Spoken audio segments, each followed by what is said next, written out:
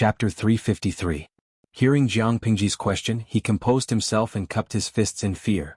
Lang Jun, if you have nothing to do, it's better not to get involved in this matter. When the gods fought, the mortals suffered. In Shangjing there were two groups of people that could not be provoked. One was the relatives of the emperor, and the other was a group led by eunuchs. The two groups fought openly and covertly in the court. They were also at loggerheads in the court. Oh, I'm just asking what happened. What does it have to do with you whether we can afford to provoke them or not? Jiang Pingji was too lazy to lift her eyelids. Although the servant had good intentions, after thinking about it carefully, he was overbearing. She was just asking. It was her business whether they would cause trouble or not. It was also her business whether she was afraid of trouble. She did not need a third party to make decisions for her. The servant's face froze. He realized that his words were inappropriate and had angered Jiang Pingji. He hurriedly tried to salvage the situation. He cupped his fists and apologized. Langjun, please forgive me. It was my fault just now. Okay. Jiang Pingji responded. Her eyes drifted to the two groups of people in the middle of the hall. They seemed to be confronting and discussing. There were messy tea sets and the four treasures of the study lying at their feet. There were also tea tables and study tables that had fallen apart. It seemed like they were going to start a fight. The servant understood. He did not dare to act smart this time. He hurriedly explained, it's not a big deal. It's just that Secretary Huang's godson and General Fang's Langjun had a conflict because of the chief. They disagreed with the judgment and had a quarrel. That's why they started a fight. Secretary Huang? Jiang Pingji frowned. She understood the situation in Shangyang Palace. Secretary Huang should refer to the most useful eunuchs by the emperor's side. Among them, Secretary Huang served the emperor and was valued by the emperor. He had a great say in the group of eunuchs. He was the one who sold positions and titles the most. Although Secretary Huang was a rootless eunuch and was destined to have no bloodline to inherit, he could recognize a godson and continue the family line. The so-called godson was naturally the child of Secretary Huang's adopted godson. He called Secretary Huang grandfather. As for General Fang, it should refer to the emperor's mother's family. General Fang was the emperor's mother's younger brother. His family was favored. More importantly, the emperor's first wife was also from the Fang family. Including the one conferred posthumously by the emperor, the Fang family had already produced two empresses. For a time they were extremely wealthy. In order to keep the aristocratic families in check and balance, the emperor took back the power in the hands of the aristocratic families and made great efforts to rope and cheese maternal family. These two groups of people are fighting because of the leader? Jiang Pingji asked. Yes. The manservant nodded awkwardly. The main mission of the tea house was to attract and discover talented people. They would often take out prizes to attract scholars to gather here and paint. Then, from all the works, the best would be chosen as the champion. The treasured works could also be hung in the tea house for guests to admire and promote their literary reputation. True scholars from noble families disdained this method of spreading their fame, but ordinary commoners valued it very much. In addition, the owner of this tea house was Prince Changshu, who had real power. Naturally, the tea house's business was not bad. Even though the descendants of eunuchs were wealthy, they were still looked down upon by others. They also needed a reputation to gild themselves. To put it bluntly, they were nouveau riche. They had no foundation and could not lift their heads in front of the aristocratic families. Secretary Huang's godson was 18 years old. He was very good-looking and looked like a scenery when he stood there. However, he had the title of descendant of eunuchs in his head. He had always been despised by the gentry families. The gentry families with a foundation could not hang out with him. He also knew what he lacked, so he worked hard to promote his literary reputation. He could not change his background and could not decide his starting point. He had to work harder the day after tomorrow. As for General Fang's son, he was a playboy. His height and width were almost the same. God knew how many masters he had hired, but after a few years he still could not teach much. He usually did not listen to classes and did not work hard. He only knew how to fool around in the inner court and spoiled many girls. However, he thought highly of himself and felt that his talent had surpassed the sky. He was very indignant that his first place had been taken away by others. Because of this, the two groups of people confronted each other. General Fang's son even instructed the manservant to fight. Bah, you're just a descendant of eunuchs. You can't just enjoy your old capital or inherit the family's unique skills. How dare you come out and make a fool of yourself? General Fang's son raised his hand and wiped his face. His face was oily, making him look very greasy and fat. Family's unique skills? Wasn't this directly cursing people to be cleansed and become eunuchs? Vulgar. You can't win in a literary battle, so you want to take advantage of your power to bully others. Do you think I will be afraid of you? Secretary Huang's grandson was so angry that his face turned red. However, his figure was really not threatening in front of the fat man. Who said that I can't win in a literary battle? It's obvious that the referee was bribed by you and faked it in private. Bah, how can a person without a background write a good article? If you can recognize all the words, your ancestral grave will also emit smoke. The fat man seized on the title of descendant of eunuchs to refute him. The manservant beside him had already rolled up his sleeves and was ready to fight. If you don't believe me, you can ask around in Shangjing City. What kind of work does your old man surnamed Huang do now? Secretary Huang's grandson secretly clenched his fists. He didn't like the title of descendant of eunuchs, but he really treated Secretary Huang as his own grandfather. How could he tolerate outsiders humiliating him? Damn fat man, you really won't give up until you see the coffin. Do you really want to fight for real and fight for real? Come on, see if I won't beat you until you call me father. Whoever is afraid is a coward. Take off your clothes, lie on the ground and bark like a dog. The fat man also clamored fearlessly. General Fang controlled the imperial guards in Shangjing City. To put it bluntly, he didn't need to care about anyone except the emperor and the princes of the royal family. Not to mention a small eunuch's son, even if it was Secretary Huang himself, he didn't need to be afraid. The people of the two sides were burning with anger. It seemed that the battle would start at any moment. Clang, clang. Naturally, they didn't need to fight with each other. They just handed it over to the manservant beside them. Fight. Fight with all your strength. Beat them until they piss their pants. If you don't teach them a good lesson, the grandson of a eunuch dares to mess around in Shangjing. What a sh*t. The fat man shouted while stepping on a table. His expression was ferocious and excited. Secretary Huang's grandson also hid behind the hatchet man. He saw an ink stone, directly grabbed it and splashed the ink on the fat man.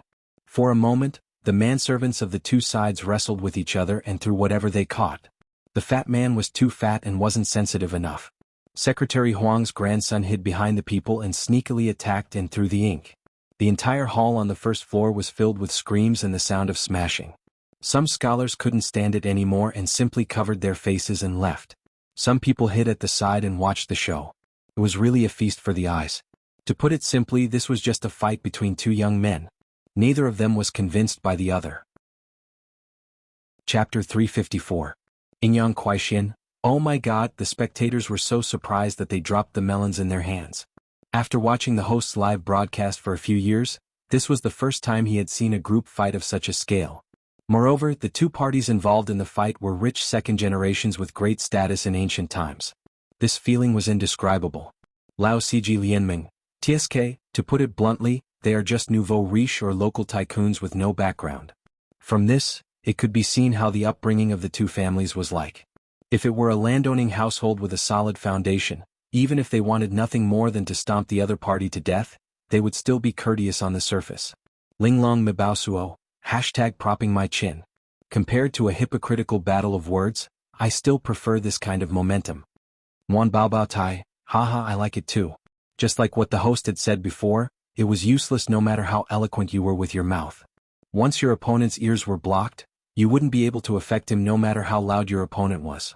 What was the use of only being good at talking? Even if he gave the other party a few scratches, why not hit him back for others to see? Therefore, if you can use your fist, you definitely can't use your mouth. Because of Jiang Pingji's influence, most of the audience in the streaming room had been infected with her temperament. Life and death are indifferent. If you're not satisfied, just fight. If you can use your fists, don't talk nonsense.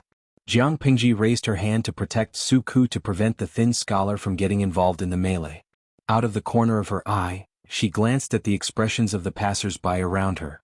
They all looked like they were here to watch the show. She was slightly moved. Let them fight and not find someone to separate them? Jiang Pingji lowered her eyelids and asked the servant coldly. The servant smiled bitterly as if he had drunk a large bowl of bitter gourd juice.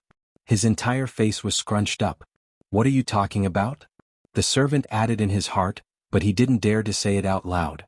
Although my master is Prince Changsho, the prince is busy every day. How would he have the time to care about these trivial matters? No matter if it's the grandson of Secretary Huang or the son of General Fang, they're both immovable Buddhas. Who dares to stop them?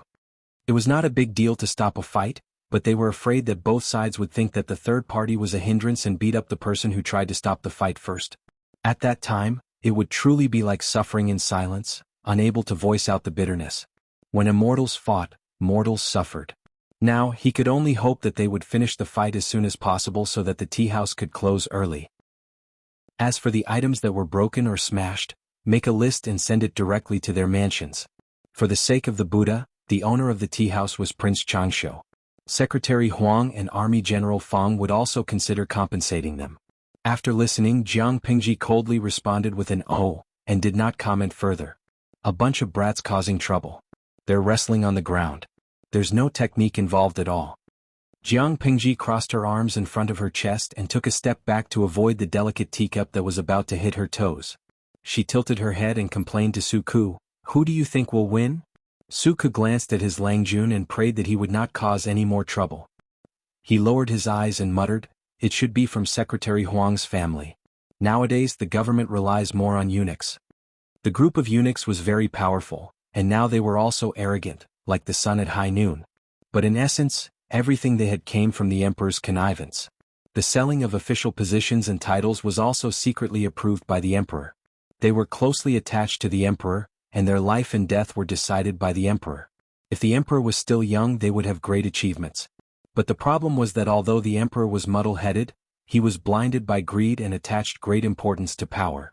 The eunuchs were just dogs in the emperor's hands that were used to bite people. The group of relatives of the emperor was different. Although they were also the emperor's dogs, they had their own roots and had more autonomy than the eunuchs. The emperor also handed the imperial guards of Shangjing to the Fang family, which showed how much the emperor valued the Fang family, the group of relatives of the emperor. They also had a higher position in the emperor's heart. Whether it was the group of relatives of the emperor or the group of eunuchs, they were originally promoted by the emperor to deal with the aristocrats. Now that most of the aristocrats in Shangjing had retreated, there were also many high officials who had resigned. For example, the head of the secretariat, Feng Ren, had given the emperor a fatal illusion. What illusion? He mistakenly thought that he had taken back the power in the hands of the aristocratic families. He felt that he was no longer a puppet emperor who was constrained by others. Under such circumstances, the two dogs that he raised, the group of eunuchs and the group of relatives of the emperor, became a bit of an eyesore. The group of eunuchs could only rely on the emperor. In comparison, the group of relatives of the emperor was more troublesome. Jiang Pingji also guessed that they were from Secretary Huang's family, but the reason was not what Su Ku was worried about. The contest between the group of relatives of the emperor and the group of eunuchs was also real. If it was in the court, how could it be placed on a few juniors? The child of General Fang's family is too fat. Look at his figure. He can block half of the door of the tea house by himself. No matter how he moves, he is a huge target. Secretary Huang's grandson is clever. He has been hiding behind the manservant and shooting arrows from the back. He has great achievements. Who gave him the courage to compete with a long-distance fighter in terms of mobility? Su Ku was silent. He suddenly felt that his previous serious analysis had all been fed to the dogs.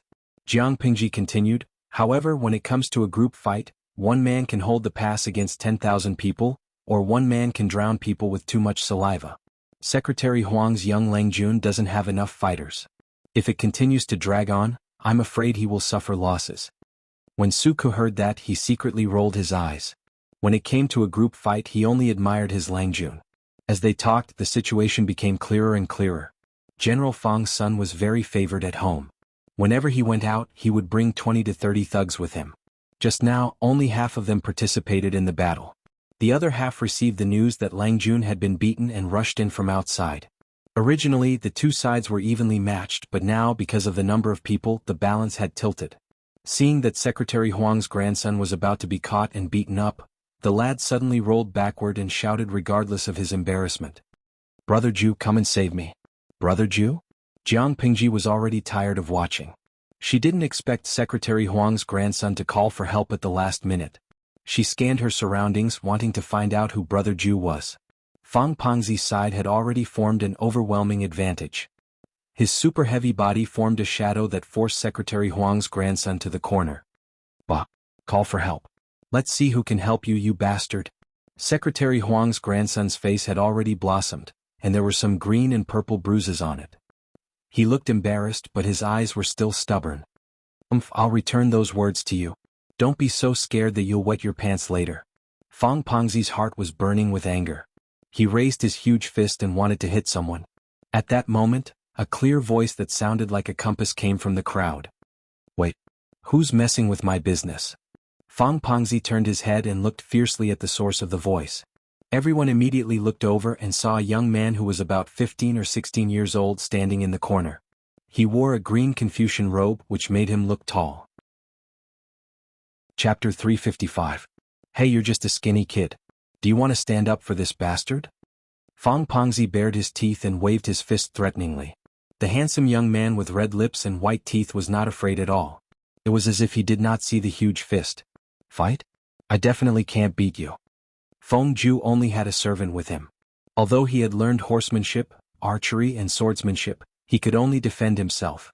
He was not lethal enough. But Fang Langjun is bullying me with numbers? Isn't it a bit too much? If you can't beat me, get lost. Don't nag in front of me. Either you stand and watch him get beaten or you come and get beaten up together. This is Shangjing. Who doesn't know my name? How dare a jealous scholar come and stir up trouble? Feng Ju's eyebrows relaxed and he said leisurely, although I'm not Fang Langjuan's opponent, it doesn't mean that no one can subdue you. Fong Pengzi responded with an "oh," and said nastily, do you want to go home and beg for help? There's no need for that. Feng Ju suddenly revealed an evil smile. It was as if a pure white drawing paper was dyed with a thick and colorful line. Fang Langjun, do you dare to bet with me? If you win, I won't care about Huang Langjuan's matter. If you lose, this matter will be written off. Fong Pengzi snorted. Although he had a fat pig's ears and no ink on his chest, it did not mean that he was really a pig. This bet doesn't benefit me at all. Fong Pengzi sized up Feng Ju with a pair of sneaky eyes and then said nastily, why don't we change the bet? If you win, it'll be written off. If you lose, you'll spend a night with me. How about that? As soon as he said that, everyone's expression changed. Feng Ju's eyes flickered and revealed a frightening murderous intent. Fong Pengzi was frightened. His legs turned to jelly under the gaze, but he still straightened his chest. Secretary Huang's grandson did not expect things to turn out this way. He hurriedly scolded Fong Pengzi. Shut up. You really dare to say anything. Brother Ju is the third Langjun of the Feng family in Shangyang. Aren't you afraid of offending people? He deliberately emphasized the words, third Langjun of the Feng family. When Jiang Pingji heard this, she secretly sized up Feng Ju. She thought to herself, this is Feng Jin's third brother? Feng Ju's attire looked simple, but the material of his clothes was exquisite. With one look, one could tell that he was either rich or noble. Fong Pengzi did not expect him to have such a powerful background.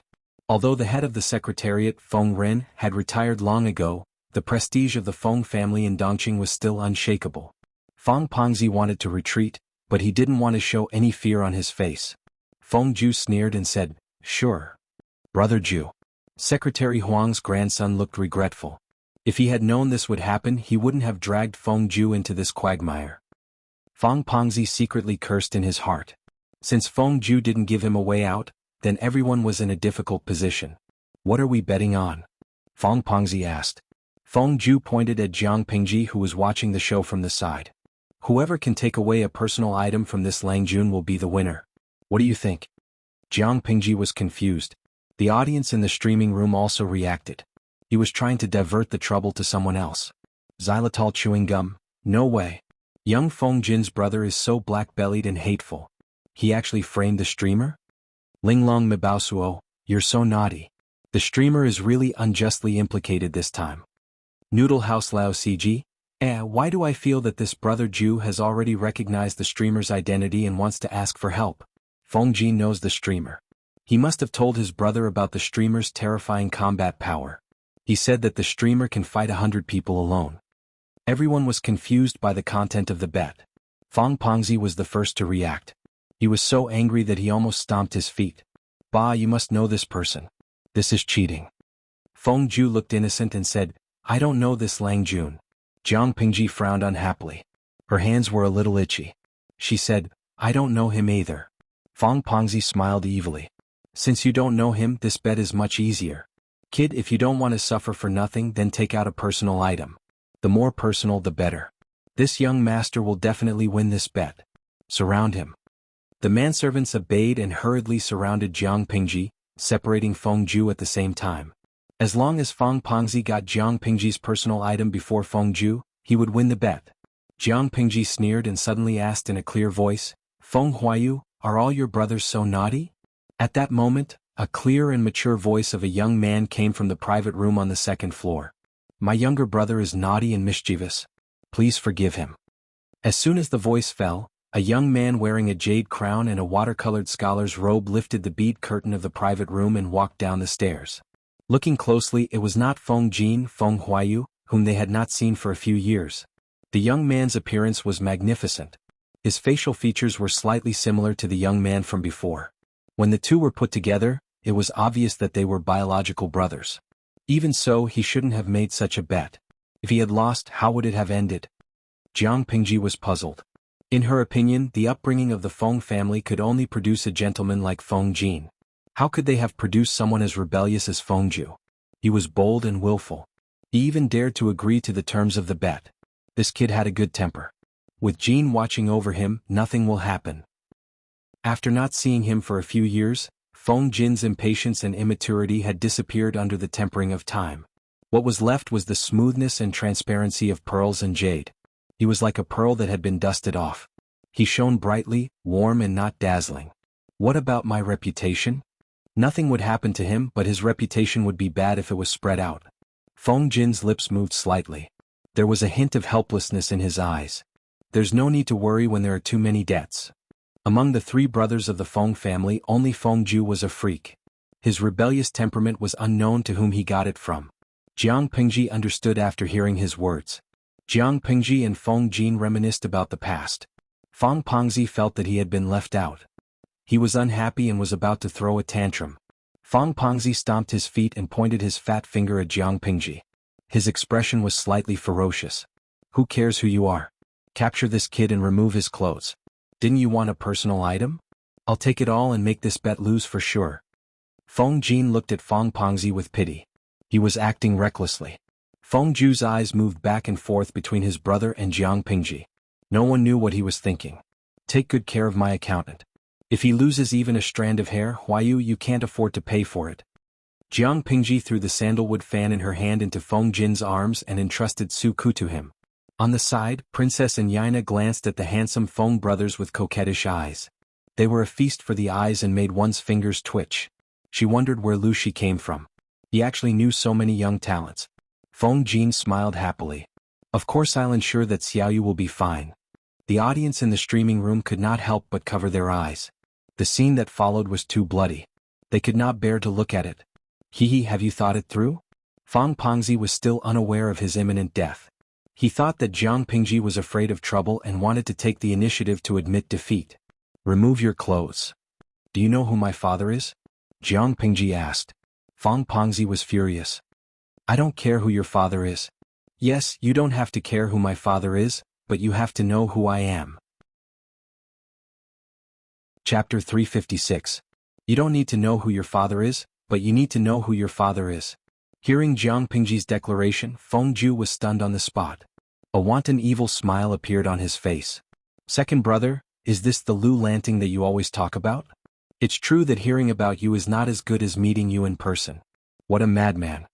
Not to mention anything else, just this rebellious arrogance was quite to his liking." Feng Jin secretly caught a glimpse of his younger brother's infatuated expression.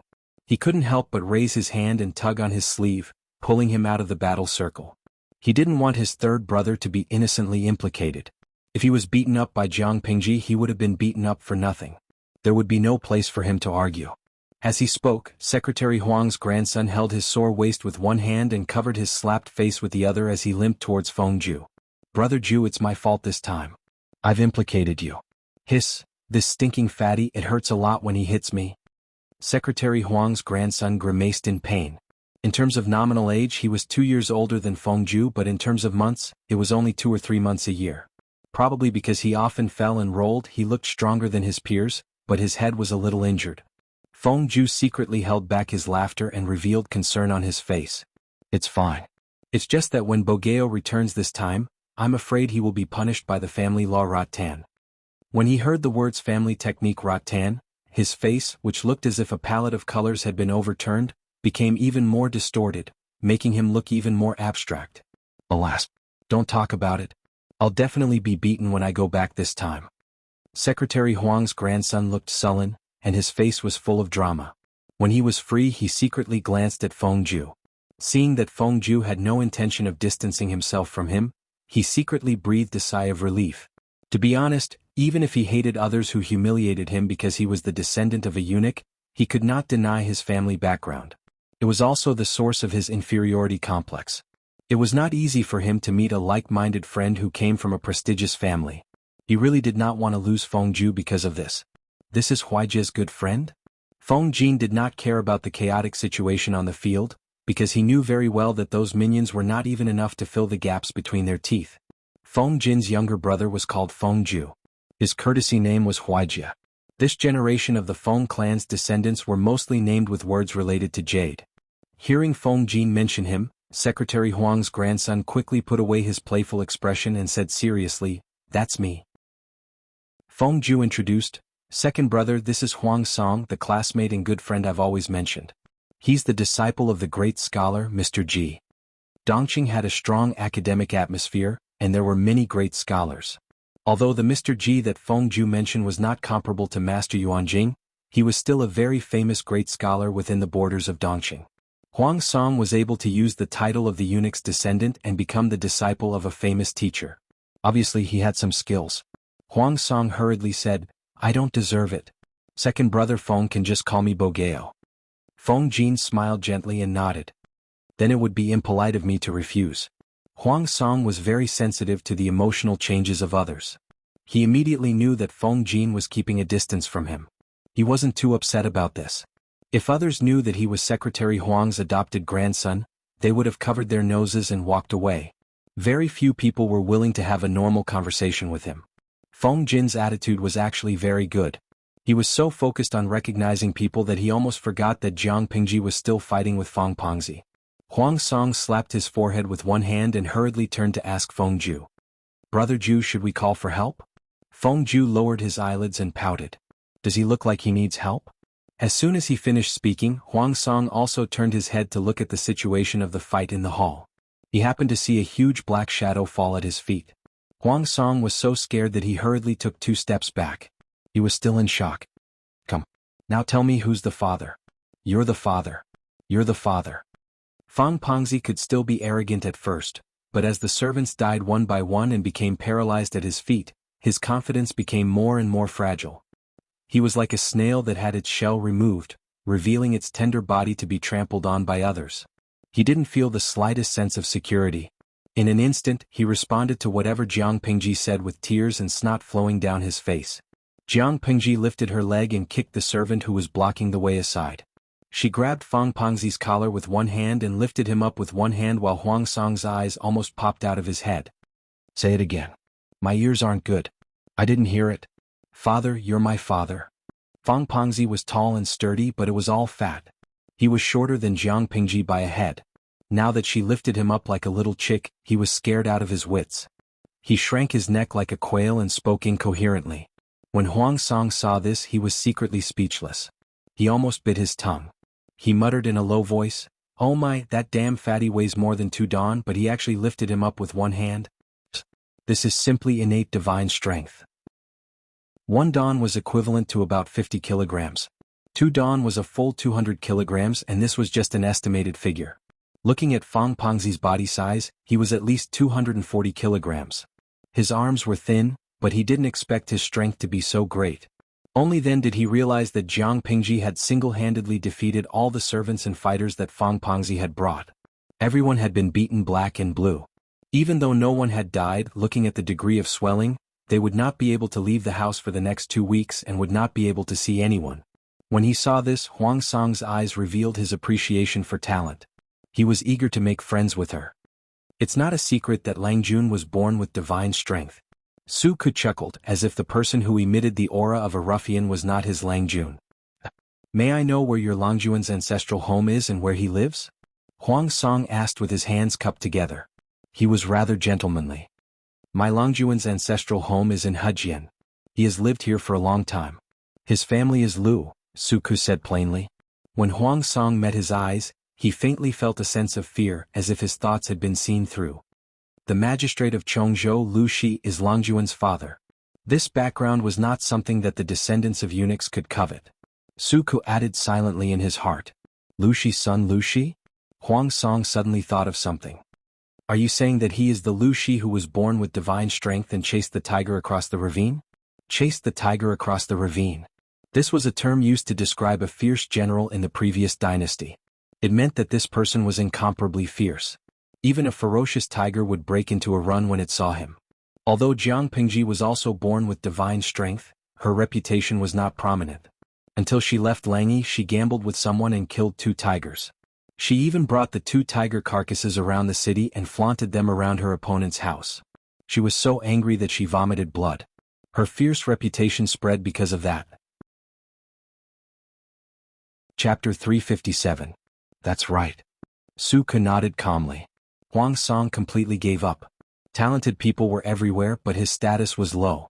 There was no way for him to attract talented people, let alone Lu Shi's son. However, even if he could not be recruited, he could treat him as a friend.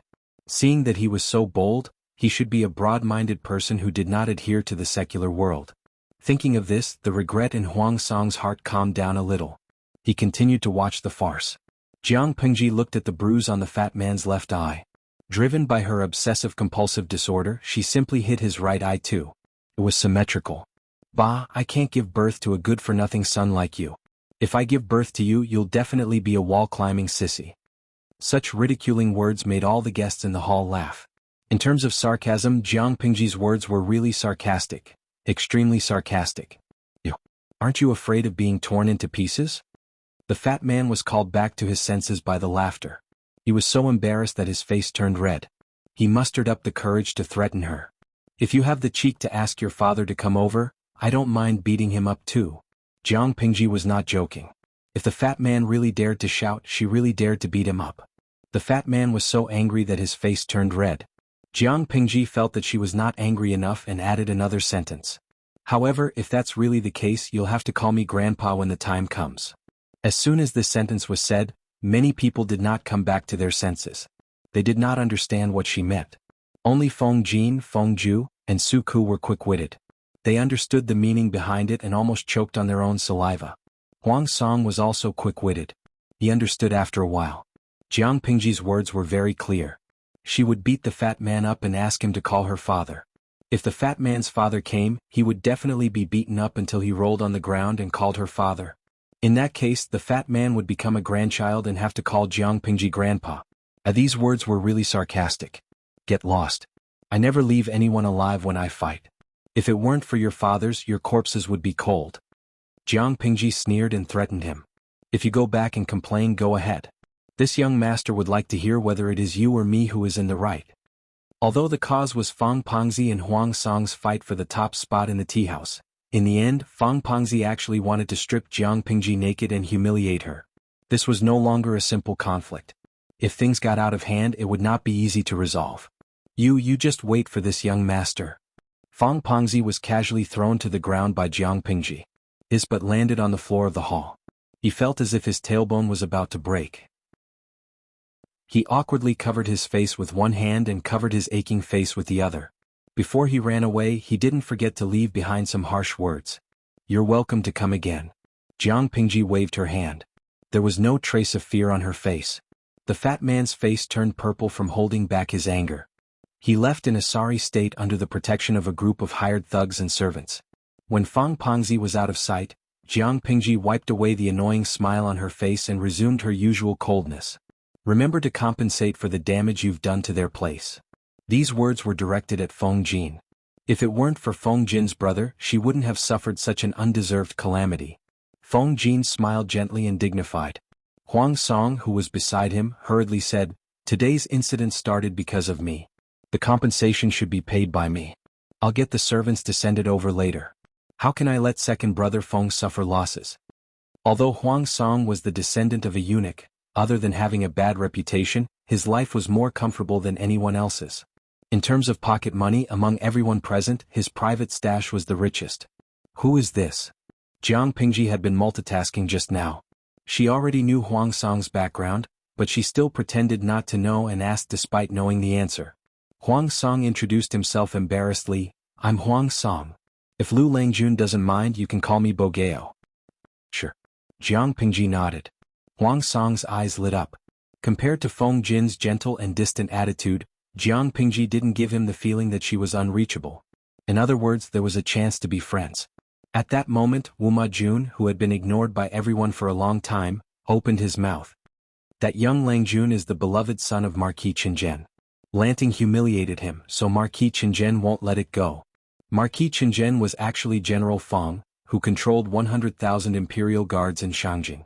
What's there to be afraid of? If he has the guts to come and reason with us, we'll bring out the facts and reason with him. Who doesn't have a father in this day and age? Jiang Pingji snorted. Her last sentence of competing for a father made Wuma Jun swallow his unfinished words. Fang Pengzi had brought 20 to 30 fighters with him, but they couldn't beat him and were killed instead.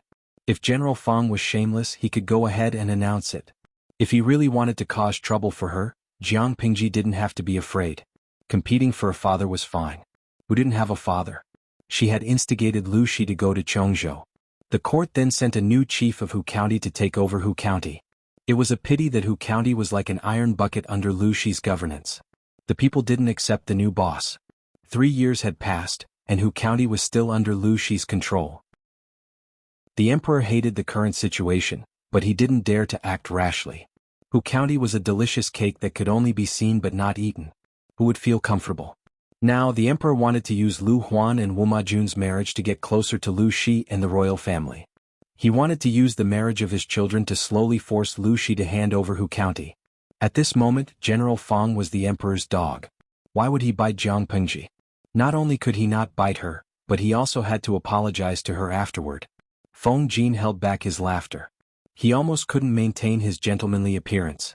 "I haven't seen you for a few years, but you're still so sharp-tongued.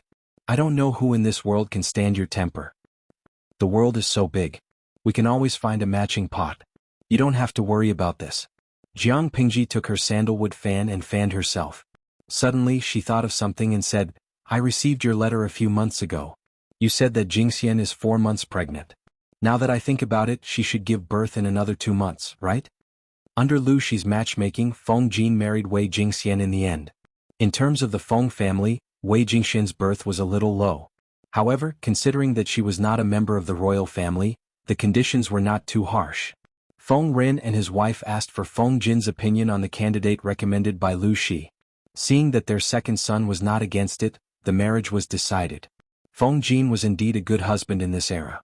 At least Jiang Pingji did not find any traces of another woman in him.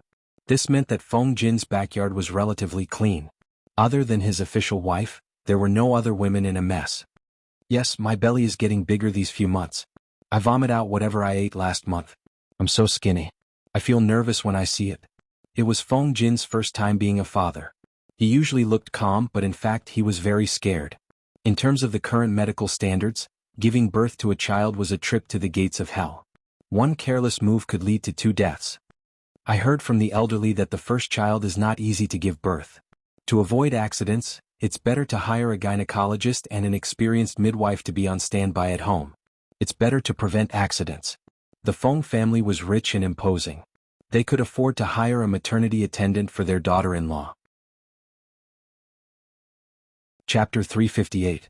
After Wuma Jun found an excuse to send Princess and Yaina away, Feng Jin suddenly sighed and spoke to Jiang Pingji. "You shouldn't have come to Shangjing."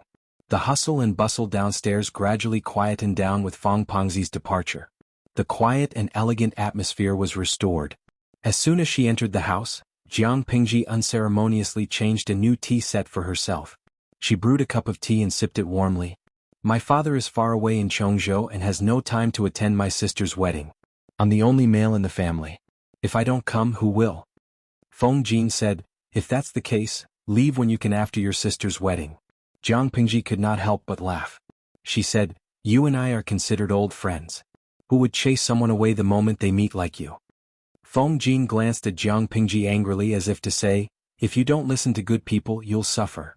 He laughed helplessly. All right, I won't chase you away. Is that okay?" The two talked about the recent years and the atmosphere was harmonious. Feng Ju, Huang Song, and Su Ke listened quietly. Occasionally they revealed thoughtful expressions. Feng Ju was the most puzzled. He knew his elder brother's temperament very well. He seemed gentle and graceful, as if he could talk to anyone. In reality, Feng Jin was the coldest, alienated, and difficult to get close to. On the other hand, Jiang Pingji did not feel like a gentleman like the rumors said. Instead, she seemed to be rebellious. The two of them became good friends. It was a little out of place. Since the capital region is already so chaotic, why did you bring the whole family here? His wife was about to give birth. Feng Jin was really ambitious. The topic went around in circles and returned to the situation in Shangjing. Jiang Pingji thought of Wei Jingshan's pregnancy. Now that chaos was coming, why did Feng Jin come to Shangjing instead of taking his wife to have a good pregnancy in his hometown? If anything happened, he would not be able to get away even if he wanted to. Feng Jin smiled bitterly. He spread his hands and said, "This is not something I can decide." Jiang Pingji was puzzled at first, but when she saw Feng Jin's expression, she vaguely understood something. Her starry eyes widened slightly. She asked, "The situation has reached such a stage? What else?" Feng Jin raised his eyebrows and asked. To put it bluntly, Feng Jin represented the Feng family as a hostage and lived in Shangjing to appease the emperor.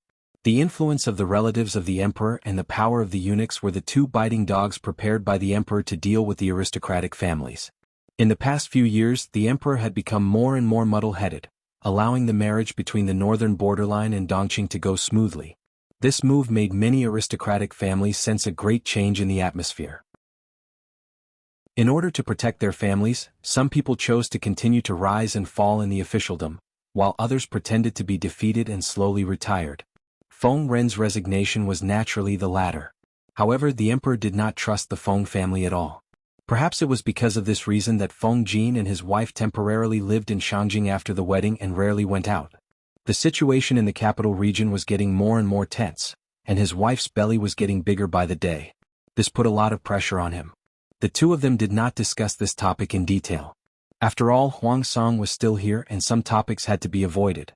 After staying for a long time, Huang Song vaguely knew that he was not welcome, so he simply found an excuse to leave the tea house.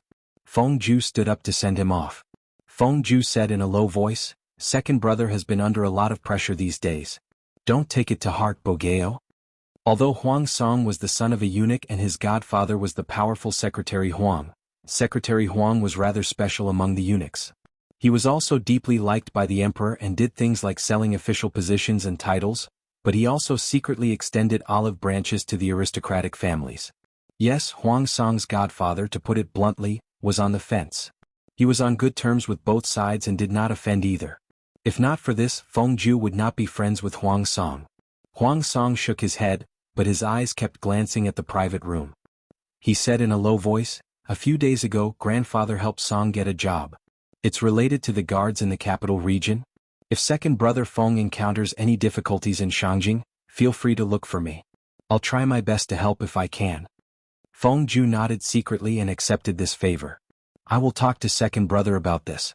I thank you on behalf of second brother Bogeo for your kindness." After sending Huang Song away, Feng Jin was slightly relieved and spoke freely. Lanting really shouldn't have come to Shangjing now.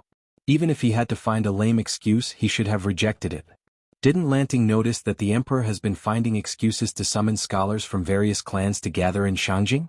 Even the officials of the aristocratic families who are working outside have been summoned. I'm really terrified. Whether it was Jiang Pingji, Feng Jin, or Feng Ju, the aristocratic sons in Shangjing were all hostages. Although the emperor had not revealed his true intentions, this move was enough to make people panic. He's already here. Can he escape in the middle of the night? Jiang Pingji rolled her eyes and snorted. Before coming to Shangjing, more than one person said the same thing to me, but I still came. I'd like to see what he's up to. Feng Jin had a headache. He silently mouthed, "The imperial guards are acting strangely. I'm afraid someone is trying to usurp the throne." Jiang Pingji's eyes turned cold. She instantly understood. The imperial guards were under the control of General Feng. General Feng was a relative who was promoted by the emperor. He was the emperor's confidant.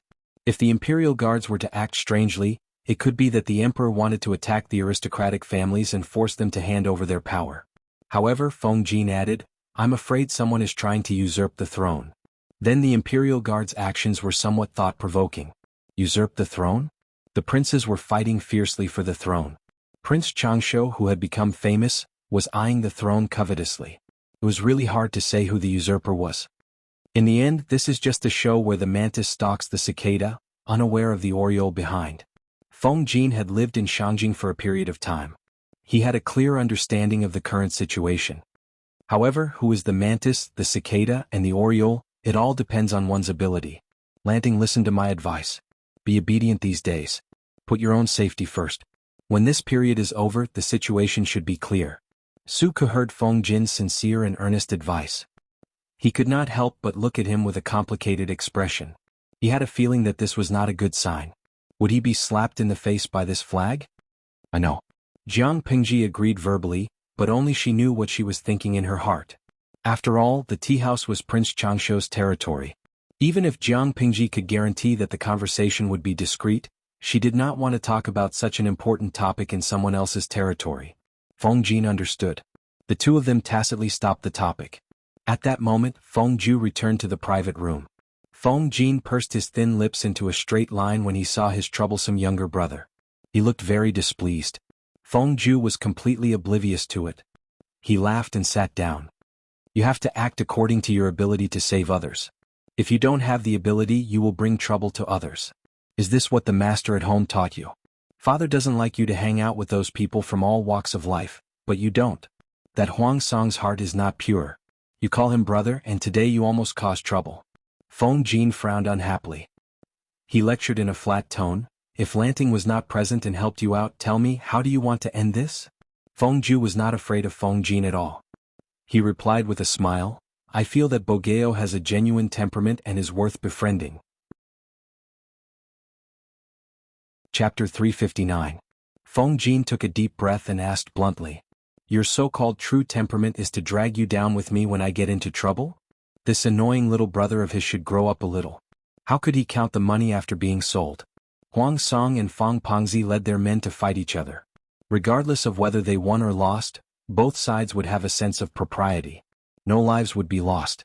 At most, they would just embarrass themselves. However, Huang Song shouted, Brother Ju, quickly come and save me. Feng Ju, who was supposed to stay out of this matter, was dragged into it. To put it bluntly, with Feng Ju's little bit of martial arts, he would only be sending himself to die if he went over. What help could he provide? Not only did Feng Jin dislike Huang Song for being a eunuch, but he also despised him for dragging Feng Ju into the mire.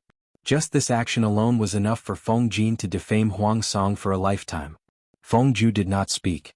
Feng Jin snorted coldly and asked, Don't be vague about the main point. Answer me. Without Lanting's help, how would you have ended up today? Third brother, this is Shangjing. There are hidden dragons and crouching tigers everywhere. You are not allowed to act recklessly. When he thought of Fang Pengzi's previous request for a bet, he was so angry that his chest hurt. What made him even more upset was that Feng Ju had agreed to it immediately. This brat shouldn't have been released at all. Feng Ju, on the other hand, had a good temper. He smiled and said, Don't be angry, second brother. Bogeo won't let me be humiliated.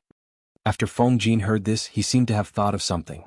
His expression became strange and conflicted, like an overturned pallet. His fingers trembled, afraid that he would hear some strange words from his younger brother's mouth. Jiang Pingji could tell that the two brothers were talking the same language.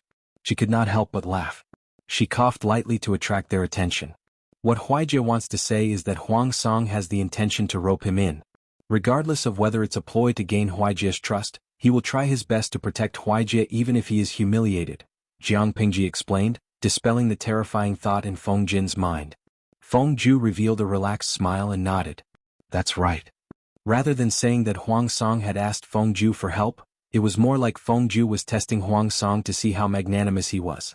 Even without Jiang Pingji's help, Feng Ju was confident that he could escape unscathed. His brother was worrying too much. Feng Jin had a lot to say, but he didn't know where to start. Feng Jin's face darkened. You shouldn't have dragged Lanting into this. What would you have done if you had not called out Lanting but some other innocent person?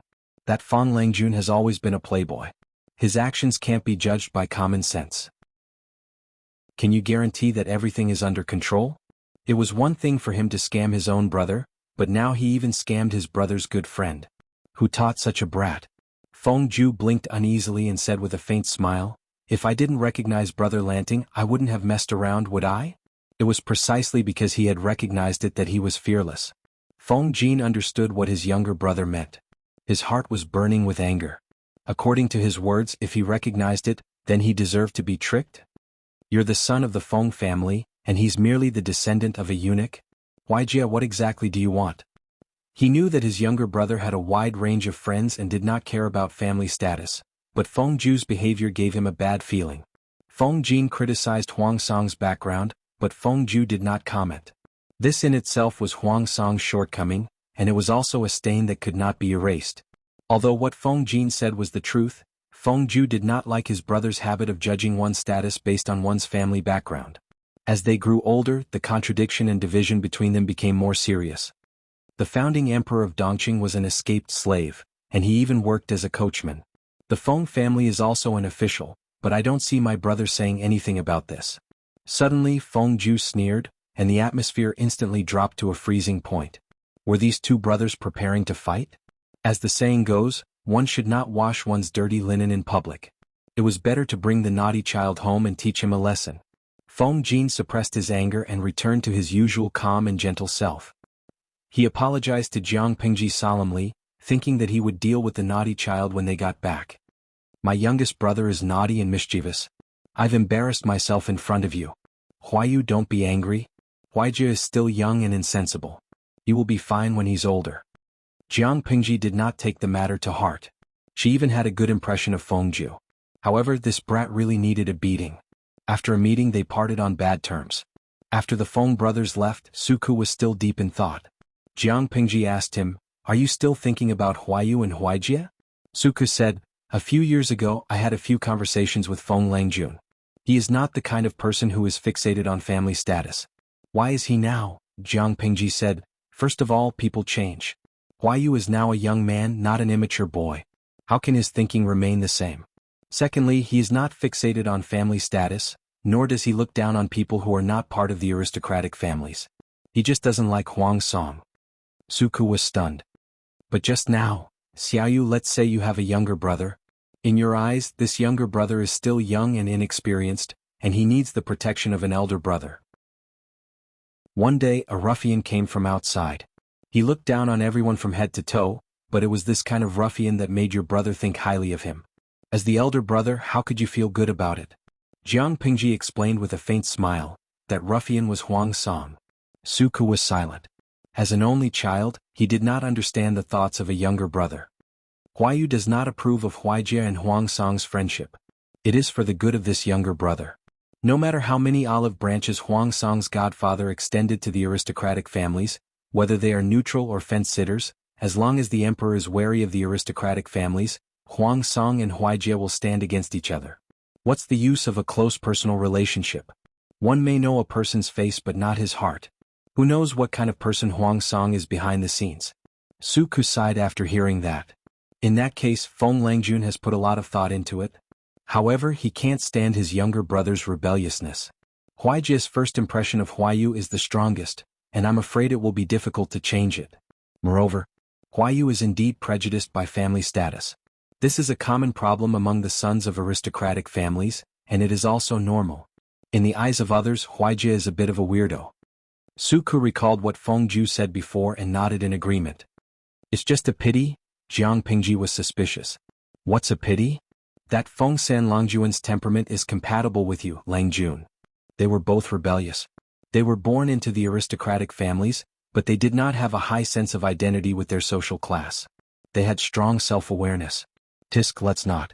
If I abduct Huayu's precious younger brother, do you think Huayu will hate me?" Suku was silent. Thinking of Feng Jin's younger brother complex, he felt that it was hard to say.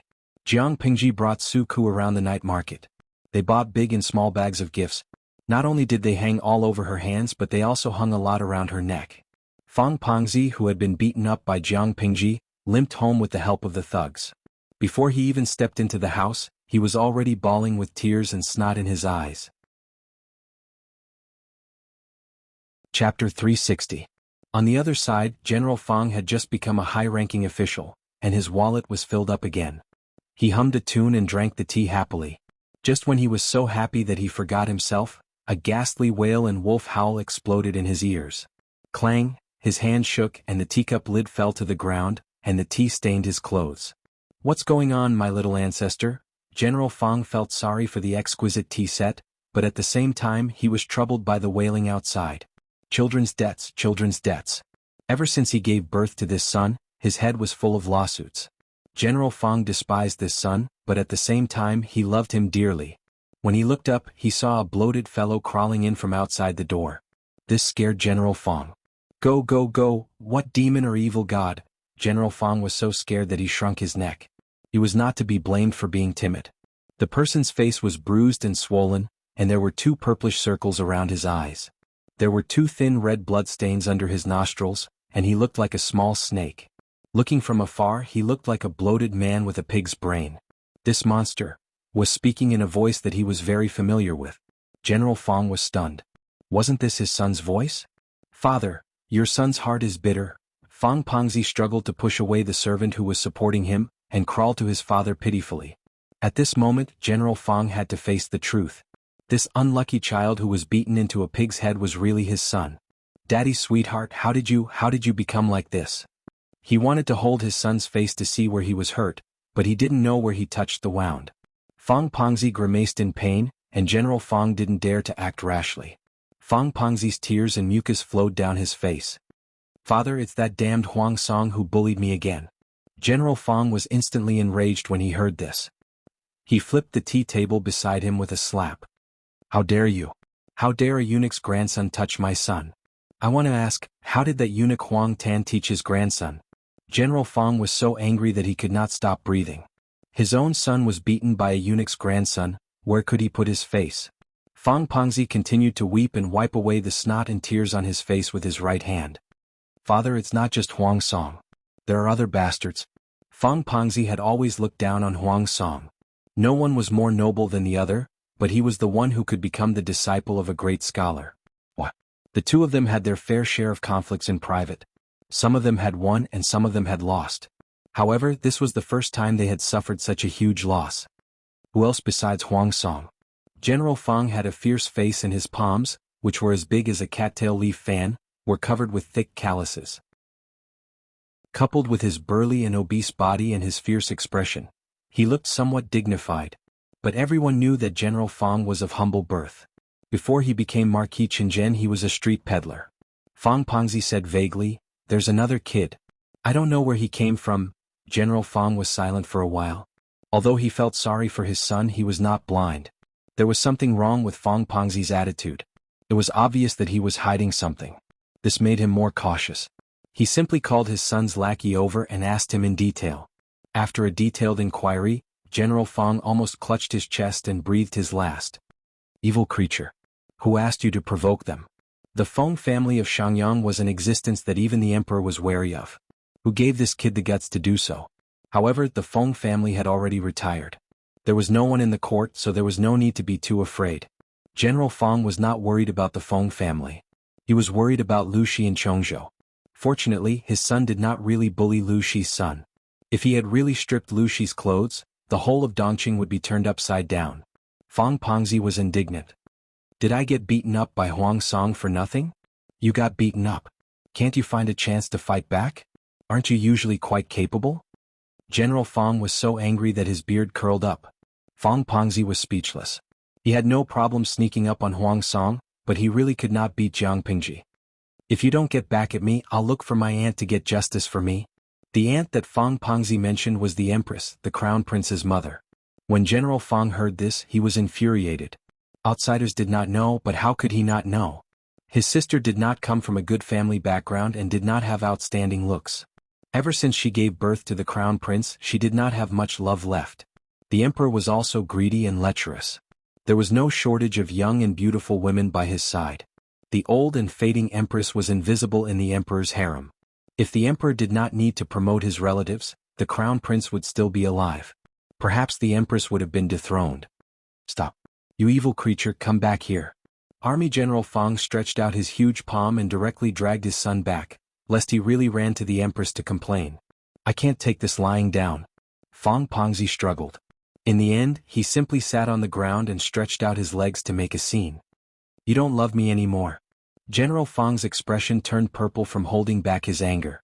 In the end, he had no choice but to go to the emperor to complain because he really felt sorry for his son. However, Fang Pengzi was one step too late. Huang Song was very cunning. He knew that this matter could not be solved easily, so he complained to his adoptive grandfather early on and explained everything clearly. The grandfather and grandson quickly finalized a plan. They gave the emperor a heads-up in advance and pushed the blame to Fang Pengzi. As mentioned before, the emperor liked eunuchs more than relatives who had a big appetite. In his opinion, this was just a small matter. Wasn't it normal for two juniors to have a conflict? Secretary Huang had just given the heads-up when General Fang went to the palace to complain. This behavior made him very unhappy. In terms of figuring out the emperor's will, how could General Fang compare to Huang Tan, who served the emperor? In the end, the father and son of the Fang family were disgraced. Huang Song had achieved a small victory, but his friend Feng Ju did not have it so easy. Feng Jin would not make a scene, nor would he scold him. However, he would stare at him coldly and exert mental pressure. Under such cold violence, Feng Ju gradually could not sit still anymore. What's so good about Huang Song? Feng Jin opened his mouth slowly when the hot tea was cold. You and I both know that the 9 states and 5 countries will not be stable for many years. We don't know when the world will be in chaos and heroes will rise. But tell me, what capital does Huang Song have to compete? More importantly, what capital did Huang Song have to make Feng Ju look favorably on him? Brother, you have a better future by yourself than by investing in Huang Song. Speaking of connections, Huang Song's adoptive grandfather was a eunuch. He had more enemies than friends in the court. Speaking of money, Huang Tan had made a lot of money by selling official titles. Otherwise, he would not have been able to buy an official position for Huang Song at such a high price. But did the Feng family lack money? Speaking of official positions, Huang Song was the patrol officer of Shangjing, which was bought at a high price. It sounded nice, but his duties were similar to those of urban management. He was only in charge of trivial matters. Speaking of fief, there was no need to consider this question.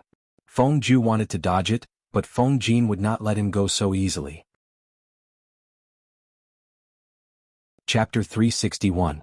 Connections, wealth, status, official title, territory. In Feng Ju's opinion, these were all external things. If one managed them well, they would naturally be there. A low starting point did not mean that one was destined to fail. If the person one was loyal to was a pig, even if one earned mountains of gold and oceans of silver, it would all be wasted in the end. On the contrary, if one had a godly teammate, even if one was poor, one would still succeed in the end. Feng Ju knew this very well. When choosing people, one did not look at the other party's conditions, but only at their temperament and ability. Seeing that Feng Ju intended to discuss in detail, Feng Jin restrained his negative emotions and maintained a fair and objective attitude. What do you mean? Feng Ju said, I've tested Bogeo a few times.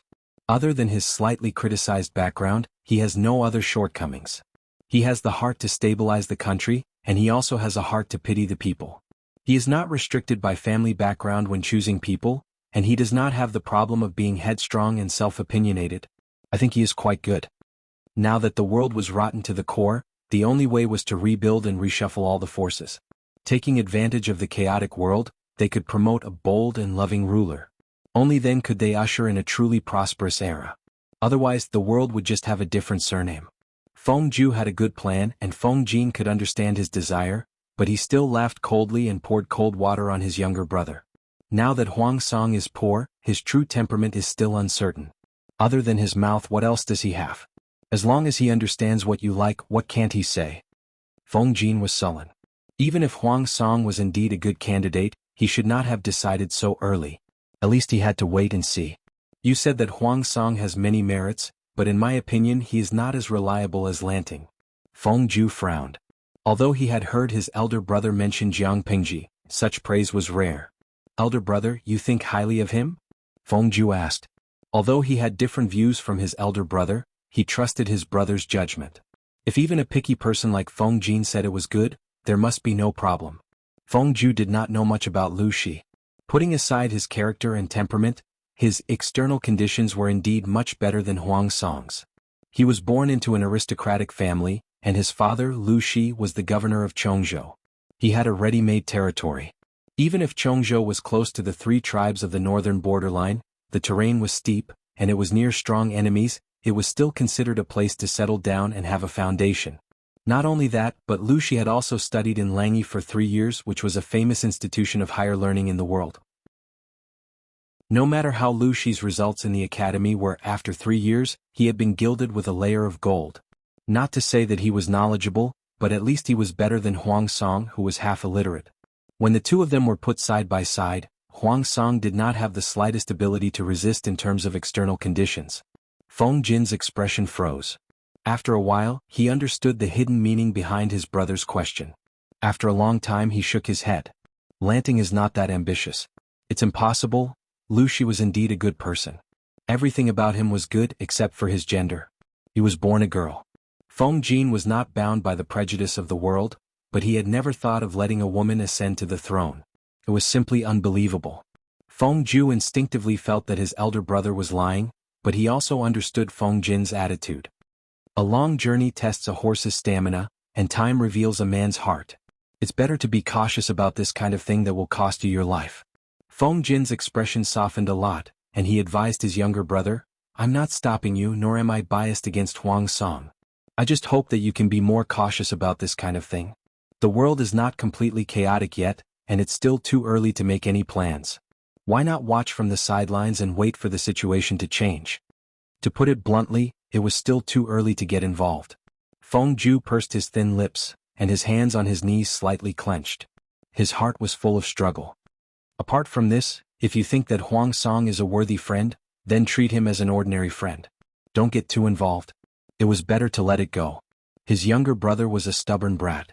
The more Feng Jin tried to stop him, the more he might do something extreme in a moment of hot-headedness. He might completely run to Huang Song's boat and not get off. Instead of that, it was better for both sides to take a step back. Starting with a friend who could get along as an equal would also give Feng Ju more time to think about Huang Song's character and carefully consider his own future. I understand. Feng Ju sighed softly. His relationship with Huang Song was not so good that they could wear the same underwear. Naturally, his brother was more important. As the two brothers spoke, a series of slow but heavy footsteps came from afar. After a while, a gentle female voice was heard. "Husband, what are you talking about? Why are you so intimate?" A few years had passed and Wei Jingxian, who was already a wife, was no longer as immature as before. Her eyes were gentle and full of the charm of a mature woman. Now he had a big belly and his whole face was a lot more plump. He looked more plump than before. Pregnancy was tough, but she had a good mentality. The servant took good care of her, so she was more energetic than before. Feng Jin looked at her belly and his eyebrows twitched. He quickly got up and went forward to support her. He was also afraid. Every time he saw her big belly, he felt his whole body heavy, and his nerves could not help but tense up. Second sister-in-law, come and control second brother. Feng Ju bowed and waited for Feng Jin and his brother to sit down before sitting down again. He complained half-truthfully, "Second brother and I haven't seen each other for a long time. We should be catching up with each other, but he just won't let go of his studies and wants to test us." Wei Jingxian pinched her handkerchief and covered her mouth with a chuckle. "Husband often says that youngest brother is talented and smart, but he may not be able to test you. Second sister-in-law is really good at talking. It's comfortable to hear. Unlike second brother, who only reprimands and reprimands." Feng Jin glared at him and the two brothers exchanged a few glances. As they grew older, the relationship between Feng Jin and Feng Ju gradually became tense. Wei Jingxian found out not long after she married into the family, but she could not say much due to her identity. She could only try to ease their relationship. "I've prepared some light wine and dishes. I wonder if husband and youngest brother will do us the honor?" "You're heavy. You can leave these small things to the servants in the future. You don't have to do it yourself." Feng Jin urged her earnestly, but whether Wei Jingxian was willing to do it or not was not something he could decide. They brewed tea, boiled wine, and drank 2 cups with exquisite dishes. The two enjoyed the meal and temporarily forgot about what happened just now. Feng Ju secretly looked at the heavy second sister-in-law, then looked at second brother, who was frowning slightly. His heart softened.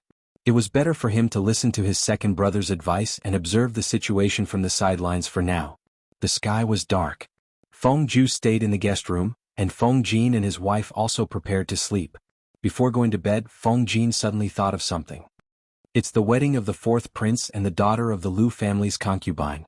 It's reasonable for us to give them a small gift." Wei Jingxian touched her belly and did not react for a moment. Feng Jin said again, the daughter of the Lu family's concubine is Lanting's sister. Although they were not relatives, Feng Jin and Lu Shi were good friends, and he was also a friend with Wu Majun, so he should give him a gift. Chapter 362. The governor of Lu province is busy. As the second son, Lanting has to send his sister off. Feng Jin turned around and sighed. But she shouldn't have come at this time. I don't know if she can get out of this mess. Wei Jingxian wanted to say something but stopped. The room was dark, so Feng Jin didn't notice the hesitation on her face. He didn't hear Wei Jingxian's reply for a long time. He reached out and touched her tight belly. Is the child bothering you again? They had been married for 2 to 3 years. He knew Wei Jingxian's stubborn temper. When she was still young, her legs would always cramp at night. She didn't want to disturb his rest, so she gritted her teeth and endured it. Towards such a wife, Feng Jin loved and respected her, and the relationship between the two steadily improved. No.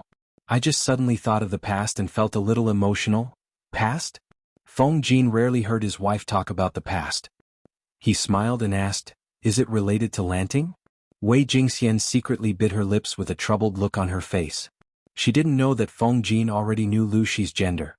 Even if Feng Jin and Lu Shi were friends, she was Lu Shi's former fiancée.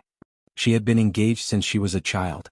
Wei Jingxian couldn't figure out Feng Jin's attitude towards this matter, so she had always avoided mentioning Lu Shi. Wei Jingxian hesitated and tried to sound calm. Yes, it's related. I loved to eat when I was young, so I was round and a little fat. But I was naughty and couldn't calm down. I wanted to avoid the maids and play everywhere. One day when no one was looking, I climbed up the pear tree outside the courtyard. I climbed up but couldn't get down. I cried for a long time. Feng Jin smiled. And then? I don't know if it's because children are similar in nature. The maids looked for me and almost cried, but Lanting found me. I was worried that I would be punished by the elders in the family, so they didn't let me ask the adults for help. But I didn't dare to go down. I couldn't do anything, so she said she wanted to be my cushion. She said she would take responsibility if I fell. Wei Jingxian smiled mischievously. Madam must have been very cute when you were young. What happened after you jumped down? Was you safe and sound? Since it was round and smooth, it must have hit Lu Shi when it jumped down. Thinking of that scene, Feng Jin felt inexplicably pleased. Wei Jingxian said, I'm fine, but Lanting's muscles and bones have been hurt. Feng Jin held back his laughter and teased, if that's the case, I should prepare a small gift for Lanting tomorrow to thank her for her kindness. Wei Jingxian was startled.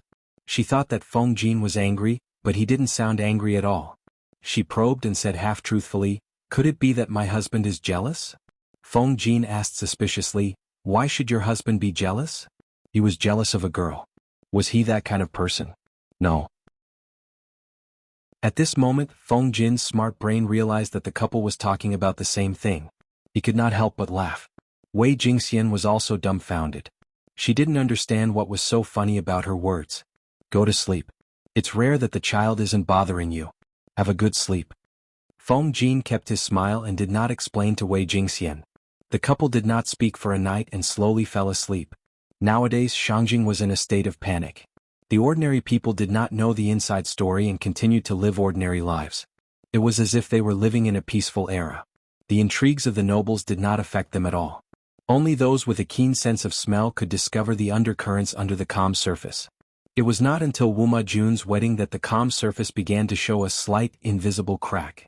Apart from the wedding of Princess Yaina and the second prince a few years ago, this wedding was a rare joyous occasion for the Dongqing royal family.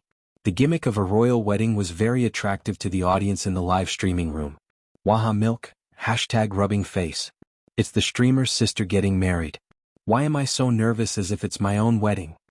Inyang Kuaixian, the person above feels the same. I'm very nervous too. The streamer did not attend the second prince's wedding. Now that the person getting married is the streamer's sister, she can watch the ancient royal wedding in person. If she watches it, it's the same as us watching it. There was no feudal empire in the audience's dimension. The royal family was an unfamiliar word to the ordinary people. With their limited imagination, they could not imagine how grand an empire's wedding would be. During the few days when her sister was getting married, Jiang Pingji was very low-key. She stayed in the residence most of the time and only went out to visit a few times. Most of the people she visited were Lu Shi's friends in the officialdom. The content of the conversation was also boring and had no nutritional value. It was like the calm before the storm. As the date of the wedding approached, the atmosphere in the whole of Shangjing became more and more strange. Early that morning, Jiang Pingji started the live streaming. 150,000 viewers flooded in instantly. With Taksha's help, Jiang Pingji washed her hands carefully and put on a festive dress. She glanced at the bullet screen in the live streaming room and smiled faintly. Host V, am I handsome? As soon as she posted the bullet screen, her fans responded one after another. Various amounts of gifts flowed in like water. Therefore, Jiang Pingji, who was elegant and more handsome than the groom, was ready to go. She picked up the sandalwood fan in her hand and prepared to make things difficult for the groom. The wedding customs in Dongqing were like that. If the groom wanted to marry the bride, he had to go through 81 difficulties. In the words of the audience in the live streaming room, it was actually making trouble for the groom. However, compared to the vulgar behavior that the audience in the live streaming room complained about, making trouble in the current era was very elegant and difficult. Jiang Pingji chose a good angle. The audience in the live streaming room was dumbfounded. Dora aiming, I always feel that if the single men went to the era of the host, they were destined to be single for the rest of their lives. There were many obstacles. Not only did they test the 4 arts, but they also required the groom to recite poetry, dance and play with ink. They taught him about the classics and history. Because Wu Majun was a prince, it was inevitable that he would go easy on the groom. These tests were set in advance. He had the strategy. No matter how difficult or tricky the questions were, he could solve them easily. The high-spirited Wu Majun had passed through many obstacles. His elegant demeanor and excellent literary talent had left a good impression on him. Every time he passed a challenge, there would always be people cheering and praising him. If one did not know better, one would think that Wu Majun was the reincarnation of when Xing. Jiang Pingji was in charge of the last challenge. The luxurious and exquisite house behind her was the place where Lu Huan would get married. Only with Jiang Pingji's permission could Wu Majun escort the bride away. That was the most exciting moment of the wedding. Lanting, please. Wu Majun was not interested in Lu Huan. After all, she was young and her bones had not even developed. What was interesting about her? Chapter 363. Jiang Pingji nodded slightly, took a deep breath and said sadly, my sister is spoiled at home, so it's inevitable that she'll be a little willful. Xingzi, if you marry her, please forgive her. Now that the auspicious moment is here, I won't be the bad guy. I just need you to promise me one thing, that you'll treat her the same for the rest of your life regardless of her status. If you promise me this as her brother, I'll be at ease and entrust her to you. Wu Majun solemnly bowed and said, don't worry, Lanting. I'll never let her down for the rest of my life. That's good. Jiang Pingji turned to the side, her eyes filled with reluctance. Wu Majun was secretly happy. He had passed this hurdle. Even though she didn't make things difficult for Wu Majun, her concern for his sister's lifelong happiness still moved many people. Even if they didn't say anything on the surface, they couldn't help but sigh in their hearts. What a good heart. It was normal for an older brother to dislike his brother-in-law, but would his sister be happy if he kept making things difficult for his brother-in-law? His brother-in-law was broad-minded, so he naturally wouldn't mind his brother-in-law making things difficult for him. If his brother-in-law was narrow-minded, he might implicate his sister. The wedding had already progressed to this stage, so it was impossible to go back on it. No matter how his brother-in-law made things difficult for him, his sister was already his. Instead of racking his brains to make things difficult for him, it was better to earnestly instruct his brother-in-law. With such imagination, Jiang Pingji's image as a good brother suddenly became three-dimensional. The audience in the streaming room watched the scene on the screen and couldn't help but complain. Lao Ciji Lianming, haha, if I didn't know the inside story, I might have really been fooled by the streamer's acting. What good brother. This guy is simply a beast in human form, okay? Mai has a voice. Although I know it's fake, I give 82 points for the streamer's performance just now and give the rest to her in the form of 666. Even though I know she's showing off her acting skills, I still feel that this is a good brother who thinks for his sister. He can't help but let his sister get married, but he has to bear the pain and think for his sister's sake.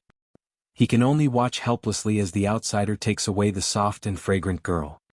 Can hear the voice not, bah, your imagination is too good. The host is obviously a hypocrite wearing a white lotus, but in your imagination she is a cute siscon. The shameful thing is, I actually believed in your nonsense. Jiang Pingji did not care about the ridicule that flooded the bullet screen. She stared blankly at Lu Huan, who was being supported by the matron of honor. Dongqing's wedding attire was different from what the audience in the live streaming room knew. Although the surrounding attire was a festive red, the groom's wedding attire was a very heavy black. The bride's wedding attire was mainly green and purplish. The clothes were layered and the colors were from the inside to the outside, from light to dark. Due to the different status of the newlyweds, there was a strict classification of wedding clothes. The Empress was the most precious. There were a total of 18 levels, and the colors and patterns of each level were strictly regulated. As the princess consort of the prince, Lu Huan's wedding dress was only lower than that of the Empress and the crown princess. Her rank was higher than that of the princes, and she had to wear a total of 12 layers. Nowadays, there were no phoenix coronets and robes that the audience in the live streaming room was familiar with. There was also no such thing as a red veil. However, when Lu Huan carefully walked out, Jiang Pingji clearly saw that the bullet screen in the live streaming room had all turned into exclamation marks. Hairpins, ornaments, each of them had 12 as their number. Her ink-like hair was tied up high and adorned with a gorgeous jade crown. Perfect flowers carved from jade adorned her hair. She was as charming as a real flower that had just been plucked from a branch. The pearls and jade on her head were dazzling. Some of the more knowledgeable audience members wanted to take a screenshot of the scene and zoom in to take a closer look at the ornaments on Lu Huan's head. Every time he recognized one of them, his heart would twitch. Finally, some of the audience members lamented. How is this a wedding? This is simply putting the most precious thing on her head, and it's so beautiful. Ingyang Kuaishin, I really want to hold a wedding like this. I wonder if Taonyang will release a luxurious wedding package after today's live streaming? If there is, I must drag my boyfriend to take a photo of it. I feel that it's more pretentious than a wedding dress. Can hear the voice not, Taonyang is omnipotent. After Su Ke's wedding, one of Taonyang's wedding stores immediately released the same package. I checked the sales later. It's selling 45,000 sets a month. It's really popular. Jiang Pingji's sharp eyes saw the contents of the bullet screen. She secretly raised her eyebrows. A businessman is indeed a businessman. He's good at grasping business opportunities. Lao Ciji Lianming, that wedding company? The simplified version costs $99.99. I saw the customer's reply and I almost died laughing. Look at how beautiful Su Ke and Xuanmei are. They will be together forever. But the buyer's show is simply a joke between a married couple. At this time, another audience member ridiculed. Grapevine Jiazi Dolai, I agree with the person above. Do you know how expensive the wedding ornaments on the streamer's sister's head are? I'm in this line of work. Calculating the current market price, it's at least in the hundreds of millions. How can Taonyang's imitations, which cost a few dollars, be auctioned off for hundreds of millions? That's just the headwear. It doesn't include the cost of the wedding dress. Even so, there were still some greedy audience members who went to search for Taonyang. When the keywords were entered, a few pages of information immediately popped up. Unbeknownst to Jiang Pingji, this strange streaming room had created a huge storm in their dimension. Many industries had been born and many unemployed people had been saved. Of course, after these people became rich, they did not forget to reward Jiang Pingji. The streaming room was noisy. Jiang Pingji saw that there were too many bullet screen comments. She simply blocked them for a while. She raised her hand and took Lu Huan's hand. In the future you will marry into the royal family and live a good life. If you suffer any grievances you must tell your brother, Jiang Pingji said sadly. Her tone was a little choked and full of reluctance. Those who heard it were very touched. Lu Huan was vigilant, but she also knew that she could not undermine Jiang Pingji. She bowed to Jiang Pingji. Her eyes were filled with tears. Brother, take care. Facing Jiang Pingji, who was an Oscar winner, Wu Majun and Lu Huan were at most popular actresses who had won the Newcomer Award. Their acting skills could be seen at a glance. Especially when Jiang Pingji was showing off her acting skills at that moment, and Lu Huan was absent-minded. Naturally, she was at a disadvantage. A royal wedding was naturally different from an ordinary one. If it was an ordinary person, the procedure would take a long time, but Wu Majun was a prince. He had the upper hand. He easily welcomed the bride, Lu Huan, onto the luxurious wedding sedan that was carried by 8 people. He then mounted the horse in high spirits. Although the scale of the wedding was not comparable to that of Princess Yaina, the bride, Lu Huan's dowry was talked about enthusiastically by the people of Shangjing. 10 miles of red makeup, it lived up to its name. There were 100 tables of banquets in front of the 4th prince's residence. There was a dazzling array of seafood, delicacies and exotic fruits. Although the cuisine in ancient times was not as developed as in the streaming room, they had sufficient ingredients. In their world, the protected wild animals, national protected animals and world-class protected animals. In this era, as long as it was edible, it could all be served on the table. Coupled with the meticulous cooking of famous chefs and all kinds of lifelike carvings, it was simply gorgeous. There were 100 tables of banquets. As a member of the bride's family, Jiang Pingji naturally had to be treated as a distinguished guest. Chapter 364. Langjun, you can't bear to part with the second Yangzi? Su Ku had already left his lowly status and found a seat in the corner as Lu Shi's right-hand man. He was eating delicious food. Seeing Jiang Pingji's unhappy expression, he was afraid that she would do something against the rules, so he secretly tested her. Why would I be reluctant? Jiang Pingji glanced at him and said, I just suddenly remembered something. A few years ago, the second prince and the princess of the northern borderline got married, and Shangjing was just as lively. It was a world of ice and snow, and 100 banquets were held. The atmosphere was heated. Now that I think about it, it coincides with today's scene. Su Ku was silent. Of course he knew what happened that year. Shangjing had a severe snowstorm, but the wedding of the second prince and the princess of the northern borderline was still lively. 100 banquets were held for 9 days and 9 nights, but almost no one touched the food. In a world of ice and snow, the food was not tasty when it was cold. Not far away, people starved to death. The back of the second prince's mansion was full of food and buckets of swill. Thinking about these things, it would be strange if his Langjun could be happy. The 100 banquets were supposed to be a joyous occasion for the whole city, for the people, for the celebration of the new couple. In fact, ordinary people could not even get close to it, let alone sit at the table. Langjun, today is the second Yangzi's big day. Even if you... Sai, you should be happy. After being interrupted, Su Ku suddenly lost his appetite to eat. Like Su Ku, the bridegroom also lost his appetite. Wuma Jun was forced to drink 2 glasses of wine as a gesture. He walked into the bridal chamber with a faint smell of alcohol. Night had fallen, but when he looked at the bride sitting by the bed, with her young face and dry body, he could not arouse any sexual interest at all. The maid helped Lu Huan wash off her makeup and remove her heavy headwear. Without the concealment of heavy makeup, her face looked even more youthful and tender. Even if her facial features were very good and one could tell at a glance that she was a beauty with unlimited potential in the future, Lu Huan was still too young. She looked like an unripe fruit. How could she be eaten? Wuma Jun was unwilling, but that was the wedding procedure. Not wanting to consummate their marriage was akin to slapping the bride in the face. If Lu Huan's family found out, who knew what kind of rumors would spread? Lu Huan timidly glanced at her husband, her face instantly flushed with embarrassment. Wuma Jun was not a gentleman, but he was very thick-skinned. He was the best at deceiving ignorant girls. The two of them drank the nuptial wine. Even though the alcohol content of the wine was not high, Lu Huan felt a little dizzy. Her whole body felt as if she was walking on cotton, light as a feather. Wuma Jun secretly frowned, his pursed lips tightened. According to the customs of the royal family, some drugs would be added to the nuptial wine to help the newlyweds get rid of their shyness and unfamiliarity so that they could enter the bridal chamber. Lu Zhai could not taste it, but Wuma Jun, who had been through hundreds of battles and was not afraid of meat or vegetables, could taste it. Wuma Jun said considerately, "You must be hungry. Let's eat something before we settle down." Although Lu Huan was young, being young had its own taste. Anyway, he was not the one who was at a disadvantage. Lu Huan's ears heated up. She shyly nodded and secretly tightened her grip on a bottle in her sleeves. She had asked someone to secretly search for this thing in the little slut Huijun's room. Huijun was mysterious and took this thing very seriously. Lu Huan, who had persecutory delusions, thought that this was something Huijun used to harm her.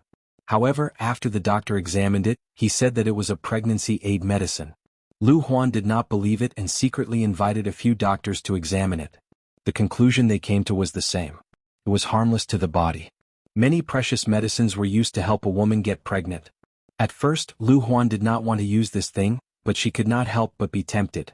After that, she quietly ground some medicinal powder and mixed it with food.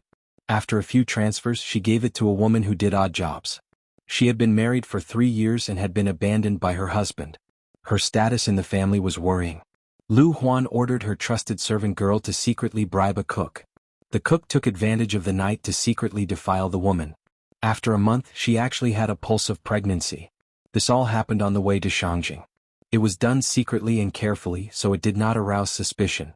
Lu Huan was determined to capture her husband's heart and gain a foothold in the fourth prince's residence. Naturally, she valued children. When she was having breakfast this morning, she had already secretly consumed the easy pregnancy pill and gotten someone to send Huijun some food mixed with cold elements. In this way, she did not believe that she would not be able to give birth to a son before Huijun. Lu Huan and Wumajun ate some food. She said charmingly, "It's late. Husband, do you want to settle down?"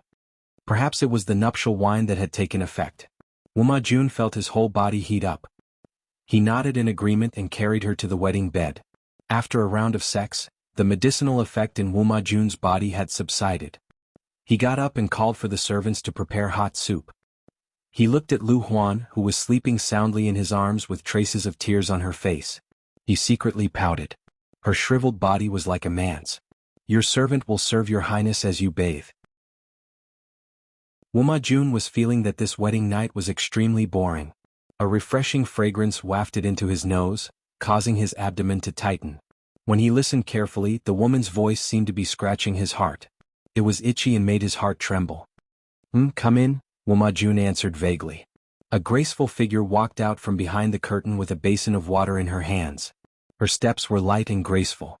Her clothes were clean and neat, and there was not the slightest bit of extra embellishment in her hair.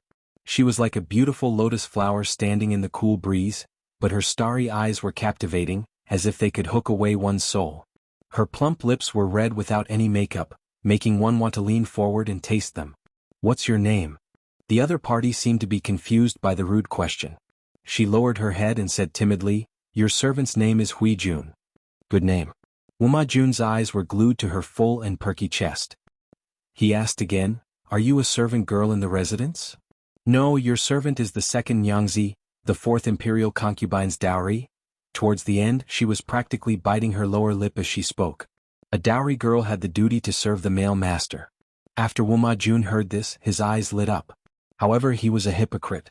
He could not hug her directly. Instead, he put on airs and asked, "Why haven't I seen you before?" Huijun said, "Tonight is the wedding night of your highness and the imperial concubine." At the mention of this, Wumajun was in a slightly bad mood. However, when he thought of the peerless beauty in front of him, his lower abdomen could not help but tighten. "Come here and help me bathe." "Yes." Huijun soaked a towel in hot water. Just as she was about to help him wipe his back, he suddenly grabbed her wrist. Wumajun felt as if he was grabbing a soft and boneless hand. The skin was smoother and smoother than a peeled egg.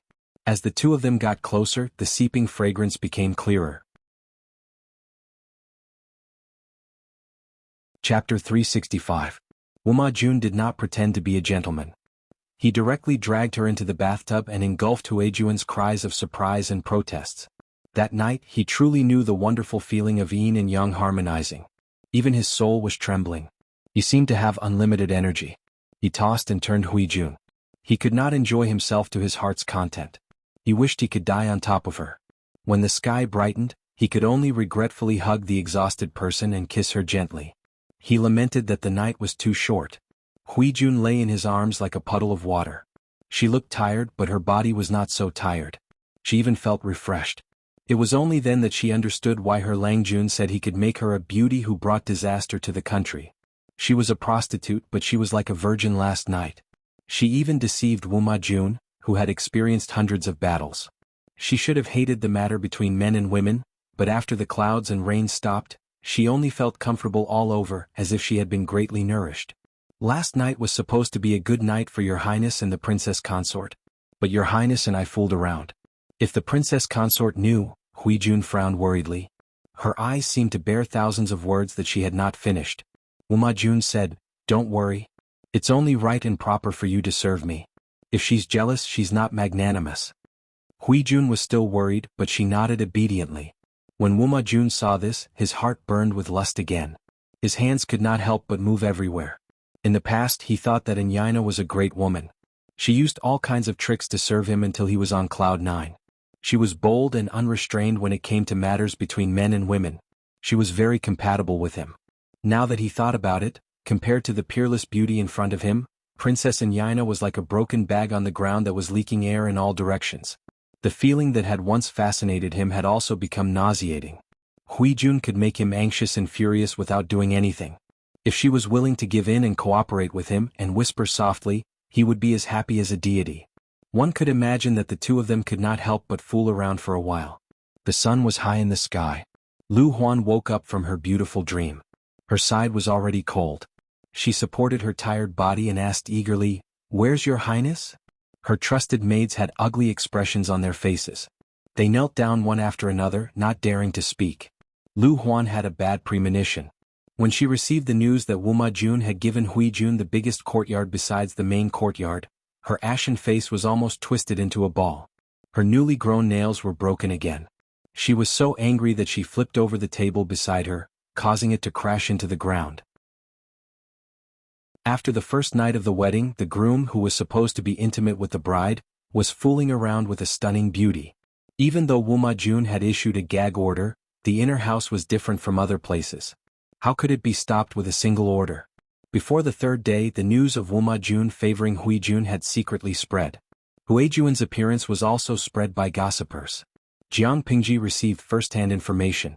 She could not help but admire Hui Jun's swift and decisive methods. She had seduced Wuma Jun on the first day of marriage. She was very efficient. However, the livestream viewers wailed when they heard the news. Lao Siji Lianming, a good and fresh cabbage has been taken by a pig. Tudu Feichio, my goddess has been taken by a pig. I'm crying. Headset electric current sound, F*CK it's a breeding pig. My heart aches so much. Linglong Mibao, although I knew this day would come, I'm still very upset. My goddess has been defiled by Wuma Jun streamer, I kind of hate you now. My goddess Hui Jun, my heart hurts. There were all kinds of comments on the bullet screen. Some were wailing, some were complaining about being lovelorn, and some were criticizing Jiang Pingji. Jiang Pingji only comforted them perfunctorily. The livestream viewers became even more rowdy. Wuma Jun had been caught. Would the emperor, who had no scruples, be far away? According to what Jiang Pingji knew, the emperor was absurd and unruly. Not only did he search for beauties to fill his harem, but he also coveted the wives and concubines of the ministers. It was not the first time he had forcefully taken the ministers' wives. Every time he went to the ministers' residences for a short visit, he would sleep with the ministers' wives while he was sitting. After the wedding they still had to go home. As Lu Shi was not around, it was just a formality. At first, Wuma Jun was scared witless. He was afraid that he would make Jiang Pingji unhappy if he mistreated Lu Huan. But as time went by, Jiang Pingji did not react at all. He asked his scoundrels to sound her out. The news he got made him heave a long sigh of relief. A married daughter was like spilled water, not to mention that Lu Huan was only Lu Shi's sister. The matters between husband and wife were discussed behind closed doors. No matter how wide the brother-in-law was, he could not meddle in the affairs of his younger sister and son-in-law. With this guarantee, Wuma Jun treated Lu Huan with respect on the surface. But behind her back, he fooled around with Hui Jun and indulged himself in pleasure. Hui Jun slowly revealed the strong side of her character. Wuma Jun almost drowned in her. He liked everything about her, including Hui Jun's character. When the two of them were having sex, he even loved her strong side. How could a masochist be nurtured? Although Hui Jun was not the fourth princess's wife, she lived a more comfortable life than Lu Huan. She was like a precious flower that was carefully watered. She became more beautiful and fresh by the day. It also made Lu Huan jealous and sinister. In less than half a month, she had completely charmed Wuma Jun and gained a foothold in the fourth prince's residence. Lu Huan could not do anything about it. The jealousy in her heart grew stronger by the day. She wanted to lay her hands on Hui Jun, but the woman was as cunning as a loach. Wuma Jun was protecting her from the side. She, the legitimate wife of the fourth prince, was acting like a shameless concubine. This thought made her so angry that her stomach hurt. I can't touch her. Am I supposed to let this slut climb over my head and behave atrociously? Lu Huan was so angry that she twisted her handkerchief. Other than the night of the wedding, Wuma Jun did not stay in her room. As the princess's wife, she had no reason to stop Wuma Jun from seeking pleasure and continuing the family line. However, she could not tolerate her husband fooling around with another woman, and a woman of low birth at that. She could not take it lying down. Lu Huan was filled with hatred. If only I could get this woman out of here legitimately. However, what reason could she use to get her out of here and make Wuma Jun speechless? This thought haunted her and kept her awake for the whole night. Until one day when she was summoned to the palace to see the Empress. She saw the beautiful palace maids and came up with an evil plan. In Dongqing, who had more power than the emperor. As long as she secretly match-made Huijun and the emperor and made her lose her chastity, would Huijun still have the face to pester her husband? Even Jiang Pingji did not know that the opportunity that Huijun could not find was delivered to her by Lu Huan. After Wuma Jun and Lu Huan's wedding, Jiang Pingji stayed in Shangjing for more than half a month. She was about to pack her luggage and leave when she unexpectedly received a summons from Shangyang Palace. It was also the first time that Jiang Pingji saw the emperor of Dongqing up close. Faced with the sudden summons, Su Ke's expression changed drastically. Chapter 366. Su Ke said worriedly, "Langjun, if you encounter difficulties during this trip to the palace?"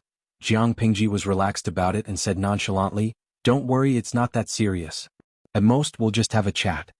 In a sense, Jiang Pingji as a hostage was more important than other hostages. As Lu Shi's only son, as long as she was still in Shangjing and under the eyes of the emperor, Lu Shi, the magistrate of Chongzhou, would not dare to disobey. Understanding this, Jiang Pingji was not worried about the trip to Shangyang Palace. Su Ke understood the reason and his face was as gloomy as ink. Whether it was as a citizen of Dongqing or as Jiang Pingji's right-hand man, he despised the Dongqing emperor's behavior. If the emperor was diligent and loved the people, why would he need to worry about his subordinates obeying him on the surface but disobeying him in secret? She followed the eunuch into the palace, and Jiang Pingji waited outside the palace to be summoned. Just as Jiang Pingji thought, the emperor only took some time to meet her.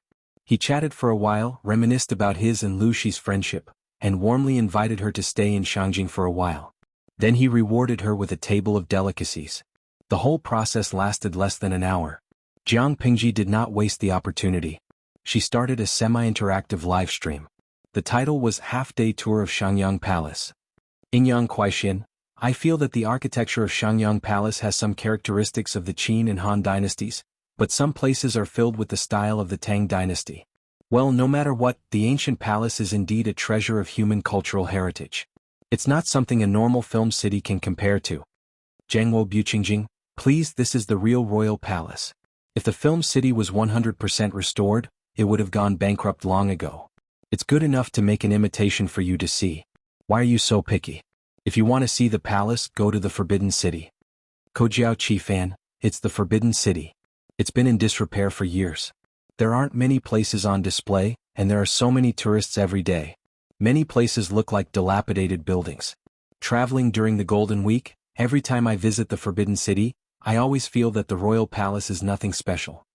Jiang Pingji had been in this era for a few years, but it was the first time she was in such close contact with Shangyang Palace.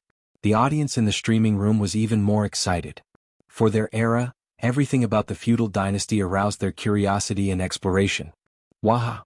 Let alone the imperial garden, when I see the emperor of Dongqing, all my hopes for the emperor are shattered, okay? He had thought that he would be able to see a handsome middle-aged man with extraordinary majesty. However, the emperor of Dongqing was just a middle-aged man with heavy eye bags. He did not have the aura of an emperor. He looked wretched, as if his body had been hollowed out. It felt like even the middle-aged men dancing on the street were more energetic than him. Scan code see me, I raised both my hands and feet in agreement. It was one thing to say that he was a middle-aged wretched old man, but when she thought of all the beautiful young ladies in the palace being defiled by him, she suddenly felt disgusted, as if she was eating an apple only to find half a caterpillar's corpse. Luckily the streamer didn't go to a harem fight. Otherwise, the thought of the streamer getting jealous over a lowly man would make me wake up from my dreams. From this, it could be seen that regardless of the era, one's face was still very important. The age, appearance, and aura of the emperor of Dongqing did not match the expectations of the audience in the streaming room. As the audience chatted, a completely different style popped up on the bullet screen. Panda Noodle House. Am I the only one who realized that we've been tricked by the streamer? The title of today's streaming was Half-Day Tour of Shangyang Palace. In fact, the streamer only took us to walk a single path. She did not stop to introduce the architectural landscape, and the duration was not even half a day. Not to mention half a day, it was only an hour. Selling dog meat with a sheep's head. When Jiang Pingji saw the bullet screen, she specially posted one and conveniently thanked the viewer. Streamer V, the current situation does not allow me to wander around Shangyang Palace. However, one day I will open another streaming of a one-day tour of Shangyang Palace. When that time comes, I can go wherever I want. The inner court of the palace will be unobstructed. Panda Noodle House. The content of the bullet screen seemed very ordinary, but the audience in the streaming room expressed their horror after thinking about it carefully. She was still a citizen of Dongqing. Due to the majesty of the royal family, she could only follow the eunuch who led the way. It was impossible for her to wander around Shangyang Palace. Then, under what circumstances could she ignore this rule and walk around Shangyang Palace unimpeded? When she became the new master of Shangyang Palace. Having reached this conclusion, the audience in the streaming room was instantly delighted.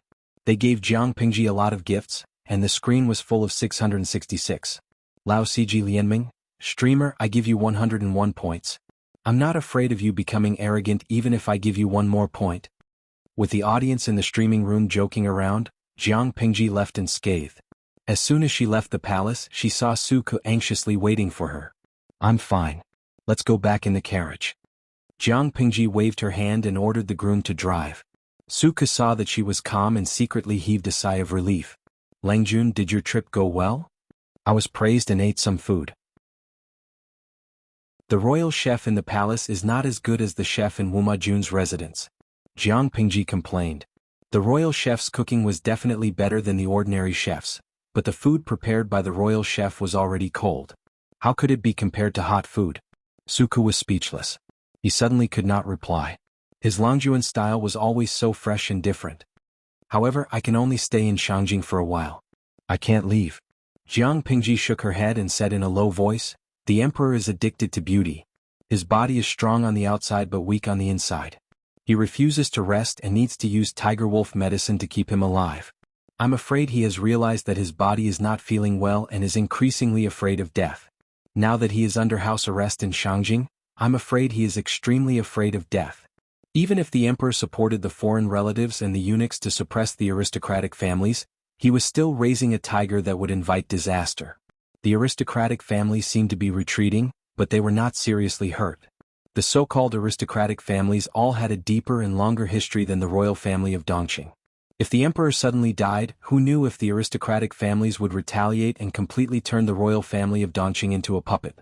It was probably because of this worry that the emperor gradually recalled the sons of the aristocratic families who were serving outside and used them as hostages. If Jiang Pingji was the emperor of Dongqing, faced with such a situation, she would choose an heir as soon as possible and abdicate the throne to let the dynasty's power take over smoothly. She would grant amnesty to the people and show mercy to the ministers. At the same time, she would cut off the remnants of the foreign relatives and the eunuchs to ensure that the new emperor could sit firmly on the throne. As for the threat of the aristocratic families, she would rope them in and suppress them.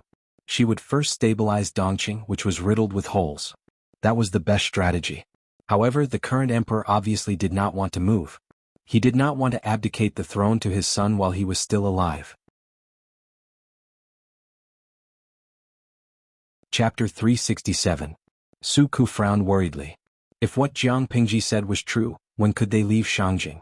Did they have to wait until the emperor passed away and the princes fought it out with Prince Changshu? By that time, the world would have already been torn apart. Jiang Pingji sneered as if she saw Su Ke's worry. We don't have to wait that long. We just have to wait for an opportunity. As long as Hui Jun got close to the emperor and bewitched him, it would not be difficult for them to leave Shangjing. But Su Ke was worried. He felt that things were not that simple. Jiang Pingji said, do you think the princes and the ambitious Prince Changshu have the patience to wait for the emperor to pass away? Su Ke felt as if he was struck by lightning. Something exploded in his mind. Langjun, do you mean, to force the emperor to abdicate? I'm not sure. But looking at the short history of the Dongqing royal family, they have a history of murdering their parents and brothers. Jiang Pingji said sarcastically.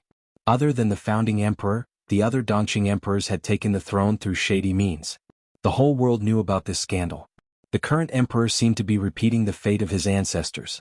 His younger brother and son were eyeing him covetously.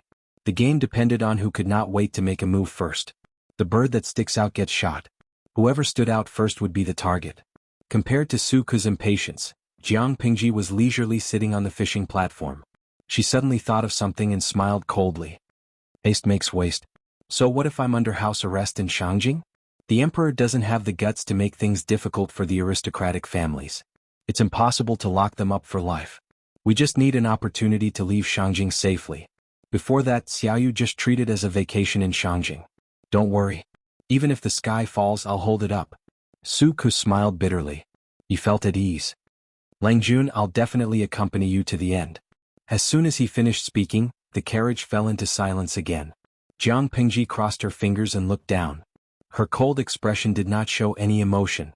After the carriage traveled for a while, she suddenly asked, Xiaoyu, under what circumstances do you think the emperor will summon Prince Changshu to Shangjing? Su Ku was stunned. He thought about the question and said firmly, That's impossible. Why? Jiang Pingji asked. Su Ku answered, Everyone in the imperial court knows that Prince Changshu has formed cliques to pursue his own interests. Even if the emperor is obsessed with beauties every day and neglects the affairs of the imperial court, he cherishes his life so much. How could he summon this ambitious wolf to the capital? If that's the case, wouldn't that be inviting a wolf into the house? Yeah, I think so too. Jiang Pingji nodded in agreement. She did not see any good points in the emperor, but he had countless flaws. Although the emperor was muddle-headed now, he could kill the former emperor and ascend the throne from King Gongshun of Hejin County. He couldn't be a complete idiot. If he was sane, why would he summon Prince Changshu to the capital at such a critical time? Su Ku asked her, Langjun, why do you suddenly ask? I suddenly remembered what a friend told me before I left, Jiang Pingji said calmly. After saying that, a figure that was tall and straight like a pine appeared in his mind. Wuxia was not someone who spoke without thinking. Since he asked her to guard against Prince Changshu accepting the edict and bringing troops into the capital, there must be a reason for it. Su Ku thought about it repeatedly and frowned. If it's true, there might be three possibilities. First, the emperor's favorite candidate is not one of his 4 sons, but the youngest son of the former emperor, Prince Changshu. But thinking about what happened in the past few years, the possibility of this guess is almost zero. Second, if something unforeseen happens in Shangjing, the 100,000 imperial guards will be useless, and the emperor will have no choice but to summon Prince Changshu. However, the probability of the 2 possibilities that Su Ku mentioned happening was too low. It was almost not within the scope of consideration. What's the third possibility? Su Ku said, fake the emperor's will. Jiang Pingji's heart skipped a beat. Fake the emperor's will is indeed a way. Shangjing was now a huge cage. Jiang Pingji's ears and eyes were sharp. She acutely noticed that the area where the high officials and nobles lived was filled with a large number of spies. These spies disguised themselves as manservants, maids, or merchants from all walks of life. They were watching them 24 hours a day. When they were close to the mansion, Jiang Pingji glanced at Su Ku and stopped him from speaking. The two stepped on the bench and got off the carriage one after another. They returned to the mansion with their usual expressions. At that moment, the audience in the streaming room also smelled something unusual. They kept asking questions. Dora aiming, host, can't you leave Shangjing for now? Lao Ciji Lianming, host, they seem to be under house arrest. The emperor of Dongqing is courting death as long as he is alive. Tudu Feiqiu, I bet 50 cents that according to the host's petty temper, she will definitely find a way to take revenge. Most of the audience were ordinary onlookers. They had no problem watching the show, but when it came to such brain-burning things, their reactions were slower. The audience in the streaming room seemed to have a kind of blind trust in Jiang Pingji. After following the streaming for a few years, they had never seen anyone who could really make Jiang Pingji suffer a loss. Even if there was, it was just a joke. The host was broad-minded and did not take it to heart. Of course, there were many people who objected.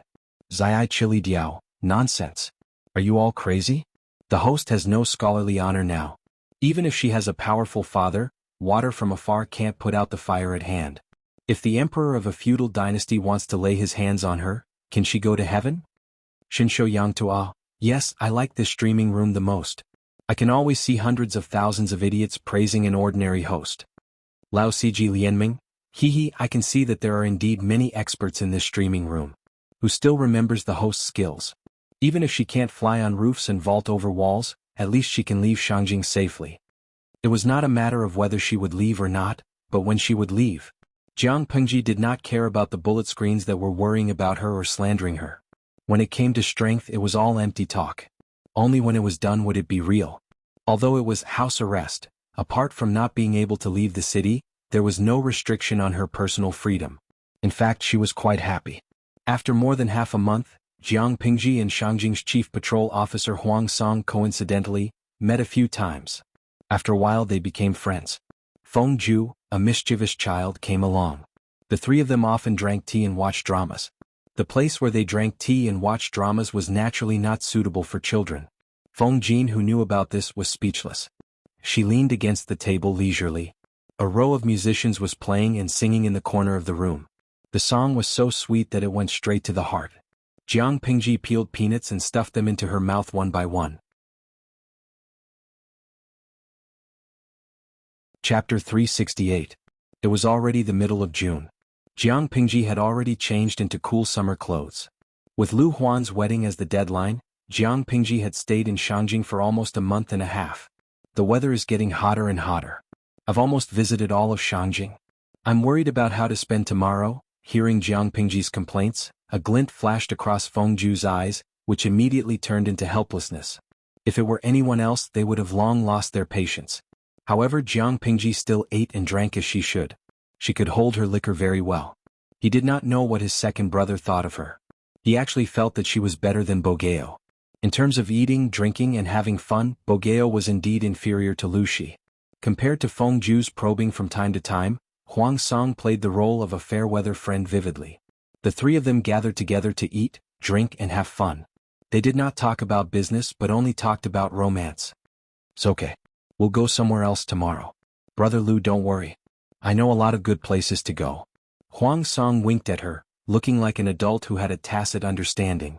After they got closer, he originally wanted to call Jiang Pingji Brother Shi, but she disliked the way he addressed her. She made him change it.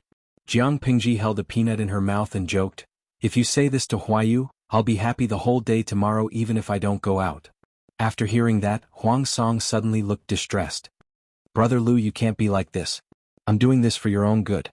It's fine if you don't repay my kindness, but why do you have to trick me?" If a brother Khan knew that he brought Feng Ju to indecent places all day long, wouldn't he slap him? Didn't the old master say that food and lust are human nature? This is the pursuit of life. Food with the left hand and lust with the right. Even saints can't avoid this custom, let alone ordinary people. Besides, Huaijia is not a 3-year-old child. He only went there for a while and didn't do anything. Second brother Feng is too strict, Huang Song muttered quickly as if he wanted to use this to calm the guilt in his heart. Feng Ju mocked Huang Song for being semi-illiterate. There was nothing wrong with this evaluation. He did instigate Feng Ju to look for an artist, but she had a strict upbringing. It was okay for her to sit and drink and watch the dance, but she refused to do anything that overstepped her boundaries. "Aha, you can explain your fallacious reasoning in front of Huayu." Jiang Pingji sneered. Feng Jin's control over his younger brother was very restrained, but he was secretly flirtatious. Huang Song was getting bolder and bolder. If it weren't for the fact that Wei Jingxian was about to give birth, which had almost squeezed out Feng Jin's mind and left him with no time to care about other things, he might have long discovered that Feng Ju had been abducted by Huang Song to run around and fool around. "Brother Lu, your words hurt my heart." Huang Song's face scrunched up into a ball. It was obvious that he was putting on a show. This person's ability to liven up the atmosphere was not weak. In order to achieve his goals, he did not care about his personal image. When he was playing around, he was very open. Even if all the nobles in Shangjing spoke harshly to him, most of his peers of the same class followed his lead. Jiang Pingji only found out about this after she got to know Huang Song up close. He was very popular. "Where does it hurt?" Jiang Pingji asked with a smile. Huang Song pretended to sigh. "Everywhere. It hurts. My heart is bleeding." Jiang Pingji held back her laughter and teased, "Speaking of glib tongues, among the people I know, you're definitely one of the best." After peeling the peanuts, she looked at the sky outside. The sun was gradually setting, and the orange sky was filled with a different kind of beauty. In the words of the audience in the livestream room, it was dusk, the time to meet the devil. After paying, they each got on their horses. Huang Song said, "Brother Ju, Brother Lu, I'll send you to second brother Feng's residence first." "Okay, then I'll have to trouble you."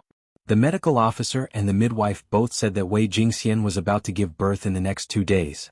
After hearing the news, Jiang Pingji planned to go and take a look. Feng Jin and his wife were also hostages, who were under house arrest. Their personal freedom was not restricted, but pregnant women were sensitive and thoughtful. They lacked experienced elders to take care of them. It was their first child, so the young couple always felt uneasy. On the way, Jiang Pingji looked at the street and frowned slightly. Something was not right.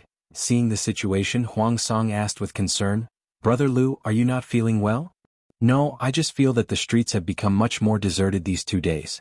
The stray cats and dogs that are usually seen have disappeared," Huang Song said. "Yes, after being reminded by you, I also feel strange. I suddenly remembered something. 2 days ago the wolf dog at home was in a strange mood. It scratched the wall all night and howled non-stop in the middle of the night. The old man wanted to kill that beast." Jiang Pingji was startled. "Is that true?" She did not keep any animals with her, so she did not pay much attention to it. "Sai, how can it be fake? When I go back tonight I might see that beast stewed in a pot." Huang Song quite liked the wolf dog, but unfortunately the old man was the master of the house. There was nothing he could do about it no matter how much he liked it. Jiang Pingji smiled and said, "That's good. There's an extra meal tonight." Huang Song said with a pained heart, "Brother, your words hurt." Feng Ju looked at the two of them chatting and was suddenly speechless. He felt that he was leading two naughty children. Jiang Pingji's heart was somewhat stifled. She vaguely had an ominous feeling. Her mental strength was very strong. In Wuxia terms, the intuition of a martial artist was also stronger than that of an ordinary person. In layman's terms, her intuition was 100 times stronger than that of a beast. "Recently, have you seen any strange things when you patrol the streets?" Huang Song was startled and asked, "What kind of things?" "The stray cats and dogs on the streets, the snakes, insects, rats, ants and cockroaches in the corners. Are there any abnormal behaviors?"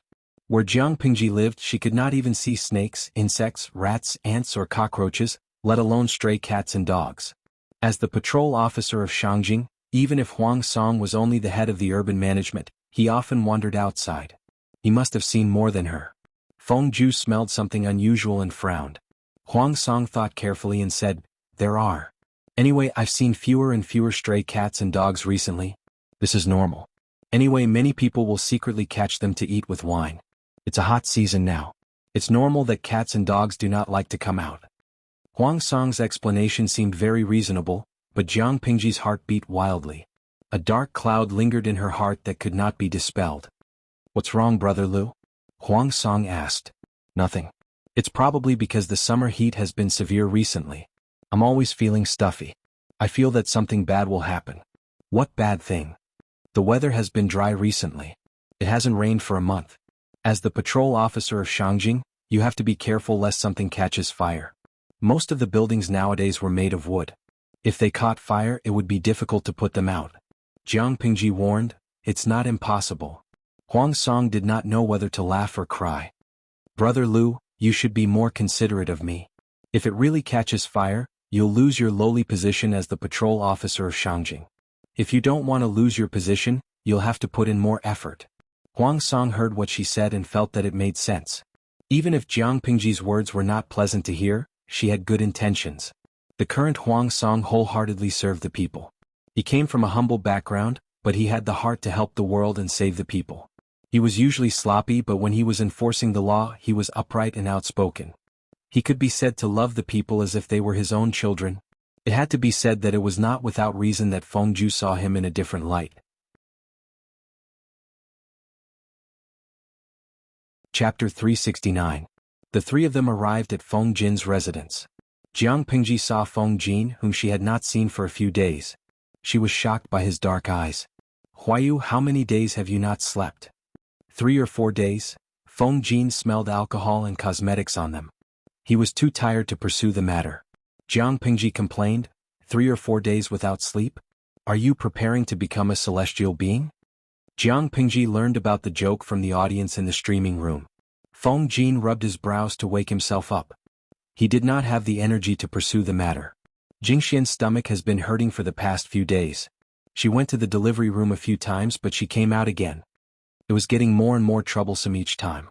He was so worried that he could not sleep. The child was purposely tormenting his inexperienced parents.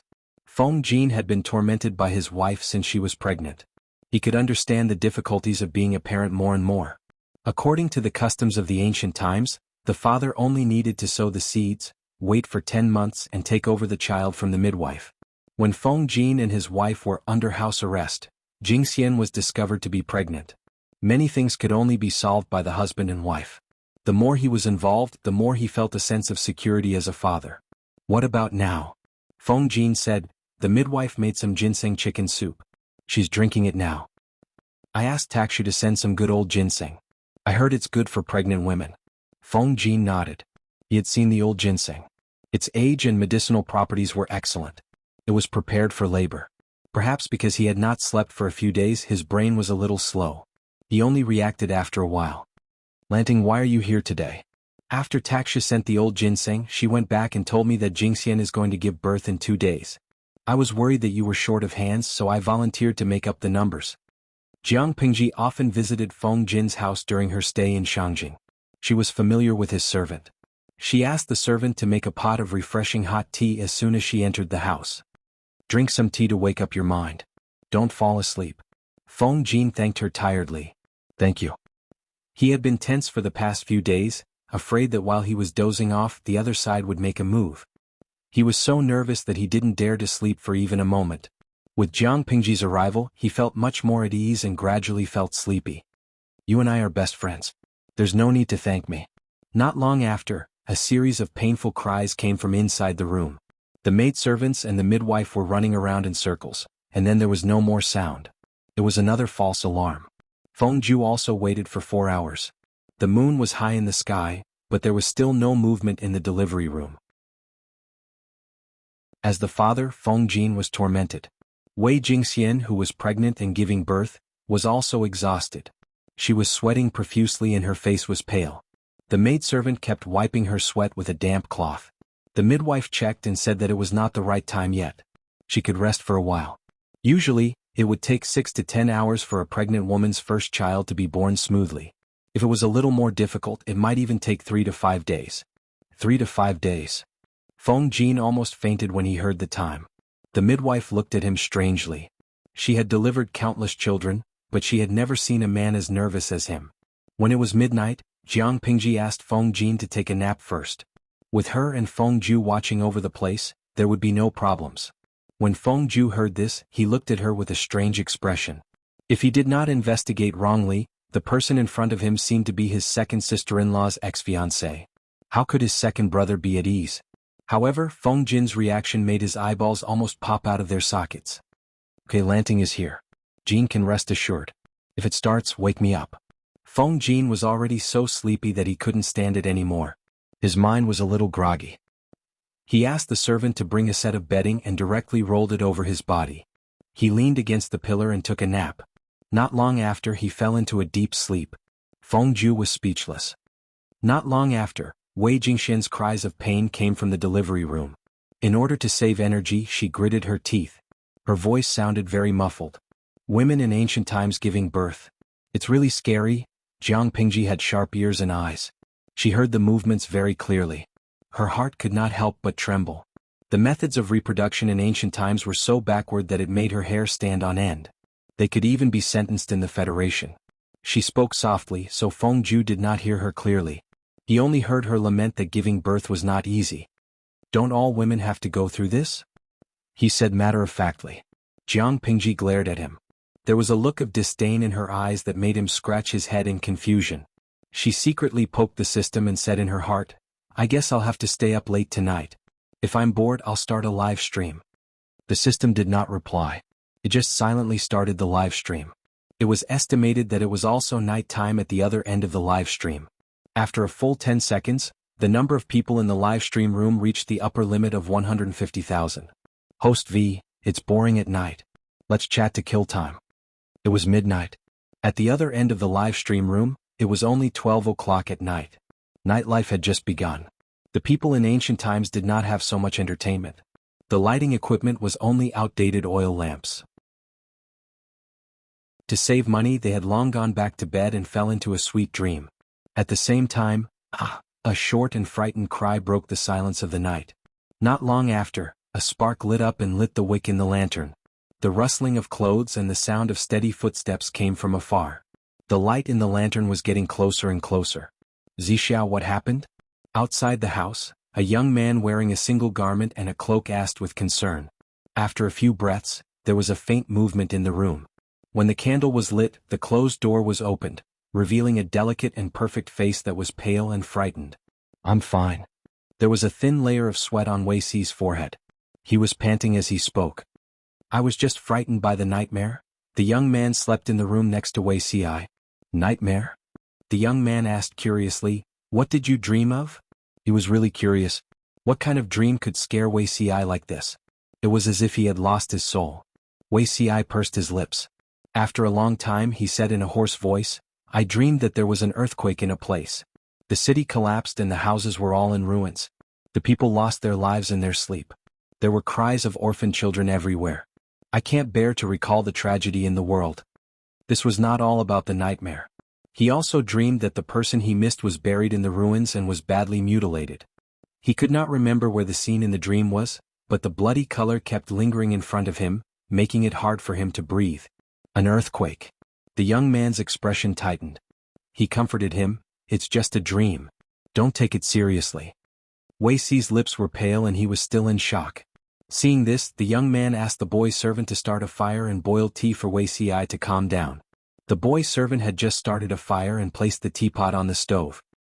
He was horrified to find that the teapot lid was shaking slightly, causing the tea to spill out. Chapter 370. Such a scene scared the boy attendant so much that his face turned pale. He hurriedly shouted, Mister, there's a monster. The boy attendant noticed the unusual movement. The young man and Wuxia naturally noticed it too. The two of them hurriedly ran to an open space. The tremor lasted for the time it took to burn half an incense stick. Is this an earthquake? The young man tightened his cloak. Even though the night was still stuffy, he felt a chill all over his body. Wuxia's face was drained of blood and was pale. It was as if something in his mind had cracked open, causing his thoughts to be empty. When did an earthquake happen in Dongqing? At this time in his previous life he was already in Zhongzhao's Bianzhou.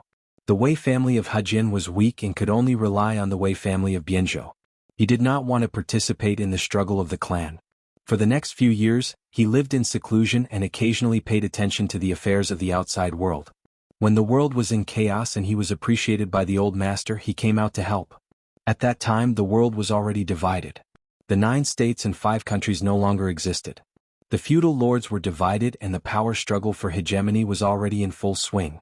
As for Dongqing, he had a thorough understanding of it. He searched his memory but could not remember any earthquake at this time. The earthquake originated from the side of the Emperor's star. He raised his head and glanced at the celestial body. The treacherous celestial body exuded a gloomy coldness, as though it was covered with a faint layer of blood. It gave him a sense of meaning. He pinched his fingers and calculated for a long time before he vaguely calculated that the source of the earthquake was near the Emperor's star. The Ziwei star in Dongqing referred to the Emperor of Dongqing. The side of Ziwei star naturally referred to Shangjing. His current location was very far from Shangjing. It would take 2 months if he rode at full speed. He could feel such an obvious tremor from so far away. It was hard for him to imagine what would happen in Shangjing, which was the epicenter of the earthquake. If he knew that there would be an earthquake in Shangjing, how could he watch that person go to Shangjing? He had to stop it no matter what. Could it be that even the heavens couldn't bear to see him live a second life and couldn't tolerate him? Zixiao, what's wrong with you? Who would dare to go back to the house to sleep during an earthquake? The young man and the boy attendant hurriedly went inside to move some bedding. They planned to sleep in the open space in the courtyard for the night. Everything would be discussed tomorrow. Suddenly he realized that his friend seemed to have lost his soul. Xiao, I'm fine. I just thought of the nightmare just now. That might be a warning from the heavens. He had just had a nightmare and when he woke up there really was an earthquake. Wasn't this a warning from the heavens? The young man looked worried. Dongqing today? How can it withstand such torment? The officials neglected the affairs of the court, and the court was filled with the lackeys of their relatives and eunuchs. Who knew how many people were buried in this earthquake? How many people will survive? Wuxi's gaze was distant. It was unknown if he had heard his friend's murmur. 2 flowers blossomed, one on each side. Jiang Pingji's alertness was far sharper than that of a beast. Half a minute before the earthquake, her nerves were already stretched to the limit. She had never felt so flustered before. Her heart was beating abnormally fast. Stop sleeping. She slapped Fengju's back and woke up the naughty child who was secretly taking a nap. I'm very flustered. Fengju looked at Jiang Pingji in confusion. What did it have to do with him that she was panicking? Do you want me to rub it for you? Fengju maintained a cold expression. The audience in the streaming room burst into laughter at his godly reply. The bullet screen was full of comments from people who felt sorry for the naughty child. He was courting death with such depth. Get lost, who asked you to rub it? Jiang Pingji said rudely. Her rude attitude made Feng Ju's impression of her even worse. I think something is going to happen. Go and wake Huayu up. Go to an empty place in the courtyard and wait. I'll go to the delivery room to take a look. Feng Ju's temper rose after being treated so rudely by her. However, Jiang Pingji's actions were agile and swift. She had already gotten up and went to the delivery room. At this moment, the midwife suddenly opened the door of the delivery room and said, Madam is moving. What? At this time? Jiang Pingji was stunned. A strong sense of crisis rushed from the soles of her feet to her brain. She raised her hand and waved the midwife away. She pushed her to the corridor and quickly rushed into the delivery room. The midwife was shocked by her sudden action. She cried out and fell to the ground on her buttocks. There seemed to be a cracking sound at her waist. She had twisted it. In the next moment, the ground shook violently as if the sky and earth were turning upside down. The earth quaked and the mountains cracked. The loud sound of the house collapsing exploded in everyone's ears. Dust filled the air. The terrified screams were drowned out. Everything happened too suddenly. The audience in the streaming room was completely dumbfounded. When they came to their senses, the streaming screen was already in a mess. The eaves suddenly collapsed and fell on the maidservant in the delivery room. Blood and flesh splattered all over the ground. Jiang Pingji's physical potential exploded in an instant. Before the eaves were about to hit Wei Jingxian, Jiang Pingji hugged Wei Jingxian along with the thin blanket. She rolled over and narrowly avoided being hit.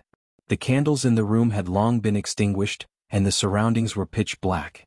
Jiang Pingji relied on her intuition and memory. She carried Wei Jingxian, who was covered in blood, and rushed out of the delivery room. The moonlight poured down and there was light in their vision. The ground was still shaking.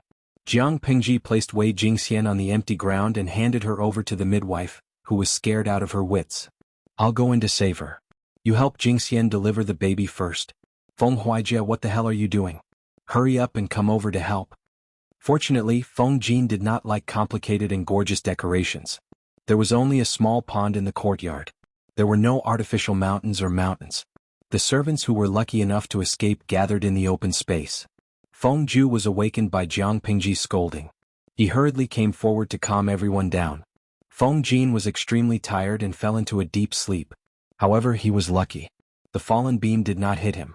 It only grazed him slightly and woke him up from his sleep. At that moment, the entire Shangjing city had been turned upside down. Feng Ju covered his injured arm. His face was pale as he comforted everyone. Husband, it hurts. When the earthquake happened, Wei Jingxian had already fainted. The last image in her memory was the beam that fell on her head and the familiar outline. The midwife's psychological quality was good enough.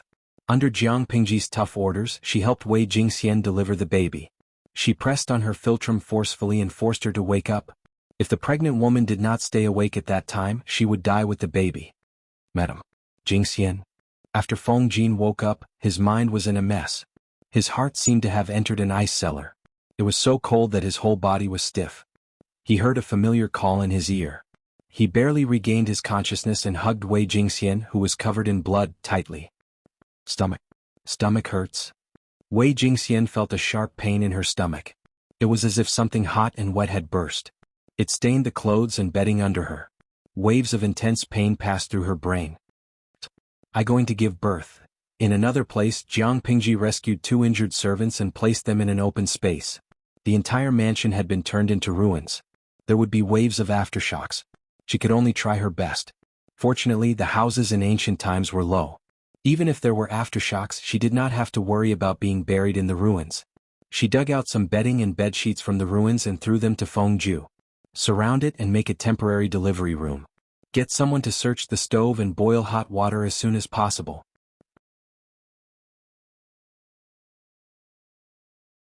Chapter 371. At that moment, the livestream room was in an uproar. The usual bickering and ridicule were nowhere to be seen. Before a disaster, people's compassion would always overcome all negative emotions. Shinsho Yang Tua, streamer. You're injured too. Hurry up and stop the bleeding. Zai Chili Diao. Earthquake, it's actually an earthquake. I felt the entire screen shaking violently just now. I hope the streamer is safe and sound. I I hope no one dies in that world. I feel my hands trembling even when I type. However, how could there be no deaths in such a large-scale earthquake? Even in their world, when the Luchuan earthquake happened in China, there were extremely heavy casualties. Not to mention in ancient times where rescue measures were extremely backward. In such an era, it was not the end after the earthquake. There were subsequent disaster relief, medical treatment, and disposal of corpses. If 20% of people died in the earthquake, those who could not be rescued in time and were seriously injured would account for at least 30%. That was not all. Wounds would be infected, medicine would be lacking, food would be lacking, and if the corpses were not properly disposed of, it could even cause a plague. Jiang Pingji had no time to care about that. She raised her hand and wiped her face, then washed her hands with the water from the pond in the courtyard. Let's help Jingxian deliver the baby first. If the others are not seriously injured, let's move out the living items from the ruins. There will be a few more aftershocks later. Be careful. Jiang Pingji chopped the broken beam with her bare hands and inserted it deeply into the ground. Then she spread the bedsheets and bedding to make an area. She made the remaining items into firewood and started a fire. Her calm appearance made the people around her feel more at ease. Because of Jiang Pingji's protection, Jingxian was not injured. However, as a pregnant woman about to give birth, she was frightened and her situation was very critical. The doctor who was originally invited to keep watch was hit in the head by the falling beam and died on the spot. The midwife only knew how to deliver a baby and did not know how to treat a patient. She had just twisted her waist. Why you stay here with Jingxian? She will feel more at ease. Huaijie, bring the servants to search the surroundings to see if there are any living people. Jiang Pengji multitasked and typed a string of words in the livestream room at the same time. Host V. Is there anyone who is an obstetrician and gynecologist? It's fine if you have experience in delivering a baby or can provide theoretical guidance. Jiang Pengji was a human from the future. Naturally, she had no experience in delivering a baby. Even the doctors of her era did not have it. That was because the baby was not conceived in a woman's womb. Fortunately, the people in the live broadcast room could provide a certain amount of help so that she would not be blind. His luck was pretty good. There were really experienced obstetricians and midwives among the 150,000 spectators. Jiang Pingji ordered people to light a fire and barely tidy up a clean area. Can the child be delivered naturally? The midwife endured the pain in her waist and glanced at Jiang Pingji. She was touching the pregnant woman's belly and identifying the fetal position according to the guidance of the audience in the streaming room. Then, she looked at the husband of the pregnant woman, Feng Jin, in a difficult position. It's fine if the husband doesn't mind the bloody scene in the delivery room, but why did he let an outsider in? Feng Jin was comforting Wei Jingxian when he noticed the midwife's strange gaze. He pursed his lips and remained expressionless. In the eyes of outsiders, Jiang Pingji was still a man. Lanting has learned some Qi Huang techniques. Might come in handy. Don't worry. As soon as he finished speaking, Wei Jingxian felt a sharp pain in her stomach.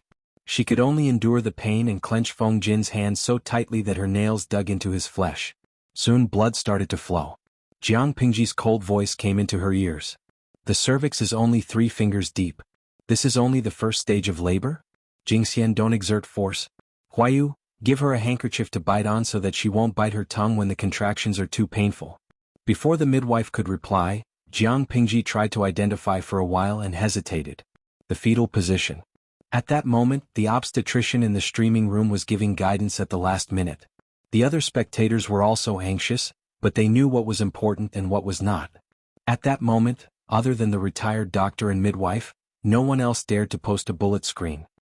The fetal position should be in front of the pillow. As a genetic warrior, Jiang Pingji was very familiar with the structure of living things. Even if it was through the text guidance in the streaming room, she could quickly get the hang of it. Her prediction of the fetal position was not wrong. According to the audience, the fetal position in front of the pillow was usually a natural birth. She could not help but secretly let out a sigh of relief.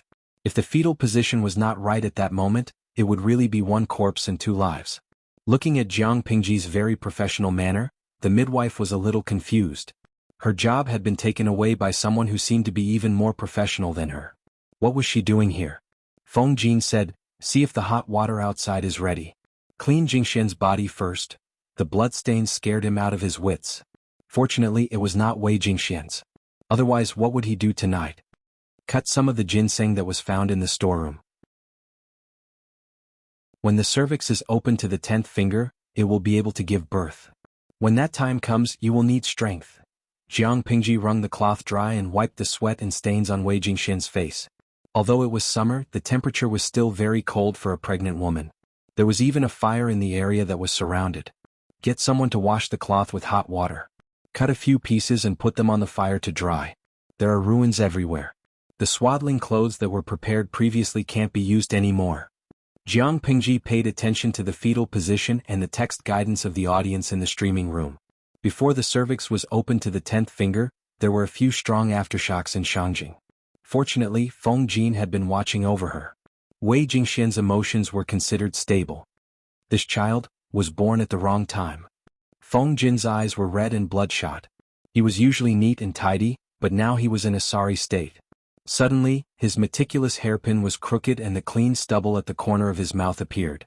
Hearing that, Jiang Pingji scolded him sternly. Feng Jin, Feng Huayu, what do you mean by that? Wei Jingxian was in so much pain that her consciousness was blurred. When she vaguely heard those words, she felt sorrow in her heart. The people in ancient times were ignorant and superstitious. Jiang Pingji was really worried that Feng Jin would be out of his mind and put an ominous label on the child.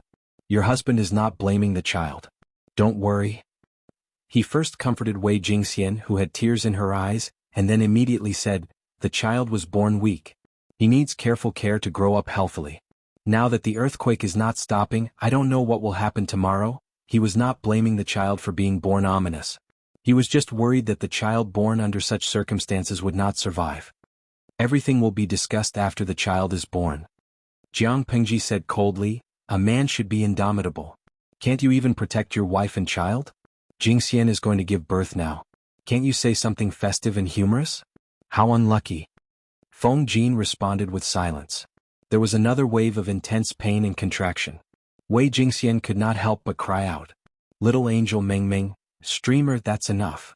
At that moment, a corner of the rising sun had risen in the sky. The golden morning sun shone on the earth, dispelling the long night. Jingxian, you can use force. Follow my instructions. Finally, there was a result after a long wait. Chapter 372. Little Angel Meng Meng. Miss Jingxian's physical condition is very good. With proper postpartum care, she should be able to recover quickly. I'm not sure about the child's condition. However, the child was born tenaciously in this world. I think the heavens will bless this little life. After the retired obstetrician and gynecologist said this, the silence in the live broadcast room seemed to have been lifted, and the number of comments slowly increased. Xinsho Yang Tua, I was sweating the whole night and didn't dare to leave the screen. I never knew that giving birth was so painful for a woman. Just now I called my mother while trembling. I was wrong, I shouldn't have scolded her over such a small matter. Love spicy sticks. I won't hate the streamer anymore. You're really someone who can go to heaven. Melancholy, I've been thinking for a long time after watching the live stream for the whole night. Wei Jingxian was a brave girl. I saw the greatness and tenacity of a woman in her. I thought of my girlfriend who was the same age as her. Not long ago we had forgotten to use birth control and she had gotten pregnant. At first I thought that we were still young and there was no rush to have a child. I planned to abort it tomorrow, but now I want to repent to her, Enyang Kuaixian. The birth of a new life is indeed touching and delightful, but I'm more concerned about whether I can tip the streamer so that she can buy disaster relief items. In the face of disaster, unity is strength. Saving one life counts even if it's a dimension away. This bullet screen was quickly liked and pinned to the top. Of course Jiang Pingji saw it too. She cleaned up the baby and wrapped him in swaddling clothes to prevent him from catching a cold. She bit her lip. Host V, I'll try my best. After this bullet screen was sent out, the rewards received by the system increased explosively. The previous rewards were all for praying for children or celebrating the birth of a child. The later rewards were all for praying for disaster victims. Of course, there were also viewers who mocked Jiang Pingji for trying to make a fortune out of the disaster. As soon as this bullet screen was posted, it was immediately rebutted. Enyang Kuaixian, are you King retarded? I've been following this live broadcast room for several years, and I've never heard the host take the initiative to ask for tips or other things. Do you think everyone is as heartless as you? If she's such a person, I'll live stream myself eating my keyboard. De Zhuangzhu's wife, idiot, I've made the call. Pick it up. Potato beef Gafen. Hee hee, you must have watched too many of those coquettish bitches' live broadcasts. Do you think everyone is greedy for money? There was a huge earthquake and so many people died. How could you say such inhumane words? Doesn't your conscience hurt? Jiang Pingji was initially disgusted, but after seeing so many words of support for her, the discomfort in her heart vanished. Just for this, it was worth it for her to shed all pretense of cordiality with the system. Feng Jin and Wei Jingxian's first child was a little girl. Her face was wrinkled and red. She looked like a monkey that had lost its fur. But at that moment, Jiang Pingji felt that this child had a beauty that could cause the downfall of a city. She handed the child to the Feng couple, who were anxiously waiting for her. Give her a hug. She's a beautiful daughter. Thank you. Feng Jin's face was pale. When the child was just born, he felt so nervous that he almost suffocated. Now that he was holding this life that was so soft that it seemed to have no bones, his chest was unprecedentedly soft. Lanting, give this child a name. At that moment, Wei Jingxian felt a little better and regained some strength. She looked at her husband and then at Jiang Pingji. How could she not know? Lanting, help me give her a name. Wei Jingxian revealed a pale smile. She was covered with a blanket and there was a fire next to her, which helped to dispel the chill in her body. She knew that if Jiang Pingji had not rushed in and carried her to the delivery room, they would have been sent to hell by the falling beam. Now that she could safely give birth to the child, it was all because of the person in front of her. She was not afraid of losing her life, but when she thought about the possibility of the child being born because of this, she felt a piercing pain in her heart. Jiang Pingji heard the couple's request and was stunned. Give her a name?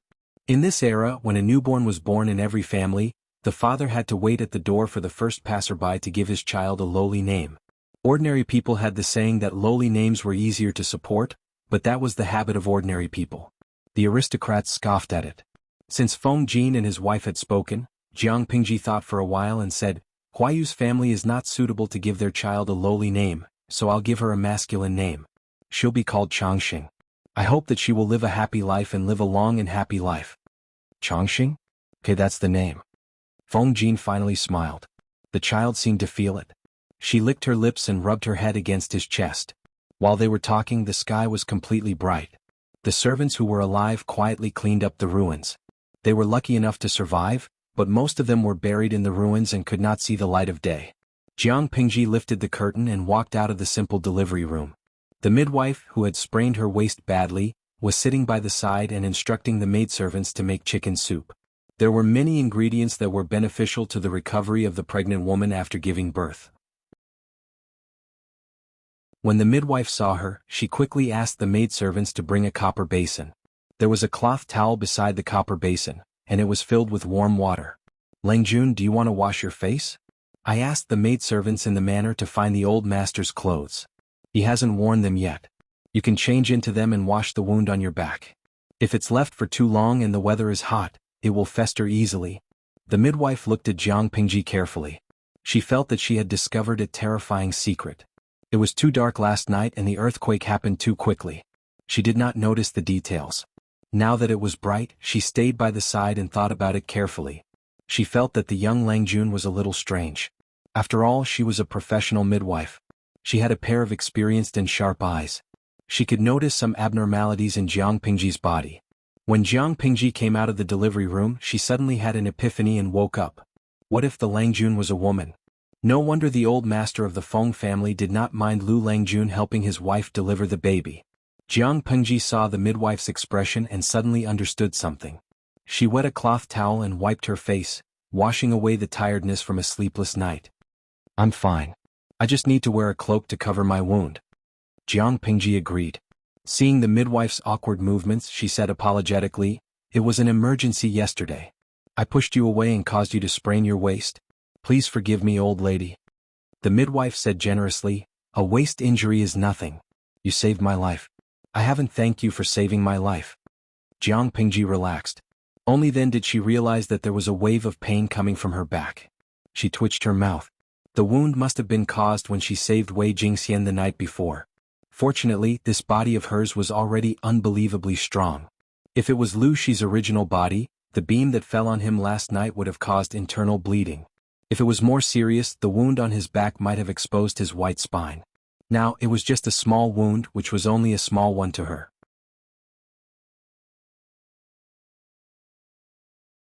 Chapter 373. Most of the houses had collapsed in the first earthquake, and the rest had been killed in the aftershocks. Wei Jingxian needed post-delivery care, and she could not continue to lie in the temporary delivery room. That was a special situation, and naturally she had to be more meticulous. At such a time, tents were far safer than houses. Jiang Pingji said goodbye to Feng Jin. I have to go back. I don't know how my family is doing after last night's situation. The house and money are secondary. I'm just worried about Xiaoyu. Fortunately, the Lu's property in Shangjing was not big. It was small and the house was low.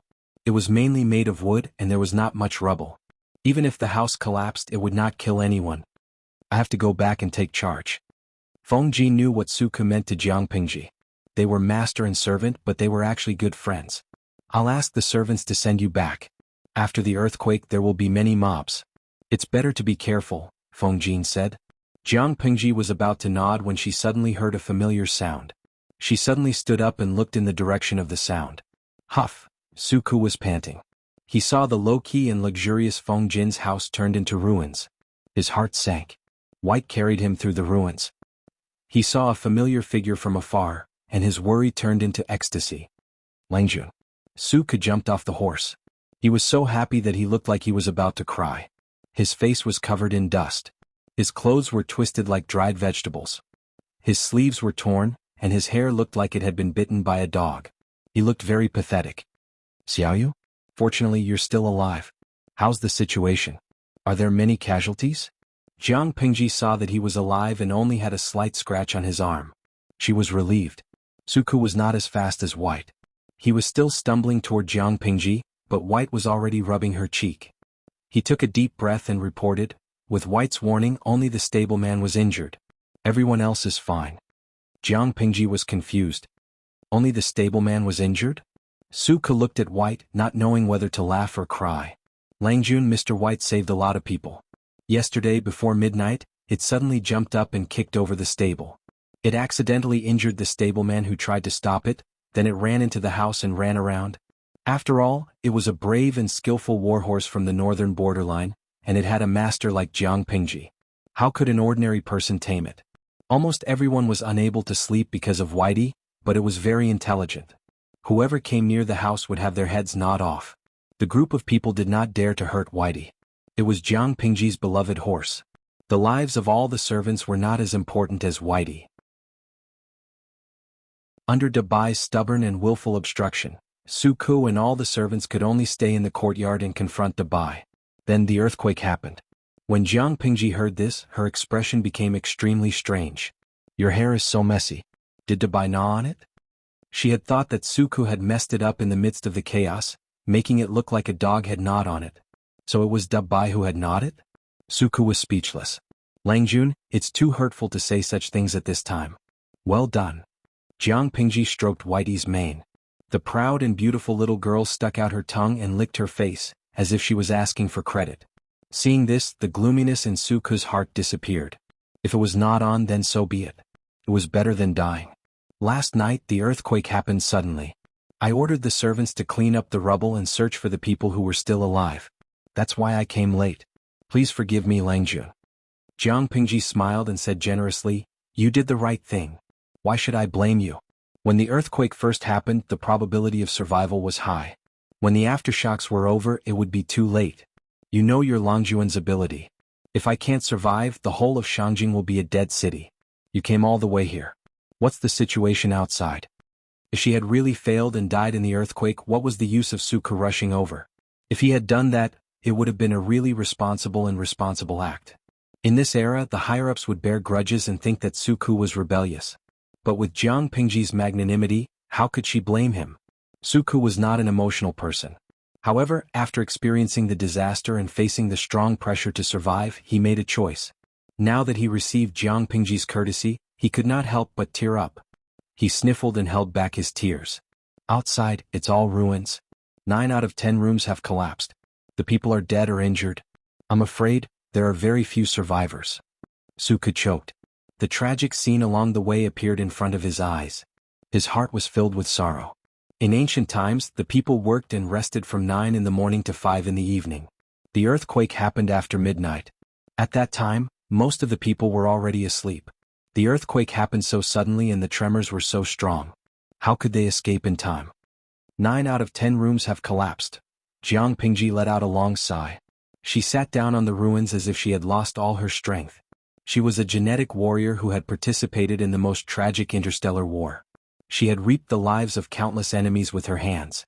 Life and death were common to her.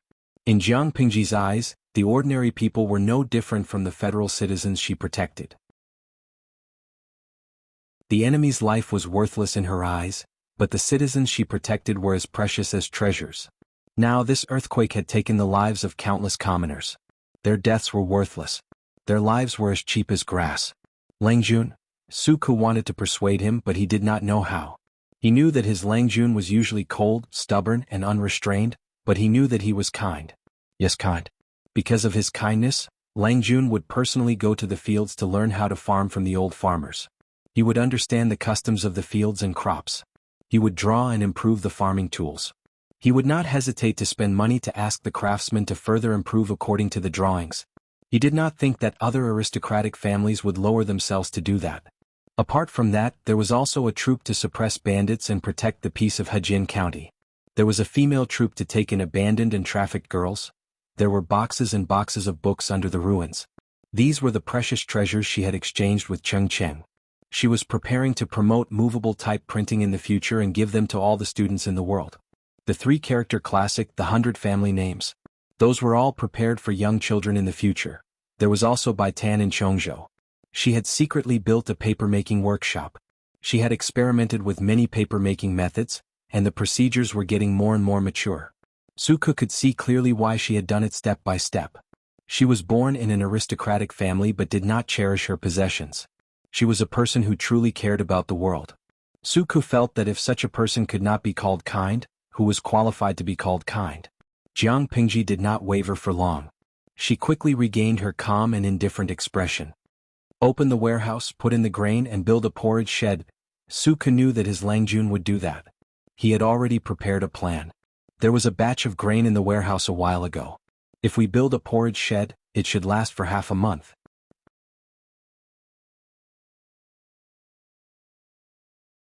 Chapter 374. How much money is left in the warehouse? I don't know if the medicine shop is still there. Can I buy medicinal herbs? It would be better if I can hire a doctor. She could not save the people who died in the earthquake, but she would try her best to save the people who were still alive. If she had known that the earthquake would happen so suddenly, she would have looked for a doctor when she first came to Shangjing. In addition, allocate some money to hire the people who are still alive. Give them food or some wages. Ask them to help clean up the ruins and search for survivors under the ruins. Go and make a plan and calculate the cost. If it's not enough, Su Ke didn't need to calculate to know that the money in the warehouse was not enough. Therefore he told her the truth. Langjun, the money in the warehouse is not enough. Jiang Pingji pursed her lips and said, I will think of a way to get the money and food. You can do this first. Su Ke said, if we can persuade the families to open up their granaries, it might be effective. She sneered and asked bluntly, what do you think is the possibility? Countless people froze and starved to death during the snow disaster. How many families in Shangjing opened their granaries to get food? It was an earthquake now. Every family could not protect themselves. If they survived, they would leave the troublesome place immediately. Why would they stay? For the aristocratic families who boasted of their noble blood, ordinary people were like ants. Who would stay in a dangerous place like Shangjing for ants, let alone open the warehouse and give out money, food, and medicinal herbs? Su Ke remained silent in the face of her question. While they were talking, the sound of horses' hooves could be heard in the distance. Upon closer inspection, the person in the lead was the disheveled Huang Song. Behind him were a few soldiers in official uniforms. Brother Lu. Huang Song pulled the reins and stopped the horse in front of Jiang Pingji. Where is Brother Ju? He got off the horse. He could not help but secretly sigh in relief when he saw her pale face and messy hair. She was wearing a loose cloak. It seemed that she was not injured except that she was a little mentally weak. After listening to Jiang Pingji's words last night, Huang Song led his lackeys to patrol a few rounds. In the middle of the night, he even caught 2 hedonistic sons of aristocratic families fooling around on the streets. He was about to arrest them according to the rules of Shangjing when the earthquake occurred without warning. The first thing Huang Song did was to gather the troops to save the people. He, on the other hand, hastened his horse back to the mansion to take a look. His father had always slept late. When the earthquake happened, he was slightly injured, but his life was not in danger. He was lucky enough to escape. Huang Song ordered the surviving servants to save the people, search for money and food in the ruins, and place the old man in a relatively safe place. After making all the arrangements, he brought people to this area to search and rescue the officials and nobles who were trapped under the ruins. All of Shangjing had been reduced to ruins. 9 out of 10 rooms had collapsed. Along the way, Huang Song's heart sank. Who knew how many people would be left alive in Shangjing City after this disaster? Jiang Pingji glanced at Huang Song and the soldiers behind him. They all looked like they had just finished working at a construction site and were in a sorry state. Huijie is fine, but his arm is slightly injured. He's inside now. Although the inspector of Shangjing was a small official, similar to the head of the city management, there was one advantage. This position had people under him. That's good. Huang Song heaved a sigh of relief. He kindly advised Jiang Pingji, the situation is unstable now, and this is not a safe place. In order to prevent the rioters from robbing and killing people as well as robbing food and money, Brother Lu should make plans early. Jiang Pingji frowned after hearing that. She knew what the people would do when they were forced into a desperate situation, but there was a prerequisite. I heard that there are 100,000 Imperial Guards in Shangjing. If the Imperial Guards are mobilized, they can definitely pacify the people at once and save more people. Why would the people need to take risks out of desperation when the Imperial Court has opened the warehouse to release food? Her voice was laced with ice. Her sarcasm was obvious. Huang Song's expression became a little awkward when he was questioned. He said helplessly, when the earthquake happened, the Emperor's family was outside the city to avoid the summer. The Imperial Guards had to protect the Emperor's family, so they couldn't leave easily. Hearing that, Jiang Pingji closed her eyes slightly. Su Ku, who was behind her, could hear the hidden meaning behind Huang Song's words. He almost could not help but step forward to question her. However, just as he took a step forward, Jiang Pingji raised her hand to stop him. The audience in the streaming room was still immersed in the devastation and discomfort of the ruins. When they heard Huang Song's words, they completely exploded. Lao Siji Lianming, what is this? There are 100,000 Imperial Guards. Can't they leave 10,000 to protect the Emperor and the rest to save people? Dais Hajuan, Bah. Why do they need 10,000 to protect people? Who does the Emperor of Dongqing think he is? Ingyang Kuaixian, I've been following the live stream recently. According to the news, the Imperial Guards are the largest armed force in Shangjing. If they don't come out to save the people, are these beasts going to watch the lucky survivors die? Jiang Pingji glanced at the bullet screen from the corner of her eyes. She sneered in her heart. If the earthquake was smaller and occurred during the day, there would not be so many casualties. The Emperor would probably be willing to mobilize the Imperial Guards to save people. Shangjing was now in ruins. How could it still be considered the capital? The cost of reconstruction was probably not something the current national treasury could bear. Under such circumstances, the Emperor of Dongqing would naturally choose the method with the least loss. Zai Chili Diao. You have to know that in ancient times the lives of the people were like grass. Life was indeed precious, but you had to be a high official or noble. Take Brother Huang Song for example. He brought people to save people, but they were all famous people in Shangjing. The speed of rescue in ancient times was so slow. At the same time, if ordinary people were saved, the officials and nobles might die. Put the two together. Who do you think will be saved first? Waha. I remember the Luchuan earthquake. I was in university in Luchuan at that time. The earthquake happened and the dormitory collapsed. I was rescued from the ruins by a soldier. Looking at this streaming room, I just want to know if I was an ordinary person, would I be able to live? Beef soup Bujia Jiang, the person above, don't be funny. If that was the case, your corpse would have been cold long ago. You would probably have finished the reincarnation process. Balu Yatang Shizhan fan, let's not talk about it. It's full of negative energy. I want to smash my keyboard. I'm going to do something positive to calm myself down. I'm going to post on Baidu and see if I can attract some rich people to reward me in the streaming room. The audience in the streaming room chose to believe in Jiang Pingji with the prestige and credibility accumulated over the years of streaming. The rewards of various amounts continued. Huang Song seemed to have some sources of information. He had a good impression of Jiang Pingji, so he could not help but hint. Now that the Emperor can't even take care of himself, Brother Lu, take the opportunity to leave quickly. From now on, you can fly freely in the sky and swim freely in the sea. If you're too late and the Emperor remembers you and second Brother Feng, I'm afraid you won't be able to leave. After he finished speaking, he resumed his businesslike expression. Jiang Pingji sneered. I Lu Shi may not have other things, but I still have a backbone. If I abandon everything and escape now, what difference is there between me and a coward? You don't have to hide it from me, Bogeo. I'm not stupid. I know very well that the emperor saw that 9 out of 10 houses in Shangjing had collapsed. He was too lazy to spend a huge amount of money to rebuild the capital, so he wanted to leave with the nobles and the important ministers and move the capital directly, right? Who would spend a huge amount of manpower and material resources to rebuild Shangjing if they were going to move? If there was no intention to move the capital, even if the emperor was afraid of death, he would still send the imperial guards to save the people, even if it was just to save face. The dignified capital could not only have the emperor but also the people. Now that the imperial guards were grasping tightly and refusing to rescue them, it meant that they were abandoning the people. Naturally, the intention to move the capital was obvious.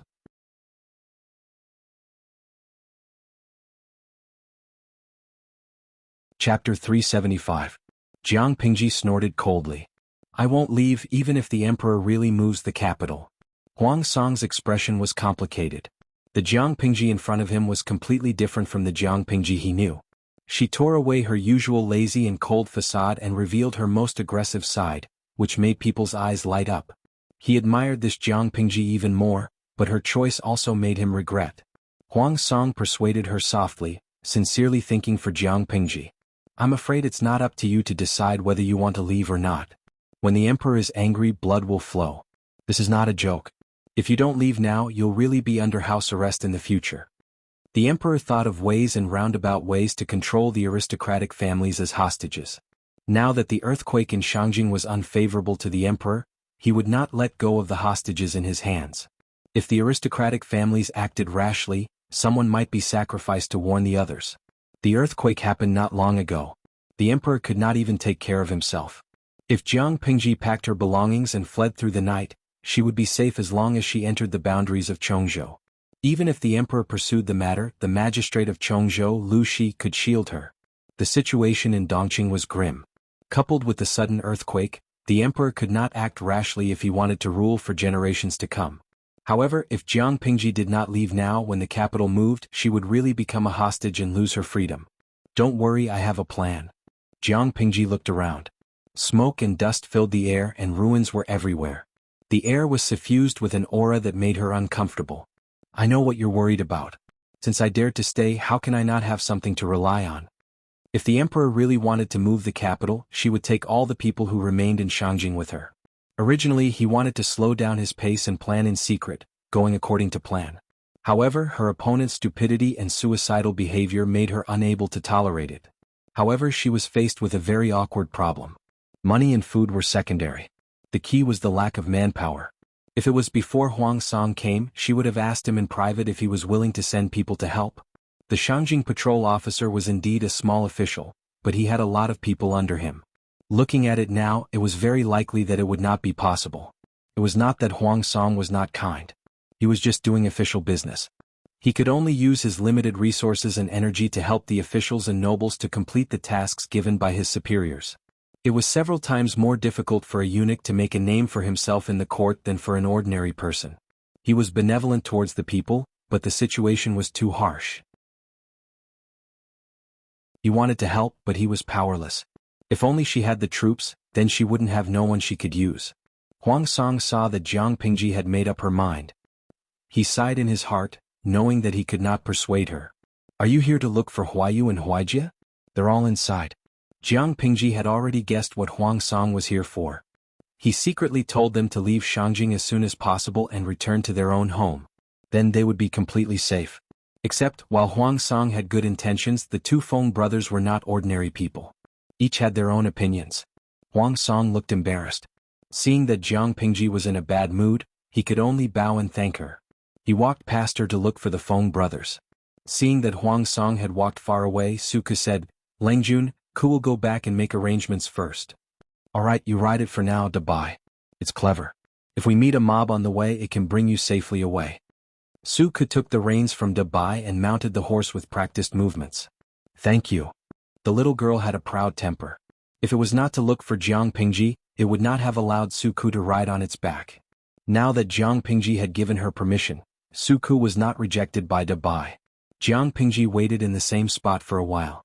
Not long after, she saw Huang Song coming over expressionlessly. When they passed each other, they nodded and went about their own business. As the patrol officer of Shangjing, Huang Song had an obligation to rescue the trapped officials and nobles and ensure their safety. Jiang Pingji's tent was very sturdy. It could accommodate 3 adults without feeling cramped. Wei Jingxian, who had drunk some nourishing soup, had already fallen asleep in the tent. The newborn Changxing drank colostrum and fell asleep sweetly. Regarding this, Feng Jin's heart ached terribly. For the sake of this child, he had chosen 3 wet nurses after running around. They were healthy, had sufficient milk, and had good manners. In the earthquake last night, one of the 3 had died. The other 2 had been seriously injured and could not nurse the child at all. However, they could not let the child starve because there were no wet nurses, could they? The husband and wife looked at their crying daughter. Wei Jingxian could only open her mouth and ask if she could nurse the child herself. The child had just been born. When he cried, he twitched. He was as weak as a kitten. She felt sad and uncomfortable when she heard it. Feng Jin's face darkened at that moment. It was not because of Wei Jingxian's suggestion, but because he really felt sorry for his child and wife. Which pregnant woman in a noble family would be reduced to a wet nurse to nurse the child? Wei Jingxian was not the wife of a noble family, but she was the legitimate second wife of the Feng family. How much injustice was it to let a rich woman be the wet nurse and nurse the child herself? However, when Jiang Pingji told him that breastfeeding was better for the child and easier to raise, his expression turned slightly better. However, his mood did not last long. Huang Song came to visit. The news brought by this person made his chest feel stuffy. The scenery in front of him was dark and gloomy. He almost choked on blood. Ordinary people could not see the trick, but how could Feng Jin not sense that there was something fishy about it? The emperor wanted to abandon Shangjing and move the capital to another place. Huang Song did not stay to wait for Feng Jin and his brother's reply. Time was of the essence now. They could not delay it even for a moment. He wished he could have thousands of incarnations. To be able to find time to inform Feng Ju at such a time, it was obvious that he really regarded Feng Ju as a close friend. Lanting? Why are you back? Feng Jin heard the movement and looked up. He saw the person who had come. It was Jiang Pingji who had bid farewell before. I met Bogeo on the way. I'm afraid the emperor is going to abandon Shangjing and move the capital with his people. Feng Jin forced the corner of his mouth to twitch. Jiang Pingji's thoughts coincided with his. Now there were 2 paths in front of him. First, he could do nothing. He could wait for the emperor to send someone to pick him up and continue to be a hostage of the Feng family. However, Feng Jin was not an ordinary person. How could he not see how dangerous this path was? It was not jail, but it was worse than jail. When he arrived at the place where the capital was moved, he was afraid that he would become a real prisoner. Second, he could take the opportunity to pack up his belongings and escape with his wife and child. If Jingxian had not yet given birth and was still pregnant, he could try the second path. However, fate made a fool of him. Now that the child had just been born, he could not endure the fatigue of the long journey, not to mention the unknown dangers on the road.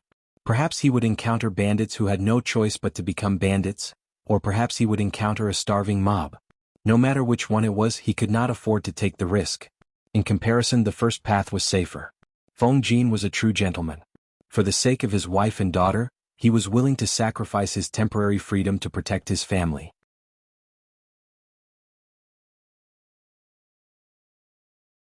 Chapter 376.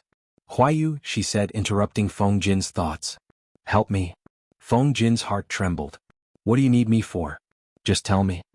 Speaking of which, they were not only best friends. Lanting had saved his and his family's lives. I want to stay in Shangjing. As soon as she opened her mouth, Feng Jin said decisively, No, you should leave as soon as possible.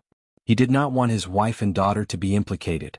He had no choice but to choose a safer plan, but Jiang Pingji was different. It was good enough that she did not provoke bandits and mobs. Her safety was guaranteed. She had a high chance of leaving Shangjing for Chongzhou. Listen to me first. Go on, I'm listening. Feng Jin calmed his emotions. Jiang Pingji said, You saw it too. The emperor wants to give up on the people of Shangjing and choose to move the capital. The imperial guards are his lifeline. He won't let them go easily.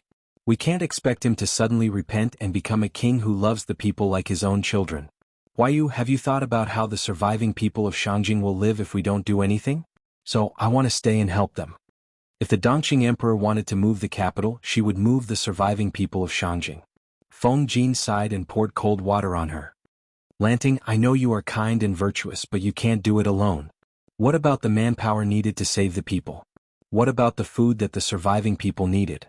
What about the medicine needed to treat the wounded? That was only the most basic requirement. What about the dead people's bodies? It was summer and the corpses were rotting quickly. If they were not handled properly, it would lead to the spread of the plague. If the plague appeared, there would be a large number of patients. They did not have a doctor who could treat the plague. Most of the people in the world were fools. They were easily bewitched. Even if Jiang Pingji was dedicated to the people, there would always be people who liked to cause trouble. They could not wait for the food to be distributed, or they criticized her for not doing a good job. They liked to kill and rob. How could they be suppressed? Even if the above problems were solved, how would she settle the people who were saved? Shangjing was in ruins. The people were homeless. Even the emperor was troubled by this mess. She had the guts to take over? Feng Jin did not know what to say to her. Why you I can do it, Jiang Pingji said plainly. Feng Jin suppressed the inexplicable uneasiness in his heart. He looked sharply into Jiang Pingji's eyes. His voice was hoarse and his breathing was heavy. You're just a commoner, you can't shoulder such a huge responsibility. If you want to save him, you must take care of everything. Have you thought about how to end this? The emperor of Dongqing had given up on the people and chosen to move the capital. She, as a commoner, dared to go against him. She must be tired of living. I know how to end this. Jiang Pingji was as still as a mountain. Her expression did not change at all. Shangjing City is uninhabitable now. It will take a lot of energy and manpower to rebuild it. Based on the scale of this earthquake, it was likely that it would not only affect Shangyang County, but perhaps an entire province. There is no time to rebuild a home on top of the ruins. So, I want to move them to Chongzhou. As soon as he finished speaking, Feng Jin's expression changed drastically. He flipped the short table beside him. The short table flipped in the air and landed heavily on the ground with a clang, waking up Wei Jingxian and Changxing who had just fallen asleep. Changxing's weak cries were heard, her red and wrinkled little face was steaming, her cries sounded extremely aggrieved. Wei Jingxian lifted the curtain of the tent. She comforted the child while looking at the two of them in fear. Husband Lanting. Did the two of them quarrel? Your husband is fine. Feng Jin was pulled back to reality. His cold expression turned into guilt. He said in a low voice, Comfort Changxing, there were aftershocks from time to time. Even adults were afraid, let alone a newborn child. As the father, he could not control his emotions and flipped the table, scaring the child to this extent. How could he not feel guilty and blame himself? Lanting, let's go somewhere further to talk. Feng Jin's expression returned to normal, but his tone was no longer gentle. It was more strict. Okay. Jiang Pingji stood up and followed him. The audience in the streaming room was frightened by the aura between the two of them. There was a gap in the bullet screen. Ingyang Kuaixin, how did the young Feng Jin suddenly become so scary? In an instant, he transformed from a gentle and noble son to a ferocious man. It scared the babies in the audience to death. Beef soup Bujia Jiang, could it be that the streamer said something taboo and guessed his sore spot? Lao Siji Lianming, tisk, worrying for nothing. Feng Jin's thoughts were actually quite easy to guess. The streamer did say something taboo. No matter which era it was, rebellion was not forbidden, right? The streamer just hinted that she did not want to put up with the stupid emperor of Dongqing anymore. She wanted to go on her own. The young Feng Jin received an orthodox education. It would be strange if he could accept it so quickly. Wuxia Guanxin, look at the Dongqing emperor. If he doesn't rebel, he will live through the Qing dynasty? Who's Qiaodan? Even so, there is no need to be so shocked, right? Look at Suku, his ability to accept is quite strong. In Yueja Zhuge Qin Ma, TSK, but the problem is, does the young Suku know that the streamer is a woman? When the bullet screen came out, countless ellipses appeared randomly, as if they did not realize the connection between them. So what if she is a woman? Did she eat your rice?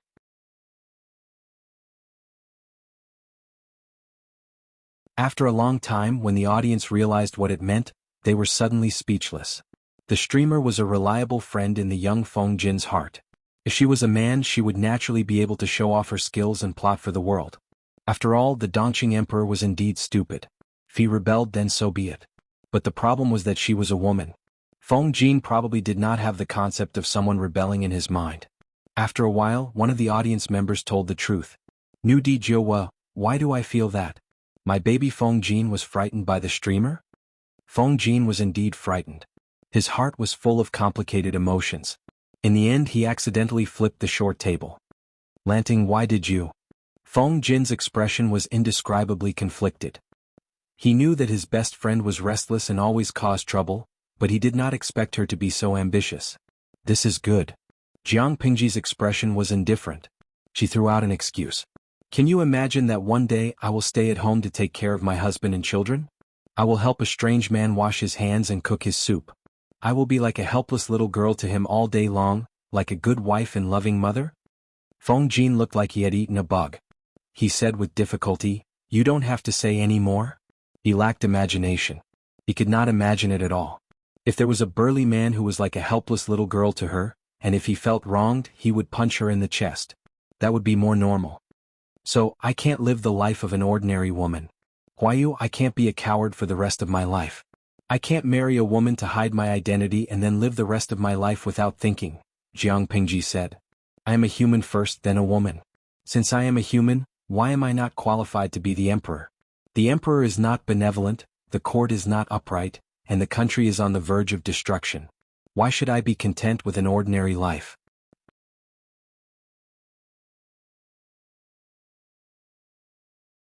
Chapter 377. Since ancient times, when did the sages rule that the emperor had to be a man? Even if there is such a rule, it is a rule. To be a monarch, one must be a human, not a man, and definitely not a beast. Jiang Pingji's words had a double meaning. She also scolded several emperors of Dongqing. Most of the people in Dongqing would agree if they said that they weren't humans but beasts. Feng Jin sighed. You have such a sharp tongue. When it comes to quibbling, I can't beat you. Indeed, the wise sages did not stipulate that the emperor had to be a man. On the other hand, why couldn't women do it? There was nothing wrong with this sentence. To the common people, they did not care who the emperor was. It did not matter if the emperor was a man, a woman, or a beast. They cared more about who could bring them a stable and happy life. Feng Jin was not an arrogant aristocrat. He understood what the common people needed. The ones who truly cared about the emperor's gender were probably not the common people, but the aristocratic families and other nobles. This is the current custom. Have you ever thought about what you would do if your identity was exposed? All the students in the world will write to condemn you. Feng Jin's heart wavered, but he still wanted to persuade her to give up. Jiang Pingji didn't hide it at all. She snorted and said, the winner takes all. In the future, when he waved his army and chased after the deer, he would kill anyone who refused to submit. A scholar's scolding will be condemned by thousands of people. No matter how fiercely he scolds, it's just a verbal skill. Once the ears are blocked, who cares how he spits? Take life and death lightly, fight if you're not satisfied.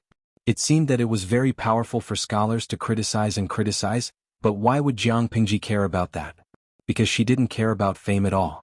If she died, why would she care about the flood behind her? If you want to blabber, then blabber. Whoever blabbered would be beaten up. Yes, when it came to such matters, she was just that simple and crude. There was nothing that could not be suppressed by absolute force. If there was, he would suppress it again. Feng Jin was silent. Jiang Pingji had said everything and laid her cards on the table. The atmosphere between the two of them was a little quiet. She could only take the initiative to attack. Will you help me or not? You've been drooling for so long.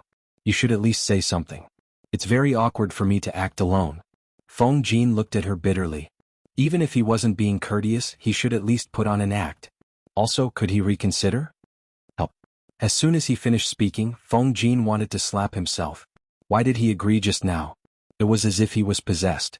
He had previously advised Feng Ju not to act recklessly, but now he was slapped in the face. He was dragged into Jiang Pingji's boat in the blink of an eye, and it was a boat that could sink at any time. That's good. Jiang Pingji smiled. Feng Jin could not cry in his heart. However, he also knew in his heart that after moving the capital, Dongqing would not be far from falling apart. They didn't even care about the people in Shangjing, so why would they care about the people in other earthquake-stricken areas? Even a rabbit would bite when it was cornered, let alone a living person. After Feng Jin figured it out, he wasn't really against it anymore. Not to mention anything else, just for the sake of his wife and daughter, he had to find a place to settle down in order to protect his family. Jiang Pingji told him about the arrangement that she had told Su Ku. Feng Jin's worries were similar to what they had talked about before. At present, the four things they lacked the most were manpower, money, rice and medicine. You should organize the people in the residence first. I will ask Xiaoyu to transfer the others over.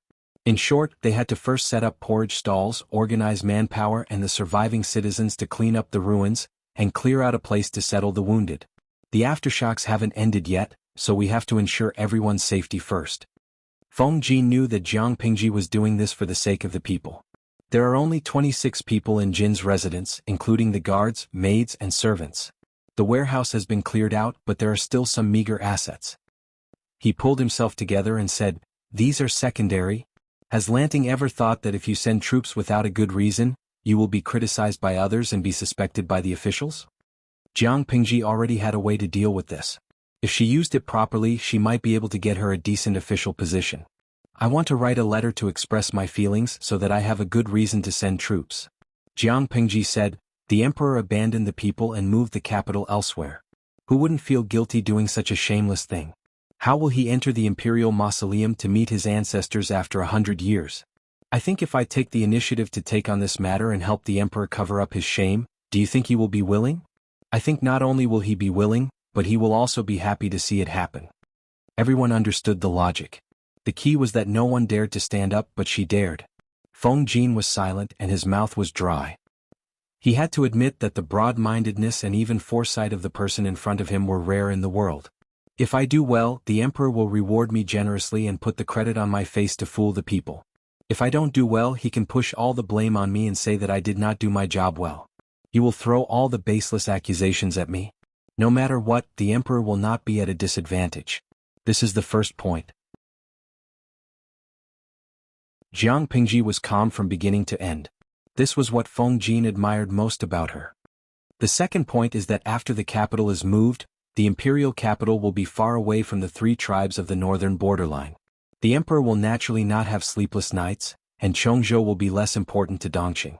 My existence as a hostage will not be as important as before. The emperor will allow me to stay. Good plan, Feng Jin said. It was a good plan, but in the eyes of others, the effort and gain were not comparable. Who would be willing to do that? I think so too. Jiang Pingji crossed her arms in front of her chest and giggled. Therefore, I will have to trouble Huayu to write the memorial for me. Feng Jin's expression froze. He was dumbfounded. The bullet screen in the streaming room was full of laughter, sweeping away the solemnity from before. Ingyang Kuaixian, no, my dear Feng Jin has not completely joined the streamer's pirate ship.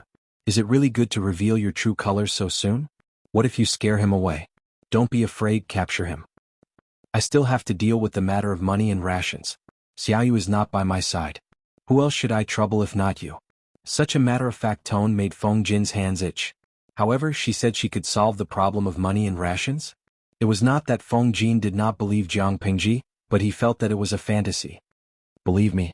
After Jiang Pingji finished speaking, her expression returned to its usual calmness. Submitting a petition to explain the situation had a high chance of success. Or rather, it was a done deal. The Dongqing Emperor had been wary of Lu Shi for a long time. In the past, it was because of Hu County. Now, it was because he was the Chongzhou magistrate and was guarding the borders. If Jiang Pingji did well, the emperor could shamelessly steal the credit and minimize the impact of moving the capital and save some face. If Jiang Pingji did not do well, not only would she be tricked, but even Lu Shi would not be able to escape. His position as Chongzhou magistrate would be taken away. This was a huge gamble. In everyone's eyes, she would lose without a doubt. But it was also because of this that she wanted everyone's jaws to drop. System, if you are still alive, say something.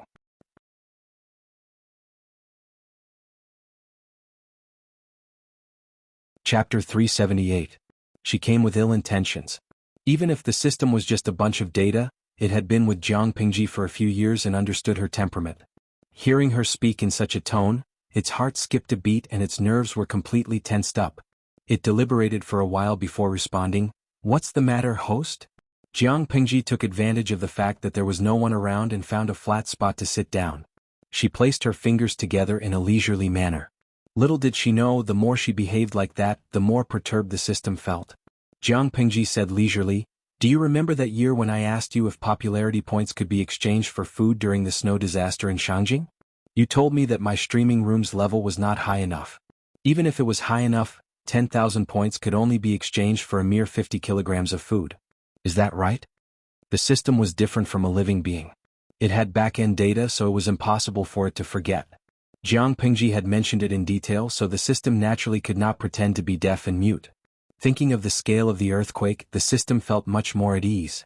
It could guess what Jiang Pingji wanted to say. Host, do you want to use popularity points to exchange for food?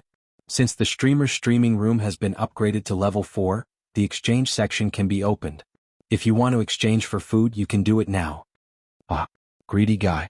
Jiang Pingji lowered her eyes and hid the disdain in the depths of her eyes. She had not relented in the past, so how could she relent now? Apart from the 23 million popularity points she had accumulated, the remaining 33 million points in her back-end point account were the rewards from the livestream viewers for the earthquake.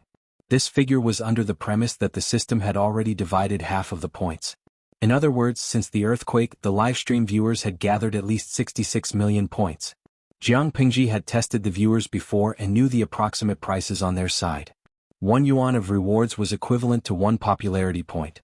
The exchange rate given by the system was 10,000 points for 100 kilograms of food. What did that mean? It meant that 10,000 yuan could buy 100 kilograms of rice. The price of rice on the live stream side was different. The most common 20 kilograms of hardcover rice was about 50 yuan. Calculating the above ratio, it was obvious how black-hearted the system was. If it was under normal circumstances, Jiang Pingji could pretend to be blind and let the system embezzle her points for profit, considering that the system was still useful. Pigs could only be slaughtered after they were fattened. However, the rewards were used for disaster relief. Jiang Pingji had to keep her promise to the live stream viewers. Therefore, she could make a deal with the system, but the ratio had to be adjusted. Don't you think you're looting a burning house with 10,000 points for 50 kilograms of food? Jiang Pingji's mouth twitched. However, the system said, a transaction is a matter of mutual consent. How can you say that you're taking advantage of the situation? Jiang Pingji secretly twitched the corner of her mouth. She hadn't taught the system a lesson for the past few days, so it was getting cocky, wasn't it? She guessed that the system thought that she could only choose to trade with it if she wanted to exchange for food. That was why it was so stubborn? Jiang Pingji clicked her tongue and intertwined her fingers together in boredom, as if she was absent-mindedly in a daze. Can't the ratio be adjusted? She asked. The system replied, no, this is the ratio that has been set since the beginning of production.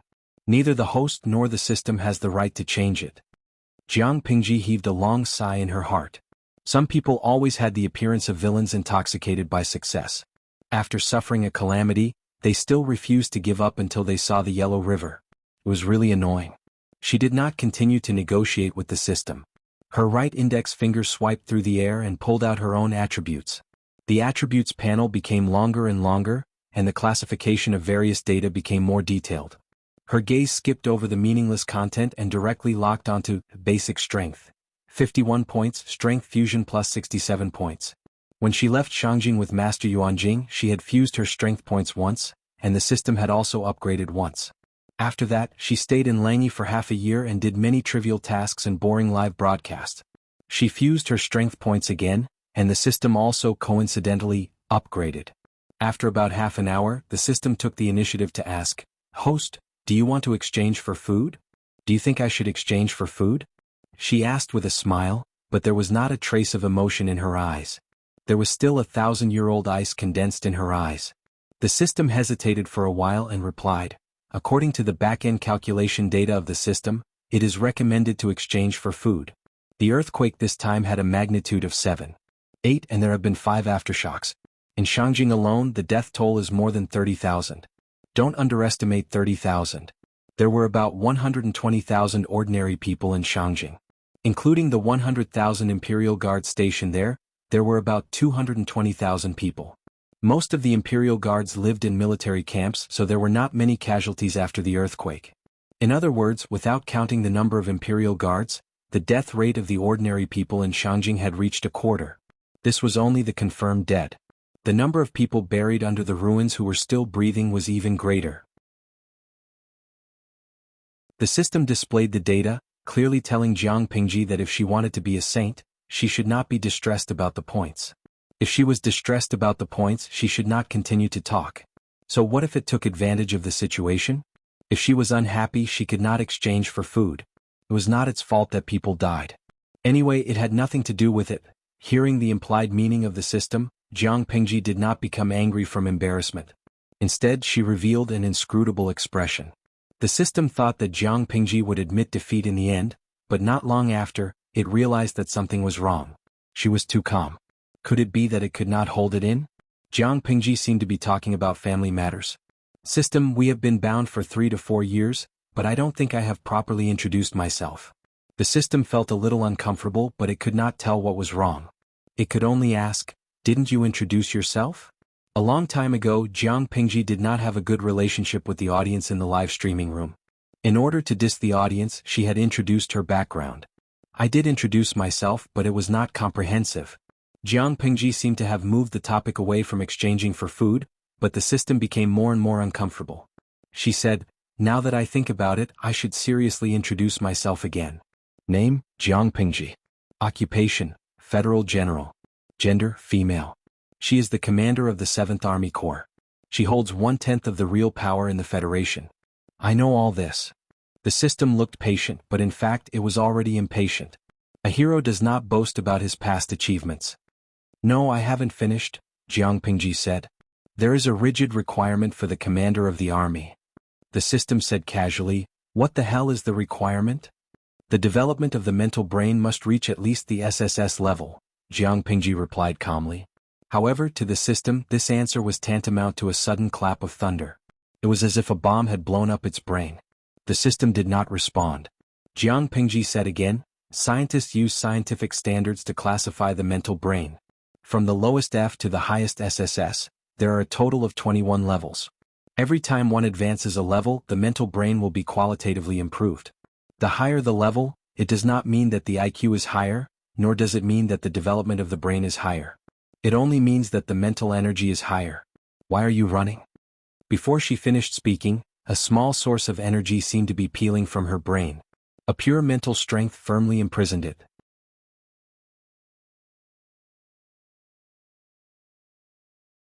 Chapter 379. Jiang Pingji curled her lips mockingly and said, I haven't finished speaking. You're not giving me face at all. The system was silent. If it did not escape now, was it going to wait for death? If it was in a perfect state, of course, it would not be afraid of her. It was as if everyone's mental and brain domain was not 3S. If the mental and brain domain were to fight, no one would have an advantage if they fought with their lives on the line. However, the current, itself, could not be Jiang Pingji's opponent at all. Tisk, why do you think this is necessary? Jiang Pingji said in disdain. Her intertwined fingers returned to a state of interlocking. She still had a shrewd and confident look. I've already retreated again and again. I can't stand you courting death again and again. This time you've really stepped on my bottom line. The system was silent. It tried to break through the mental confinement, but Jiang Pingji did not give it a chance to do so. After trying several times, not only did it not cause any damage to the mental confinement, but it also consumed a lot of energy. The system was too lazy to try anymore. It questioned Jiang Pingji coldly, from the beginning to the end, did you do it on purpose? Have you been fooling me for the past few years? You're too stupid and your IQ is too low, yet you want to blame society? Jiang Pingji rolled her eyelids impatiently and rewarded it with a roll of her eyes. If this time you had a discussion with me about the exchange rate and stepped on my bottom line, I wouldn't have shed all pretense of cordiality. The system was like a sheep. Every once in a while it would keep on shedding some wool. Apart from that, it was indeed a little stupid, but it was easier to deal with such a stupid enemy in the open than hiding in the dark. When did you start to doubt me? The system had always known that Jiang Pingji did not have a good relationship with it. She even suspected it a few times, but the system did not care. It had been through so many hosts and had seen all kinds of people. There were many who were suspicious of it and guarded against it, just like Jiang Pingji. However, people's hearts were made of flesh. After a few years of getting along, which host would not trust it wholeheartedly? Therefore, with so many hosts as a lesson, the system changed its response to Jiang Pingji a little. To be more vulgar, it would advance when the enemy advanced and retreat when the enemy retreated.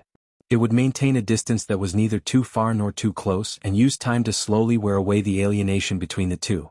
However, the tried and tested method did not work on her. Only now did he understand that the other party had never trusted him and had even watched his passionate performance as if he was watching a play. Ever since you forced me to be reborn, I've hated it when people make decisions without asking for my opinion. The system was unconvinced. I gave you a new life. Ungrateful. Who do you think you are? Does he have the right to show kindness to me? Who would want it? Jiang Pingji did not even bother to lift her eyelids. This was like throwing a modern Xing Ying, the richest man in the world, into a prehistoric era where there was nothing. It was already good enough that he did not bear a grudge, yet he still hoped that the other party would be deeply grateful. If the other party was not grateful and did not trust him, then he was an ingrate. How could he be so thick-skinned? Although you're shameless, ambitious, and greedy, I have to admit that you're still somewhat useful. Jiang Pingji said, if it weren't for your help, my mental brain wouldn't have recovered so quickly.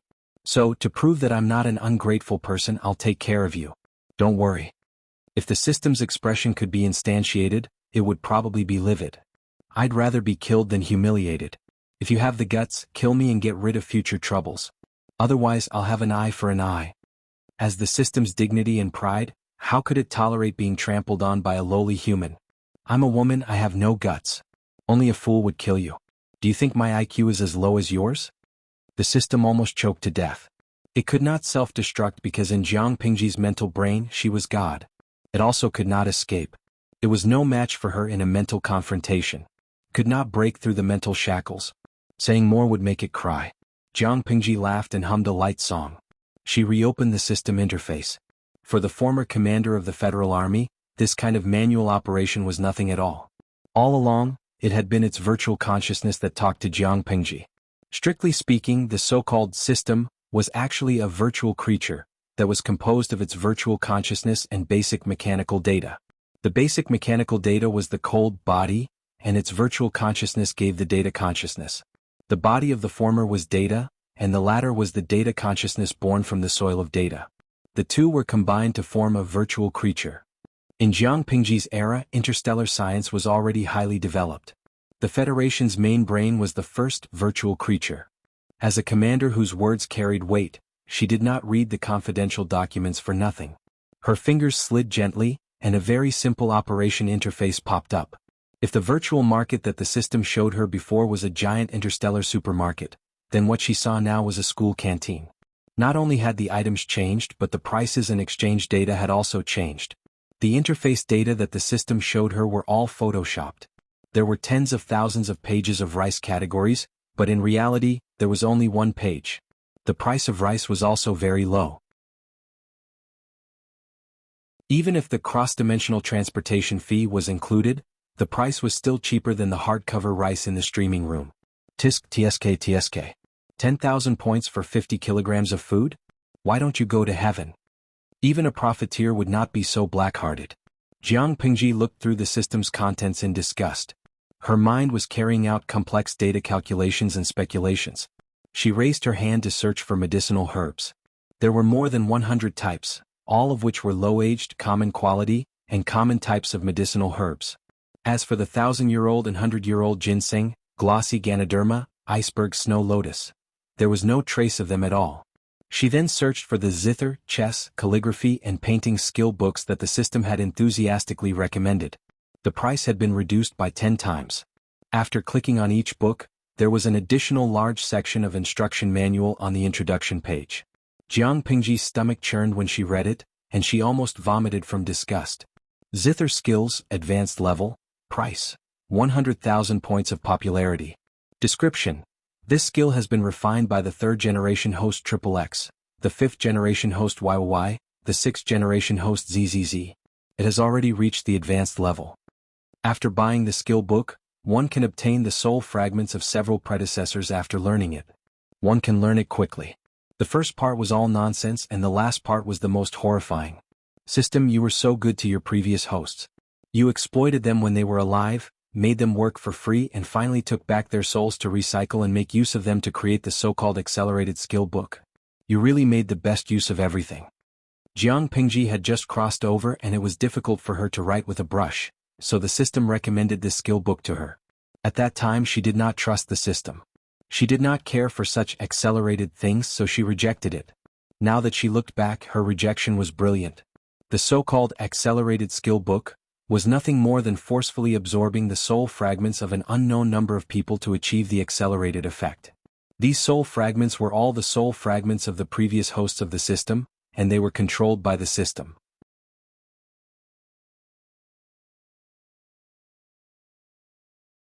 Chapter 380. In the face of Jiang Pingji's reprimand, the system looked like a dead pig that was not afraid of boiling water. It could not self-destruct or escape now. It could only hope to anger Jiang Pingji and make her destroy it. It had to admit that it had underestimated her. It had taken Jiang Pingji lightly because she was a lowly ant. If Jiang Pingji saw through its thoughts and said faintly, "This mental brain domain is your cage. When I catch your main body, I'll deal with all of you together. If I deal with you now, won't I alert the enemy?" Even if the system was just a virtual consciousness, it was frightened when it heard her say that. "Are you stupid? Since my mental brain domain is at level 3S, do you think I can't see that your mental brain domain is abnormal?" The system was speechless when it heard that. It was suddenly speechless. It had indeed sliced itself into two. The main body had most of the energy and abilities, and the part that was separated copied the incomplete data of the main body, forming another palace intrigue streaming system, which was the self that was attached to Jiang Pingji. If I kill you, your main body will detect it immediately. This will alert the enemy. If I let you escape, the main body and the split body will merge, and the level of the mental brain domain will be the same as mine. Won't I create a strong enemy for no reason? Jiang Pingji did not understand. Who gave the system the confidence to think that she could not see through such childish tricks? You be good and stay in the prison. I will feed you energy regularly. I guarantee that you won't starve to death or be full. After saying that, she cut off the channel of consciousness transmission from the system to the outside and isolated its noise. In an instant she felt that the whole world was different. Her ears were completely quiet. Her battle with the system only took less than the time it took to burn a stick of incense.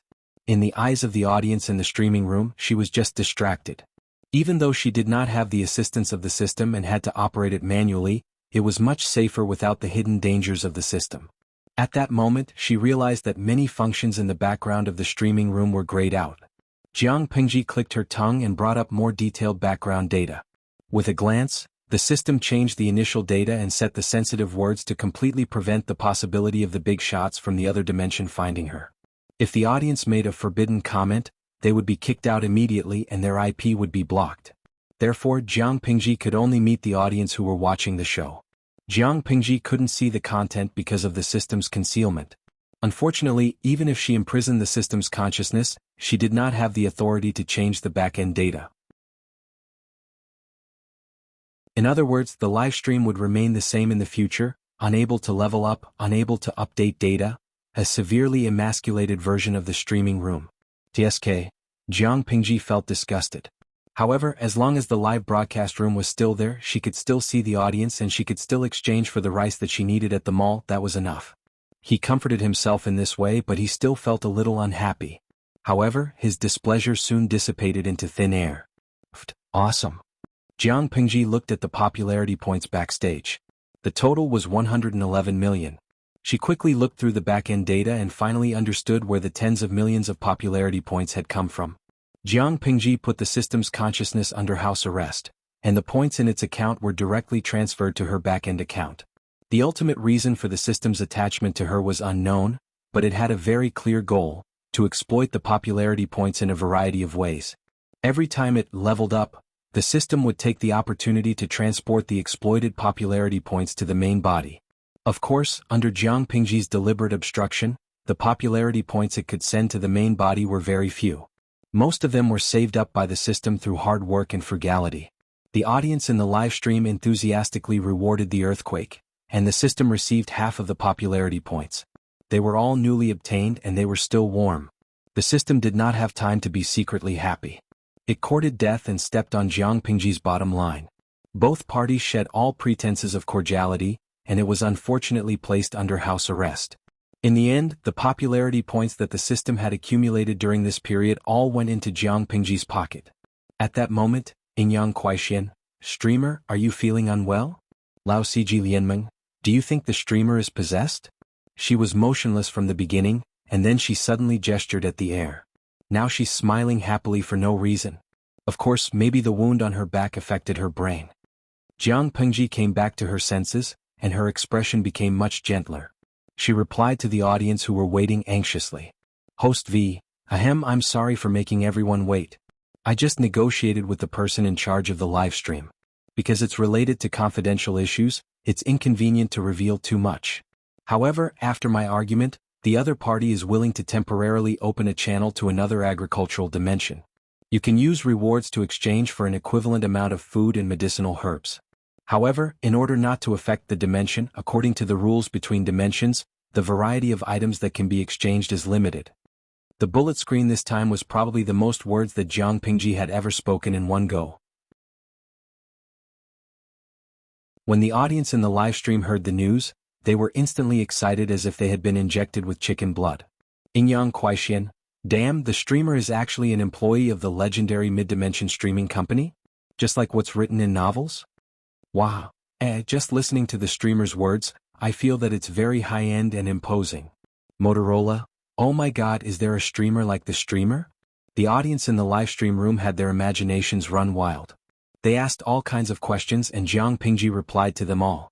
Host V: I'm not an employee of any dimensional streaming company. I'm just an unlucky person who wandered in time and space. I was temporarily entrusted by someone to help support others. At first, I really didn't like live streaming. I still don't like live streaming after a few years, but I like you guys very much and I like the feeling of chatting with you guys live. As for whether there are other streamers, I'm not sure. So far, I only know that I'm one. After a brief chat, the audience in the live stream room slowly accepted this bitter truth. Yueja Zhuge Qinma, streamer, the earthquake this time requires so many disaster relief materials and takes up a lot of space. How are you going to explain to outsiders where they came from? If you don't explain well, I feel that your friends around you will be suspicious. Being a dumb teammate had its advantages. You were full of flaws, and blind dumb teammates might not even notice that something was wrong. It was different to have a godly teammate. People who were too smart were not easy to deal with. Once they became suspicious, it would not be easy to dispel their suspicions. Jiang Pingji had naturally considered this problem. Host V: Don't worry, sit and watch my performance. If I can't fool them, consider it my loss. Seeing this comment, for some reason, many viewers suddenly began to feel sorry for Suku and Fengjin. She got up and flicked the dust off her hem.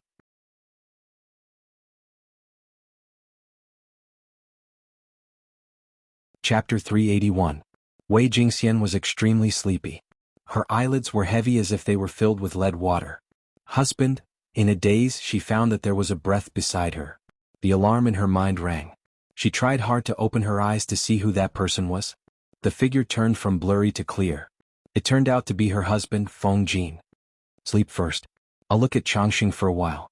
Fengjin raised his hand to stop her from getting up. He pinched the corner of the quilt to prevent her from catching a cold.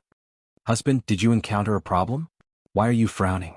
Wei Jingxian turned to look at her daughter who was sleeping beside her. The newborn child's face was red and wrinkled. She was not good looking. However, the midwife who had seen her said that she was very beautiful. After a few days, her face would be white and tender. She would look beautiful. Just now, I promised to help Lanting. Fengjin could not help but bend his fingers to touch the child's face. The soft touch made his heart palpitate. He was even more determined in his heart. Wei Jingxian did not understand. Was it not normal for friends to help each other? However, her husband's expression clearly told her that this help might have another meaning. The earth is turning upside down, the country is unstable. The government has the intention to move the capital to another place, abandoning the people. Wei Jingxian frowned. When she heard the second half of the sentence, she could not help but tighten her grip under the quilt. Although she was a woman in the inner courtyard, she was born in an aristocratic family. Fengjin often talked with her, so her knowledge was not comparable to that of ordinary women. Move the capital? She opened her eyes wide and her sleepiness was gone. So, do you have any plans? You have just given birth and Changxing is still young. Both of you can't stand the turbulence. Naturally, it is better to be safe. Don't worry, I will arrange everything. Jingxian only needs to take care of her body slowly. Only when you and your daughter are healthy will my plan be worthwhile. Wei Jingxian stretched her right hand out of the quilt and held his hand on his knee. Fengjin held it back and said gently, Don't worry, everything will be fine. At this time, Changxing, who was still sleeping soundly, moved her little fist on the side of her head. Fengjin saw this and the smile on his face became brighter. Yes, father forgot to count you in. He poked the little guy's clenched fist with his finger. The little guy frowned in disdain. Don't disturb her. If she wakes up and cries, you'll have to serve her. Wei Jingxian glared at him angrily. Even the corners of her eyes carried a mature charm. Feng Jin felt a little more relaxed. Even the booklet in his sleeve did not burn his hand. He knew that once this memorial reached the heavens, he, Feng Huayu, would be tied to Lu Shi for the rest of his life. The young lady of the Feng clan has always been strong-willed. As he spoke, he couldn't help but poke his daughter's clenched fist. Miss Sai. Looking at her daughter's sleeping face, Wei Jingxian suddenly understood what her mother had said before she got married. To raise a son for 100 years is to worry for 99. This world was becoming harsher and harsher for women. It was hard to survive. Who knew what would happen in another 10 years? What is Jingxian thinking about? Wei Jingxian recalled, I'm thinking about what happened before I got married. Why don't you tell me? It's not very interesting. Wei Jingxian said, when I was young I could ride a horse on the street. But when I grew older I had to stay in the boudoir. I had to practice calligraphy every day and had less time to play outside. A while ago I received a letter from a friend in the boudoir. I heard her complain. I couldn't help but worry. Would Changxing not be able to leave the house in another 10 years? She would even be criticized when she goes out. Feng Jin's attention was attracted by her words. He temporarily put aside the matter of the booklet. What do you mean? Wei Jingxian said, the Empress of Zhongzhou is brilliant in literature and has a great ambition to enlighten all the women in the world. These years of painstaking study, she has written 4 books in succession, namely Women's Commandments, Women's Internal Instructions, Women's Analects, and Women's Exemplary Records. These 4 books are highly regarded by the Confucian scholars of Zhongzhou and a large number of students. They are also known as the 4 self-accomplishment classics for women. They are popular in Zhongzhou and sought after by the noble ladies of the gentry. Now, even the noble ladies of Hejin County have a copy. These books were obviously read by women. Feng Jin naturally wouldn't touch them. He said suspiciously, they are written by the virtuous Empress and are highly regarded by the Confucian scholars. I think they are good reading materials. Why is Jingxian a little unhappy? It was hard to say about other things, but that Women's Analects dared to use the 2 words Analects in it. It should be very solid. In the future, I will buy a few books for Changxing to read as enlightenment reading materials. Feng Jin thought to himself. Then he realized that Jingxian was looking at him strangely. Have you read these 4 books? Wei Jingxian looked at her daughter and then at her husband. This was not a joke. I've never heard of them. Why would he read women's boudoir books? He wasn't a pervert. Then it's better for you to take some time to read them. Wei Jingxian thought of Shangguan Wan's tearful complaints to her and her heart ached. She was the favored daughter of the Shangguan family, but now she was being treated like this. She couldn't help but sigh. Feng Jin's heart tightened. He had a vague sense of foreboding, but he still remembered what she said. The couple talked for a while in the tent until Wei Jingxian was exhausted and fell asleep. Only then did he lift the curtain of the tent and leave. He carefully closed the curtains to prevent the cold wind from blowing in. Feng Ju shouted, "Second brother? Do you have an idea about what happened previously?" Feng Jin's eyes flashed and he said, "I've made up my mind. What about you?" Although Feng Ju was a 16-year-old boy, he was only a high school student in the era of the live streaming room. But in this era he was already a man who could bear the rise and fall of a family. As his elder brother, Feng Jin had no right to interfere with his choice and ambition. The 2 brothers might not be on the same path anymore. I'm all alone now. I have no family to tie me down, so I want to go out and fight and see the world. After saying that, Feng Ju looked away unnaturally, not daring to meet his elder brother's eyes. Feng Jin said, "You want to look for Huang Song?" This was not a question but a statement. Yes. Feng Ju nodded. A gentleman hides his weapon and waits for the right time. That's all I have to say. Feng Jin was worried about Huang Song, but his younger brother was stubborn and he could not control him. Then, what about you? Feng Ju secretly heaved a sigh of relief and turned to Feng Jin. Your sister-in-law and niece should not be tired from the long journey. They will stay in Shangjing for the time being and observe the situation, Feng Jin said in a low voice.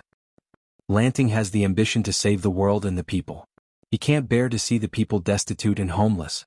He plans to petition for the welfare of the people who died in the earthquake.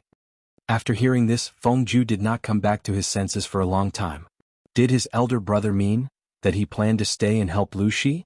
Didn't his elder brother say that Lu Shi did not have that ambition? He wanted to ask more, but when he saw his elder brother's pale and tired face, Feng Ju swallowed the words on the tip of his tongue. As they were talking, the main character, Jiang Pingji, arrived. Have you finished writing the memorial? Yes. Take a look at what's wrong. Feng Jin took out the memorial from his sleeve and handed it to her. Jiang Pingji took it and looked at it carefully. She said, Huayu, I naturally trust your literary talent. When she finished reading, she raised her head and looked at Feng Jin. He was also staring at her silently.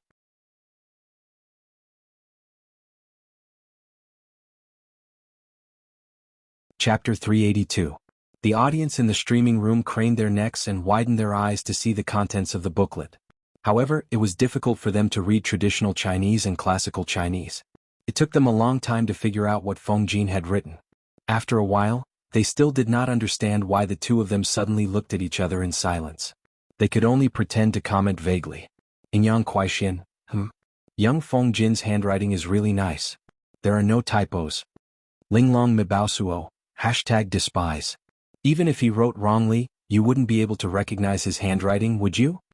Sans Hisong Shiningsher. Is there anyone in the streaming room who can explain? I'm so confused. I don't understand at all. It turns out that there are all kinds of birds in a big forest, and there are many great people who can dive. Wikai Guo Fengxiu, Feng Jin's booklet is not difficult to understand. The streamer asked Feng Jin to write a booklet for her to petition and take on the task of disaster relief. The content of Feng Jin's booklet was roughly the same, but the details were different. He added, extortion and blackmail. Extortion and blackmail? Everyone looked at the 4 words and was suddenly stunned. Gui Kai Guo Fengxiu, #picknose. Learn well. Children who cry get milk. He described the tragic scene after the earthquake and wrote about the people's misery to gain sympathy. Then he tearfully expressed his loyalty, hoping to use his meager power to help the people and show the emperor's benevolence. In the end, he complained about being poor, saying that he was born in a gentry family and had the ambition to serve the country, but he did not have an official title and felt that his status was not enough. TSK, one had to say that there were enough emotional scenes and the flattery was just right. Young Feng Jin was not as old-fashioned and pedantic as he had imagined. Tudu Feiqiu, I wanted to criticize the idea above, but since you analyzed it so well, I'll bear with it. Gui Kai Guo Fengxiu, thanks to my university major, I have no difficulty reading traditional Chinese and classical Chinese. Lao Ciji Lianming, birds of a feather flock together. Those who could fool around with the streamer would naturally have similar personalities. Jiang Pingji originally only wanted to petition and have a good reason to do so. Feng Jin's writing was very likely to help her fight for an official position. Now the people are in a panic and everyone is in danger. If the emperor knew about your sincerity, he would naturally feel that it is rare to have a good official. Humans were most afraid of comparison. After comparison, the better, the worse the worse. If she had a little luck, the emperor would be overjoyed and would definitely give her an official title. Even if it was just an empty title without any real power, it was still better than an empty title. It's an unexpected surprise. Huayu, you're really talented. Jiang Pingji did not hide it. If that's the case, I'll give you a surprise too. Feng Jin's eyes lit up. The surprise she mentioned, could it be? Yes. Due to the presence of Feng Ju, she only blinked and nodded, giving Feng Jin an affirmative answer. This booklet has to be sent up as soon as possible. On the other hand, thanks to Suku's proficiency in internal affairs, he did not panic. He organized his men, set up a gruel stall, and hired the young and strong people who were lucky enough to survive. Some of them cleaned up the ruins and cleared up the empty space, while the others were divided into several teams to look for survivors. The earthquake was severe and the ground collapsed or protruded. The road surface was uneven, and the degree of damage was serious, which made the rescue extremely difficult. Because the earthquake occurred in the middle of the night, most people were already asleep. Therefore, many people were buried in the ruins. Some died on the spot while some were lucky enough to survive. Although they were alive, most of them were seriously injured. If they were not treated, they would not live for more than a few days. There was a serious shortage of manpower. Jiang Pingji had solved the shortage of food and medicinal herbs, but she could not solve the problem of manpower. She had no choice but to find a strong man. She even went to the field herself. Xiaoyu, bring some people to set up the injured area. Jiang Pingji was very clear that it was a tough battle this time. It was a race against time and a fight for survival with the King of Hell. She quickly arranged tasks. Huayu helped settle down the injured and the gruel stall. You can also take care of Jingxian nearby. In ancient times, scholars had to learn the 6 arts of a gentleman. They could ride, shoot, or dance with the sword. However, they were still civil servants. Jiang Pengji did not let them go to the ruins for search and rescue, lest they were unlucky enough to die in an aftershock. It was safer to stay in the base camp. After she finished speaking, Jiang Pengji took the sleeves that Taksha handed to her. She bit one end of the rope roughly and tied the sleeves nimbly with the other end. Then she swiftly tied a slip knot on both ends of the rope, revealing a pair of snow-white, muscular arms for the convenience of search and rescue. Takshu, stay here to make stretchers and take care of the injured people. Their luck was not too bad. All the servants of the Lu residence had survived. Coincidentally, there was a servant girl who had learned medical skills from the doctor's father. Although she had only learned superficial knowledge, how could she be picky? She directly let the girl be a doctor. She might not be able to treat serious injuries, but she could still treat ordinary injuries. The search and rescue started from the nearest place. Jiang Pengji basically rushed to the front, letting the people who followed behind know what it meant to be born with divine strength. Not long after, they were covered in dust and blood. The original color of their clothes could not be discerned. Jiang Pengji was skilled and strong. Her 5 senses were strong. In addition, she had a strong spirit that ordinary people did not have. She was equivalent to a mobile human search and rescue device. She could find traces of life. Based on the principle of prioritizing rescue, of course, she would first save those with strong signs of life. Bring the stretcher over. There are living people here. Jiang Pengji calculated the collapsed wooden and stone structure. She used both hands to lift the rubble, revealing a figure covered in blood. The wood was ready-made. It was directly taken from the ruins. Jiang Pengji asked people to gather all the furs and cloth that could be found. She asked the weaker servant girls to make a simple stretcher together. It did not matter if it looked good or not. It was convenient to put the injured on the stretcher. Immediately, someone came up from behind and worked together to carry the person out and put him on the stretcher. Jiang Pengji roughly explained to them the points to pay attention to when carrying the person, so as not to accidentally aggravate the injury. Seeing Jiang Pengji save one person after another who was still alive, everyone thought that there were many survivors. In fact, only Jiang Pengji frowned deeply. Her heart sank to the bottom. Too many people had died. There was no time to lament about this. Jiang Pengji could only purse her lips and bear the scorching sun above her head. Soon, bloody blisters appeared on her hands. The bloody blisters burst, mixed with sand and wooden thorns. Her palms looked very scary. The streaming room was quiet. The atmosphere was heavy. No one dared to speak. From a seismological point of view, 72 hours after an earthquake was the golden time for search and rescue. Jiang Pengji had already wasted a lot of time before. Now she had to seize every minute and second. After 6 hours, it was already noon. The scorching sun was the hottest time. There were 230 people rescued alive. Among them, 190 were rescued by the team led by Jiang Pengji. There were only a few living people carried out by the other teams. Most of them were cold and stiff corpses. The area that was tidied up was filled with the strong smell of blood.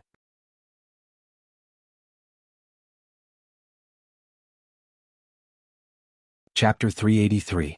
Jiang Pengji rubbed her feet on the ground. Then she randomly picked up a tree branch and drew an irregular rectangle on the ground. With a few strokes, she drew a regional map of Shangjing. During her time in Shangjing, she basically wandered around aimlessly outside. She knew the regional plan very well. It would not work if they kept squeezing into one area for the search and rescue. It would only waste time. Most of the areas outside could not be taken care of. Including the available personnel from the 2 residences and the young men hired, the entire search and rescue team had 71 people. She already had a plan in her mind on how to maximize the efficiency of these people. There are still too few people. Feng Jin's face was pale. There were only a few dozen people. They could not even cover the eastern part of the city. We'll do our best and leave the rest to fate. If the appointment from the government came this morning, it might be easier to give some people symbolically. Suku was also panting from exhaustion. But when he saw that Jiang Pengji's lips were dry and pale, her sweat had soaked her clothes several times, and there was not a single part of her hands that was unharmed, he did not dare to make a sound no matter how tired he was. He swallowed his words back into his stomach. It will be night in another 6 to 8 hours. This is the tricky part. Jiang Pengji's voice was hoarse. She spoke of the difficult problem that the two beside her could not bear to speak of. The lighting facilities in ancient times were too backward. The rich could use candles to make fire, the slightly poorer used oil lamps, and the poor would wash up and sleep at night. It was conceivable that after an earthquake, there would be a huge impact on the search and rescue if there were no lighting facilities at night. It could be said that apart from Jiang Pingji, the others were basically useless. The only thing to be thankful for was that it was summer and the sky would turn dark later. Feng Jin said, "We have to save them even if we have to hold candles. Human life is as important as the sky. How can mere candles compare to it?" Rich families needed candles a lot.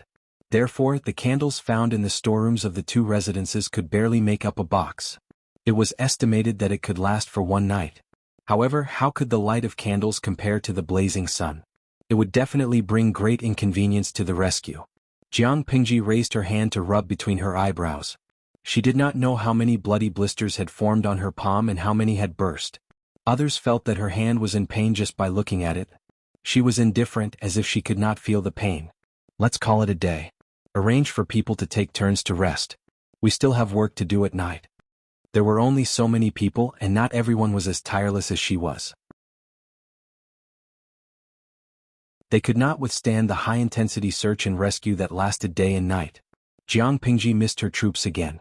After all, they were well-trained and had much stronger stamina than ordinary people. "I'm thinking how good it would be if the troops could land now." She smiled bitterly and took a bowl of warm water from Takshu. She raised her head and poured it into her mouth. She gulped it down and felt that it was not enough, so she asked Takshu to get her another bowl. "If that's the case, Langjun, then I wish I had the ability to turn beans into soldiers." Su could try to find joy in his misery. He held a bowl of porridge and gulped it down. He no longer cared about his gentlemanly demeanor. Feng Jin sighed and ate a simple bowl of porridge. His stomach was half full. Jin will go and take a look at Madam. Now he was most concerned about his wife and daughter. Jiang Pingji gave up her own carriage. It was spacious inside and everything was in order. In addition, the shock absorption system was good. As long as there was a thick mattress and quilt, even if there was an aftershock, Wei Jingxian would not feel a strong tremor while lying in the carriage. Since she was pregnant and needed to breastfeed the child, it was natural to give her a special treatment. The food in the mouth was to restore vitality and stimulate the production of breast milk. No one could let the mother and daughter go hungry. Because there were too many injured, almost all of them were bloody. The air was filled with a strong smell of blood. The pregnant woman could not stand such stimulation. The carriage was tightly packed and it was too stuffy. She asked the maid to soak a cloth with warm water and tighten it to wipe her sweat. Only then could she feel a little better. Thinking of the poor conditions, Feng Jin only felt guilty. "I can't eat it. Do you want to eat some too?"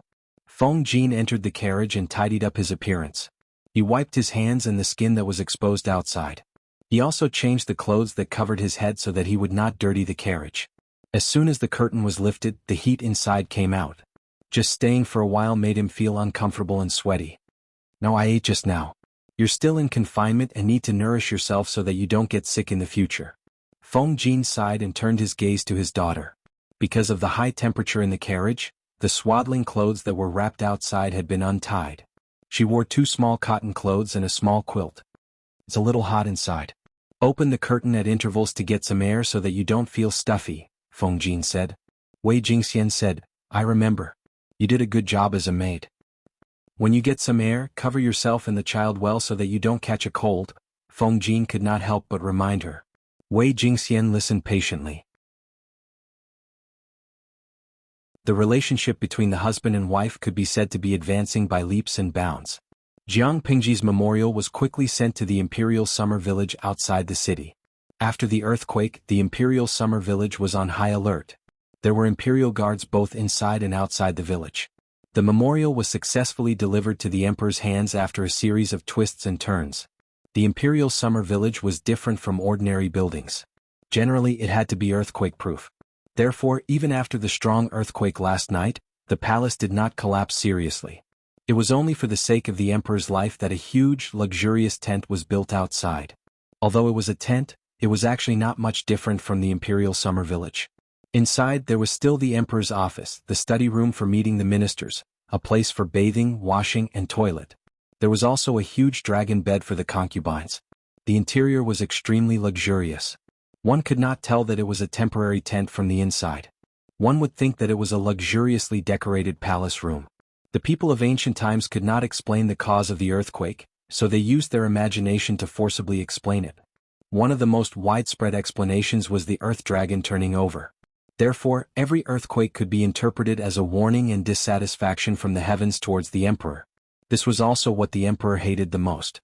Since the earthquake last night, the emperor had been in a bad mood.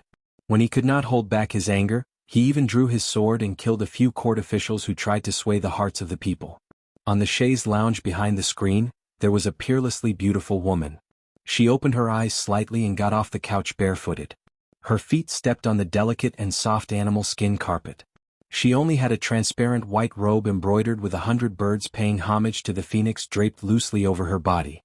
Other than that, there was not a single piece of clothing to cover her body.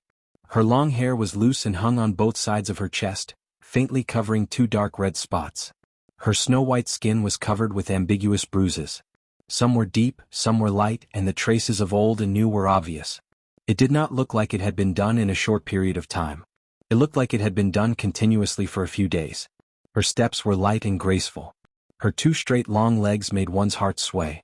One could not help but linger on her chest and triangular area. The woman pulled up her sleeves. Her face was enchanting. Her body was curvy and her full red lips were curled into a seductive arc. She was like a beautiful peony in full bloom.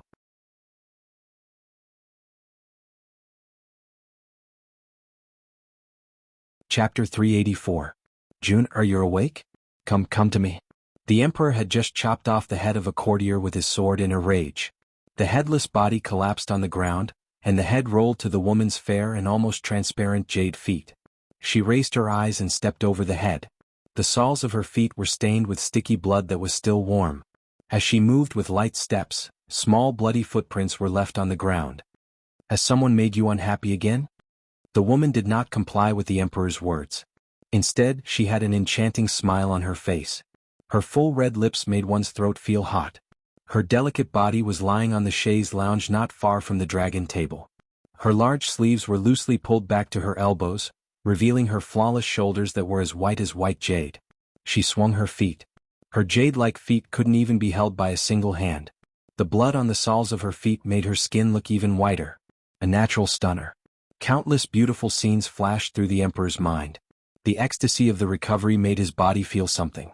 He wanted to hold the stunner in front of him in his arms and love her fiercely. He could not remember how many years it had been since he had such a young and impulsive feeling. As he grew older, he became more and more powerless. His temper became more and more irritable. He often abused the beauties around him to obtain pleasure. That was until he met Huijun, the peerless stunner. Huiyun, he could feel the heart-wrenching pain and humiliation as well as the strong love that could not be erased. The love and hate intertwined and made him lose his mind. The emperor did not ask who she was. He directly used force to have sex with her in the cool garden of the imperial summer manor. Similar faces, similar names, but completely different feelings. If Huiyun was said to be a delicate and pure white lotus that was untainted by mud, then Huijun was a flower of hell that was born from raging flames. She was extremely coquettish and gorgeous, and she was like a seductive demoness that would immediately cause one to become addicted to her and find it difficult to quit. Both of them had enchanting bodies, but Huiyun was naturally shy. She always made him feel uncomfortable during sex. Sometimes he had to take care of her body and had no choice but to endure it. However, this woman called Huijun was different. She was as passionate as fire, bold and charming. The emperor always felt that his blood was boiling and his whole body was comfortable. He had regained the impulsiveness and enthusiasm of a young boy. He had feelings for Huiyun. She was the bright moon that he could not reach. She brought him happiness, but also pain and humiliation. As for Huijun, when he interacted with her, he felt as if he had been reborn. Countless pleasures caused him to savor the taste of the marrow, and he was unable to leave. The former could not be separated from the spirit, the latter could not be separated from the body. For this emperor who thought with his lower body, physical enjoyment was more important than spiritual enjoyment. Of course, he only found out that Huijun was actually his fourth son's beloved concubine. When he thought of Huijun and Huiyun's similar appearance and similar names, and that Wang Huiyun was the birth mother of the fourth prince, Wumajun, and the former imperial concubine of the emperor suddenly felt disgusted, as if he had eaten a fly. His dislike for Wumajun deepened. Thinking of this, the emperor did not feel the slightest bit guilty for snatching his son's beloved concubine. He ordered people to secretly investigate Huijuan's identity. He dispelled his doubts and doted on this woman to the bone. However, she was not a harmless white lotus but a prickly rose. She was proud and willful. The emperor saw that Huijun was ignoring him. Instead, he smiled and stepped forward. He raised his hand to hold her jade foot and sniffed it with an infatuated expression. Smelling it, his whole body felt comfortable. How can your body be stained with the blood of a foreign man? I'll clean it for you. Huijun looked coldly at the old man who was half kneeling in front of her and holding her jade foot and licking it. She felt disgusted. Unhappy, she raised her foot and pressed it against his face. Not only was the emperor not angry, but he also smiled and licked her foot. His two hands touched her calf. Both father and son were masochistic perverts. She retracted her foot and sneered angrily, "You don't think it's dirty? Juner's body is clean everywhere. How is it dirty?" The emperor slowly got up. His eyes were filled with strong aggression. He scanned her body. There seemed to be two clusters of flames burning in his eyes. "I am your son's concubine. I gave my body to him first. Do you think it's clean?" The emperor sneered coldly, "You are mine now. You can't think about other men." So what if she was his son's concubine? He had even slept with his brother, the wife and concubine of the former emperor. Tiske, no matter what kind of woman she was, her careful and vicious nature would never change. In order to save her life, the former emperor's empress had secretly climbed into his bed. She had even taken the initiative to send Wang Guifei to his bed. Now Lu Shi's daughter, Lu Huan, had sent Huijun to his bed for the sake of the status of the fourth princess consort. Moreover, if it wasn't for the fourth princess consort's scheme to push you to my side, I wouldn't be able to have you, right? The emperor hugged the beauty in his arms and said faintly, "How can I not have a taste of a peerless beauty who is sent to my door? I love your little mouth very much." As he spoke, he lowered his head and nibbled. Huijun secretly twitched her mouth. She had thought that the royal family was very honorable. Only after truly interacting with them did she realize how disgusting it was. The emperor in front of her, other than having money and status, was not as good as the guests she had met before. At least those guests had clearly come to visit. Not only did the emperor want to visit, but he also wanted her to fall in love with them. How shameless. The two of them were panting. The emperor carried her to sit in front of the dragon desk. He had to take her with him to read the memorials. Huijun was originally half squinting lazily. She secretly glanced at the memorials and found a familiar name on one of the memorials. Coincidentally, the emperor had also seen the memorials. He skimmed through them. His eyes were dark and gloomy. Occasionally there was a murderous glint. What is this? Huijun did not look at the memorials. Instead, she raised her hand and took the other memorials. After looking at them, she threw them to the side. She looked at them and threw them all over the floor. Her willfulness was a clear indication of her unparalleled pampering. A bunch of useless things. My head hurts just looking at them. The emperor allowed her to throw a tantrum until she took away the memorials in his hands. The handwriting is nice. Huijun glanced at it. She seemed to be attracted by the handwriting and became interested. "Sir, please read it to me." It was not a request but a statement of an order. "All right, I will read it to you." The emperor smiled indulgently. He opened the memorials with one hand and took advantage of her with the other. After reading it, Huijun said, "What a pedantic scholar. However, he is better than those who annoy the emperor." The emperor said, "This was written by your former boss, Lang Jun." Huijun's eyes widened in shock. She immediately thought of something. She snorted and turned her face away. "What is it now, my little ancestor?" "I am trying to avoid arousing suspicion." The emperor laughed and said, "Lu Shi is indeed talented. He is also patriotic and loyal to the emperor. How can I neglect such a talent? Juner said that I will give him whatever official position he deserves." Huijun secretly thought of something and smiled charmingly. "Why don't you give it to any county magistrate?" The emperor suddenly sneered and hugged Huijun tightly. He sighed and said, "I like Juner very much." He waved his pen and appointed Lu Shi as the magistrate of Xiangyang district. When the earthquake passed and the people's livelihood was restored, he would immediately take office. You're tuning in to the Han Li's Wuxia Adventures YouTube channel. We're so grateful for your support, and don't forget to subscribe to join us on this incredible journey through captivating stories. Your generosity through donations truly makes a world of difference, as it's the primary source of revenue that allows me to expand and enhance this channel for you. Thank you from the bottom of my heart for being a part of this adventure.